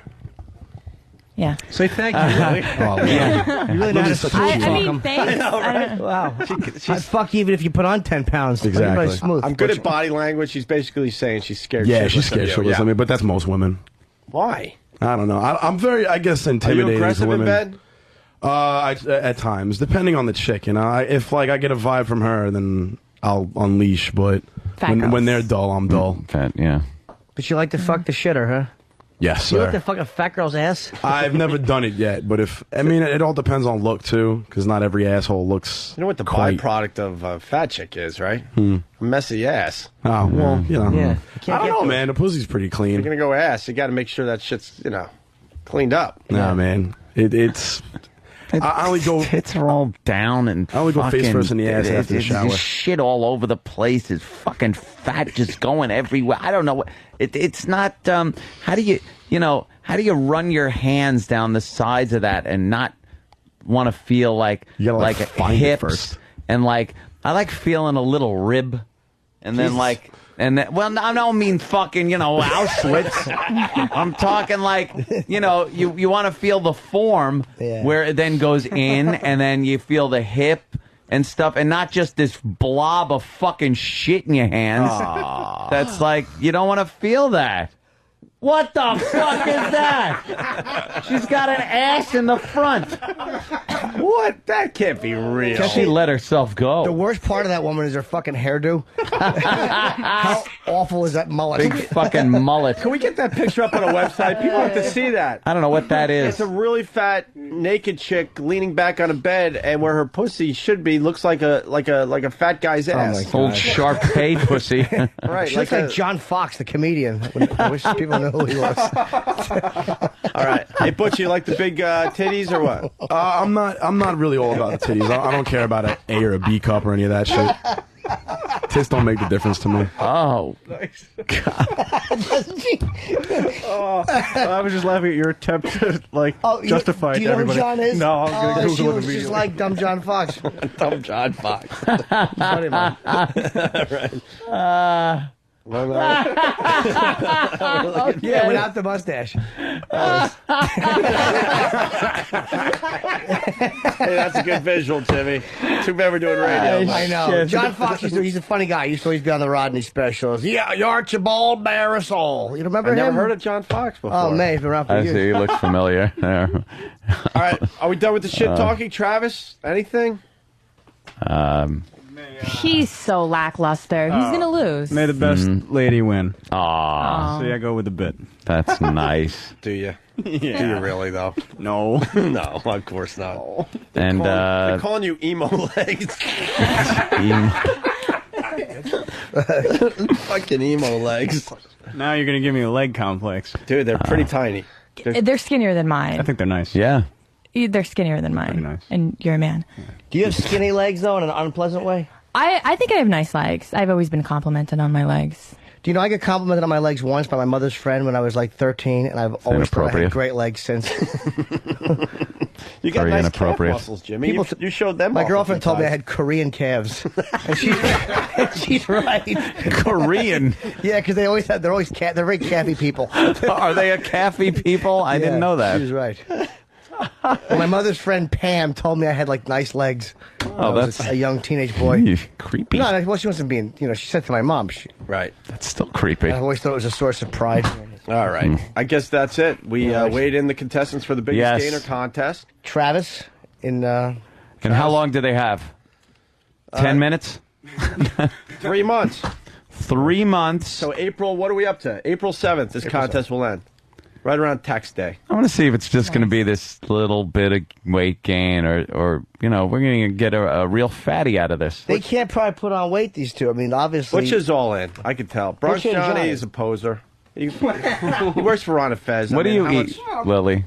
I eat everything. Really? I eat a lot. You eat a lot. I eat more than I think every guy on the staff. 'Cause Wow. I can't make it through the show without a snack. And you stay really Or thin. meal. I don't know how she And what happened to does it. Eastside Dave? She shits. I believe he said that since there's already somebody in his house eating a lot of food, that he doesn't think he could afford it. Boy. If two people were. Boy. That's what I heard. Oh, okay. So he's Wow. Yeah. Is she pregnant? Oh, she's here's pregnant. Dave. She's pregnant. Look at Dave's Dave. hair. It's still getting all You got long. my afro working, my man. That's the bit I'm in here for. Yeah. Well, wow. That hair is... Afro Wars continue. And look at the improvement. Now we're going to May, and now you're going to see the red-headed pubic hair return in a big way. That is definitely... I'm pretty impressed by how far you have come since the last time you've been in here. And it's only going further. By the way, where's his sideburns? He's got nothing. Look at this. I got the pork chops working. I look like a fucking red-headed Jim from Taxi. I'm ready to go. It's not a sideburn contest, Dave. It's an afro contest, and you're not touching me. You're not coming close. Look how big Sam's afro is. It is getting really big. It's getting ridiculous. Actually, I got a call at 10:30 on Thursday about the biggest gainer, and I was very intoxicated at the point. And I informed them that basically I have someone in my house. My pregnant wife is eating me into bankruptcy as we exist. Jeez. I'm not actually paying bills. Yeah. If there's anyone from Con Edison or Time Warner who somehow can give me a little leeway.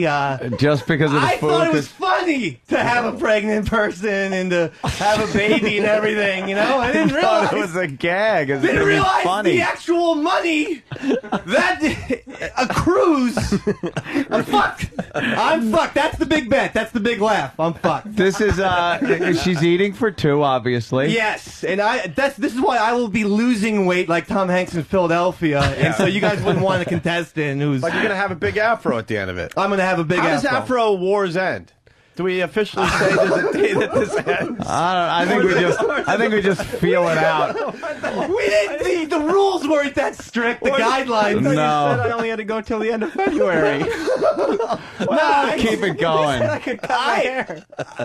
See, look at the pussy over here. I want to keep it going till at least May. You better want to keep it going because you're not impressing anybody right now with your hair. And I told her, I go, look. It got better though, but I think he might have poofed it up before he came in here. Well, when I was actually thinking about the biggest loser, or the biggest gainer contest before I looked at my checkbook, I asked my wife, I said, I think I could pull this off. I could gain 40 pounds. And then I believe the comment was, I'm going to look like an even fatter redheaded George Wendt. Why don't you weigh in just for the hell of it? Because I'm giving up $500 to the winner. Plus, I think we might get a sponsor or somebody else involved here. I'll take these snazzy Christmas shoes. All right. Christmas shoes. Look like something out of Simpsons. No actual live action person should be wearing sneakers. Those were from the bargain bin. All right, Dave's weighing in just for the hell of it. What do you weigh, Dave? 198. Remember, I got $500 cash to the winner. Can I unofficially, when there are pockets of time during this pregnancy where maybe I feel like financially secure. Yeah. If I can sneak some Twinkies, if I That ain't can gonna gain happen. like more than Dude, someone. You weighed in today. You're technically in the contest. All right, good. How tall are you? I am 6'1", Mr. Norton. And I thought you weren't going to drink during the pregnancy. I tried that. Just how long did that last? Apparently, I left a really bad message for Mr. Roxanne, Shocking Yeah. Roxanne Roberts over here. Dave let me know that he was growing red pubic hair, and that he was ready to take me out for Afro Wars. This was at 3 a.m. Last Friday morning. He is drunk call guy. I know I am. By the way, the afro makes you about 6'2" at this point. Yeah, it is puffing up. You got a little puffing. That's I good. feel good. It's someone's hair from Hollywood, from Yeah. old Hollywood, but I can't figure it out. It's very uncomplimentary in nature. I feel Not like red. Is it Red Buttons? Did Red Buttons have that hairdo?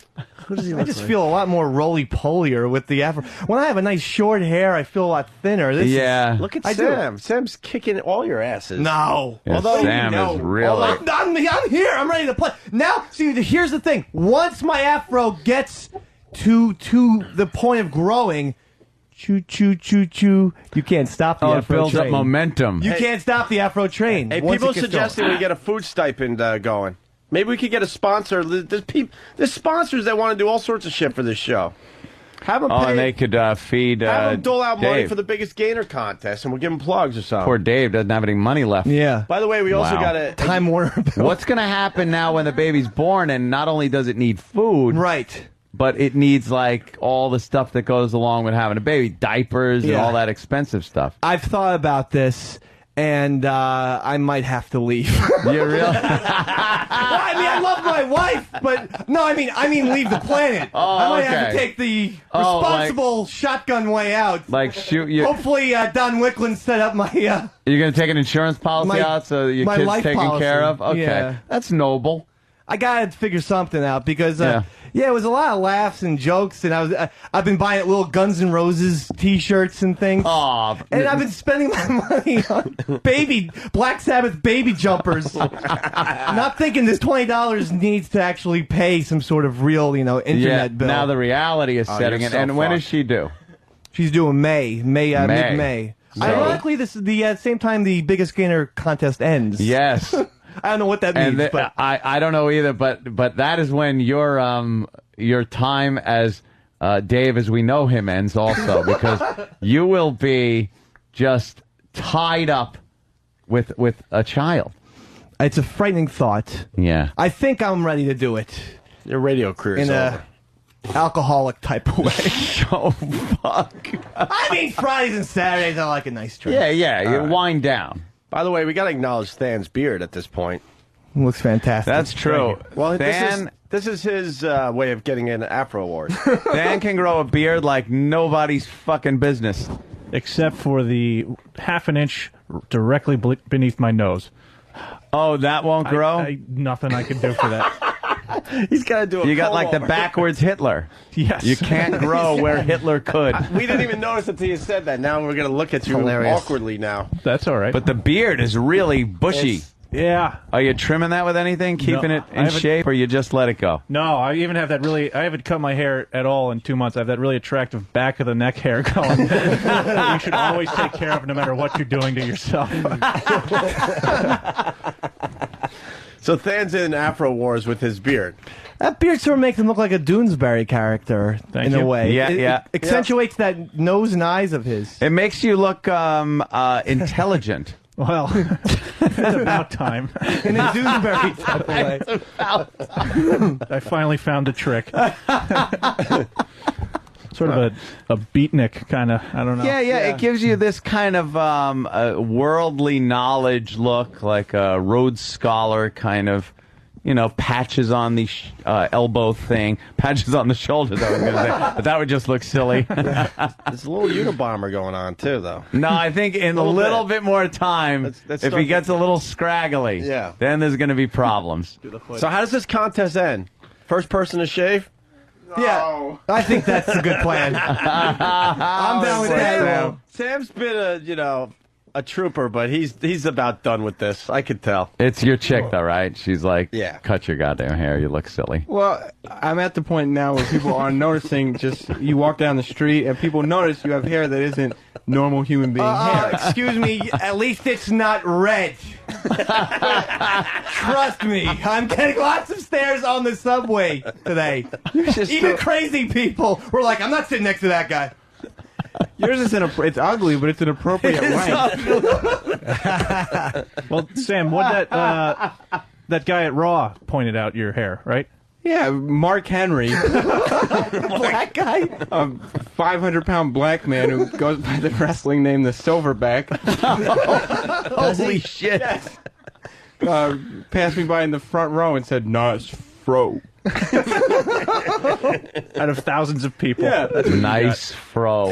It's quite impressive. We've seen old Yeah. photos of Sam where it's, I don't know, we saw you with an afro that's twice as big as that one. Well, yeah, last time I let it grow for like 9 months. Yeah. Yeah, no, your good-lookingness is directly proportional to your afro size. Oh. So you're only getting Look at that. handsomer, Sam. I appreciate that. Sure. Sam's going to Yeah. bail soon on us.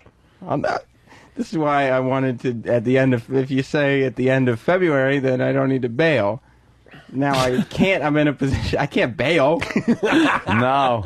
Beetle Bailey. I don't bail. But if it gets a little longer, can't you like cornrow it or something? I could probably braid it now. Apparently, I'm into comic strips today. Yeah. But Doonsbury, I've never. Is Doonsbury a funny? No. That's the political it's thing by Trudeau. never fucking I think funny. so. It's not. I can't, and you know something? I really don't consider myself an idiot. Oh. Other people do. I don't. But I don't get, like, 90% of the times I read it, I'm like, what the fuck are they even talking about? Can someone find me a Doonsbury? There's no punchline. There's no nothing. And it's not a continuous strip for the most part. Yeah, find a Doonsbury, and then stinks. read it and just go, what? What was that? They always have square noses, and I've read a little bit of Doonsbury, and I've never once gotten it or thought it was amusing or even interesting in an unamusing way. No. It's just drivel. Did you find it? Where is it? Oh, you got the funny papers. I don't know if it's in the paper anymore. He's got the funny papers. It's very highbrow. Sometimes what they do, they don't even put Doonsbury in with the rest of the. No, they of the stick it comics. in like with some Yeah. advertisement somewhere. What is that Doonsbury's about? popular. Oh, People want to, Found listeners want to get involved with Afro Wars. It's kind of too late. These guys have been at it for how long officially? I think October was when it started. October. Yeah, it's been a while. It's been at least 3 or 4 months now. Hey, we're saving you money on haircuts, Dave, so you should thank us for that. Thank you for that. All right, and don't I forget do. Ron and Fez noon to 3, right? Noon to 3, yes. Oh, Yeah. well, they plugged for me. Well, Johnny. not really. I did their plug. I did their plug too. Bronx Johnny, I think Bronx Johnny was the only one today. Count on them.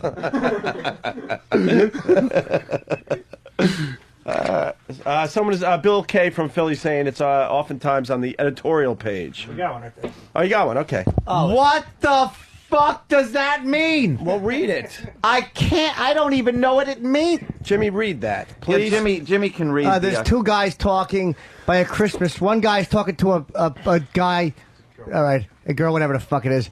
He goes, hey, it's the return of the college girl. And she goes, hi, is mom home, Zeke? And then he goes, Zeke, what happened to Uncle Stupid Head? What happened to Uncle Stupid Head? Aren't you going to call me Uncle Stupid Head? And then she says, no, that's childish. I'm not a child anymore. And he goes, but I finally have a comeback. And she goes, this I got to hear, Uncle Stupid Head. No way. And then they cut it off. Probably because they were afraid people would laugh so hard they wouldn't finish the rest of the paper. What the fuck? It's fucking Can I tell you horrendous. something? A little known fact about Brother Elmo. He's an unbelievable cartoonist. He was so close to being syndicated across the country, and what stopped him from being syndicated was that this crap is taking up space. Doucheberry. Oh. There's no room for new horrid new cartoonists out there. There's nothing funny because these guys are taking up space. Uncle Stupid Head. How about another one? Maybe it was just a bad day for him, Jimmy. This one looks good. There's All a right. guy fixing his tie, and from out of the frame, the little thing says, Pop, you're going to be late. And he goes, I know. Next frame is zoomed in on him fixing his tie, and he's thinking, They better not be out of caviar. Let's hope this one's going somewhere. Wow. And next thing, he's like at a political function, or he's at a party with a suit and tie. He's holding a martini glass out in front of him. There's a bunch of people. And he says, Senator Torricelli, good to see you. Senator Grams, who loves you? Not Senator Daschle. Ha ha. Frame 4. I love your timing. Well, it's wonderful. He's talking point of view from two men. He's facing two men and looking at us, holding his martini glass, holding a cigarette that's smoldering. Senator Gorton, who's this delinquent? Ha ha! Great to see you, Senator Hutchinson. Pause for laughs. And now I guess he's like this is sarcastic about networking or something. All right, number 5, frame 5. He's got his arm around two guys. Senator Durenberger, you still hanging out with Senator Packwood? Upgrade to Senator Johnston. Ha ha ha. You just actually heard someone's stomach That growl. was mine. After Jimmy. You think I'm lying about not eating? Well, hold on, guys. This was probably... There's 8 frames. The first 5 frames was this. This is all part of the setup now. Yes. Let's not be impatient. Frame 6. Put on those laughing hats. The guy's looking over his shoulder to the right, and off frame, someone's calling Duke. And then the star of this particular series says, well, I'll be Senator Garn, Senator Miller. And then there's in frame 7, payoff coming. Silhouettes of frame people. 7, yes, silhouettes of a bunch of people. Yeah. Senator Brow, Senator D'Amato, Senator Coates, Senator Talent. Just in case anyone's not like laughing, it's a bunch of senators. Yeah. Yeah. I'm taking this is a senator's party, and in the final frame, the big payoff is the guy sitting in an office now in front of a computer screen, and there's another guy with his overcoat on, still smoking, and the one guy goes, interesting reception? And he goes, nah, just a bunch of lobbyists.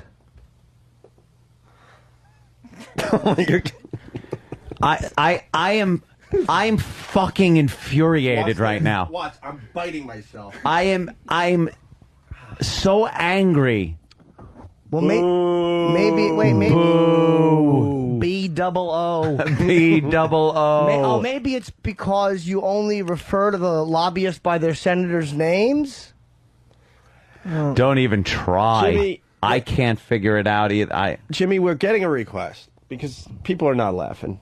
Josh asked from Philly Writes, can Jimmy please read today's Marmaduke to get everyone laughing again? We can find it. Can we get Marmaduke? We got to get everyone Who back writes laughing. Doonsbury? What's his name? Trudeau. Something Trudeau. Gary Trudeau. Gary Trudeau. Very is, good, yeah. is a cunt. Gary Trudeau is a fucking cunt. Unfunny. There was nothing funny about that. Unfunny. Fuck him and his dry irony. He sucks. I've never gotten one Doonsbury I've read. Neither have I. But then again, Beale Bailey fucking eats ass too. How about this? The time of the funnies has passed. Yeah. Funny pages. It was great to cheer people up during the Depression. It's not working now. No. LaGuardia used to... Oh, Fiorello LaGuardia. What kind of construction workers would laugh at the fucking funny papers being read by the mayor when I read the funny papers now. Shut up. All right, here's Marmaduke. Die so they could name an airport after you. To get everyone laughing. Well, it's I may take a. It's funny, right, Jimmy? Yeah, this is good. Oh, good. It's it's only one frame, so they boom, they get right to the punch, you know.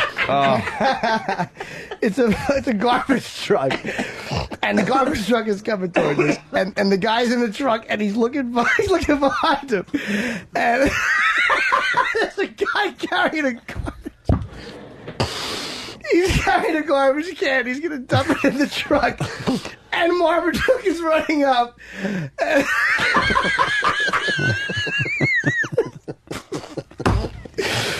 The guy goes, stop trailing us.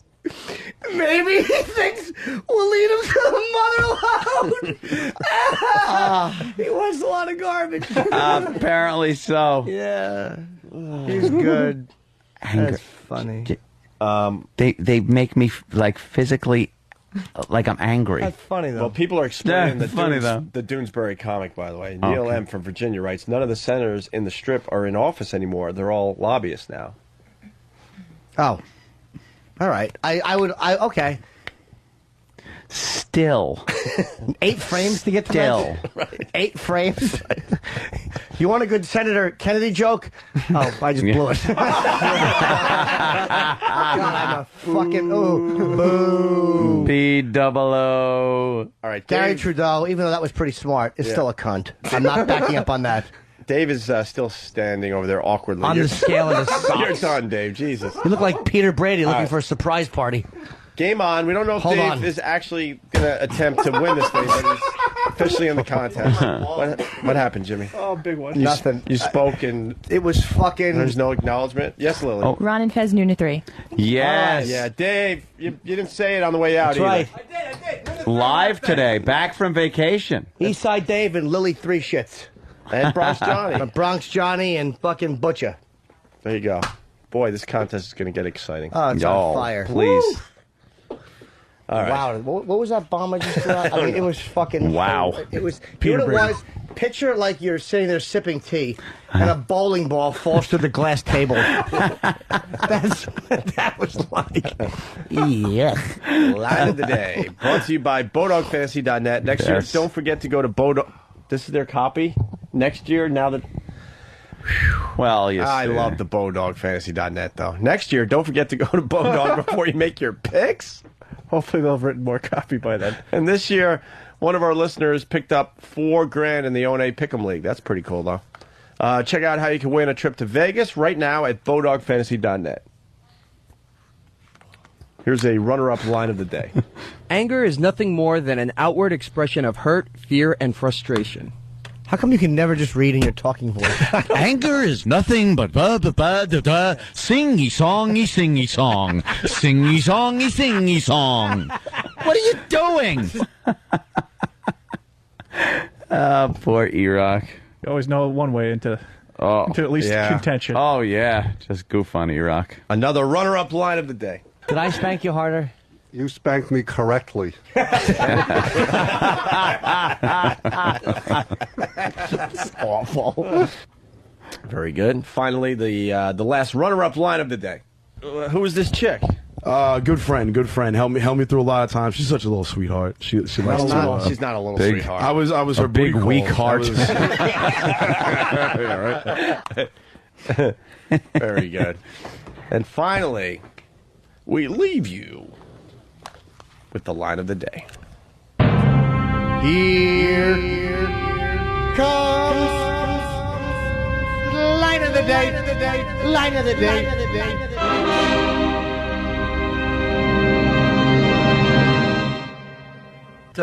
Get up each morning, look at yourself in the mirror, and see yourself not as someone who is overweight or out of shape, But as an Opie and Anthony listener. but as the someone... Gregorio! No, that actually was me. All right, quick out today. Bye. Lord, won't you buy me a Mercedes Benz? My friends all drive Porsches. I must make a man. Work hard all my life with no help from my friends. Shut your yap. Oh Lord, won't you buy me a Mercedes Benz? Shoot him now! Shoot him now! Not on your goddamn radio. Lord! Shut up! Lord! This is retarded. Lord! Stop it! Lord! Shut your mouth! What the hell is going on? Is that supposed to be sexy? Hey, hey, hey! Shut up! Hey, hey, hey! Shut up! Oh, Lord! Oh, Lord! Shut up, stupid! Oh, Lord! God damn, is that funny? Not on your goddamn radio! Oh, what a bitch! Oh, mother effer, son of a bitch! It's like punch sound, woman scream, Opie and Anthony. That's right.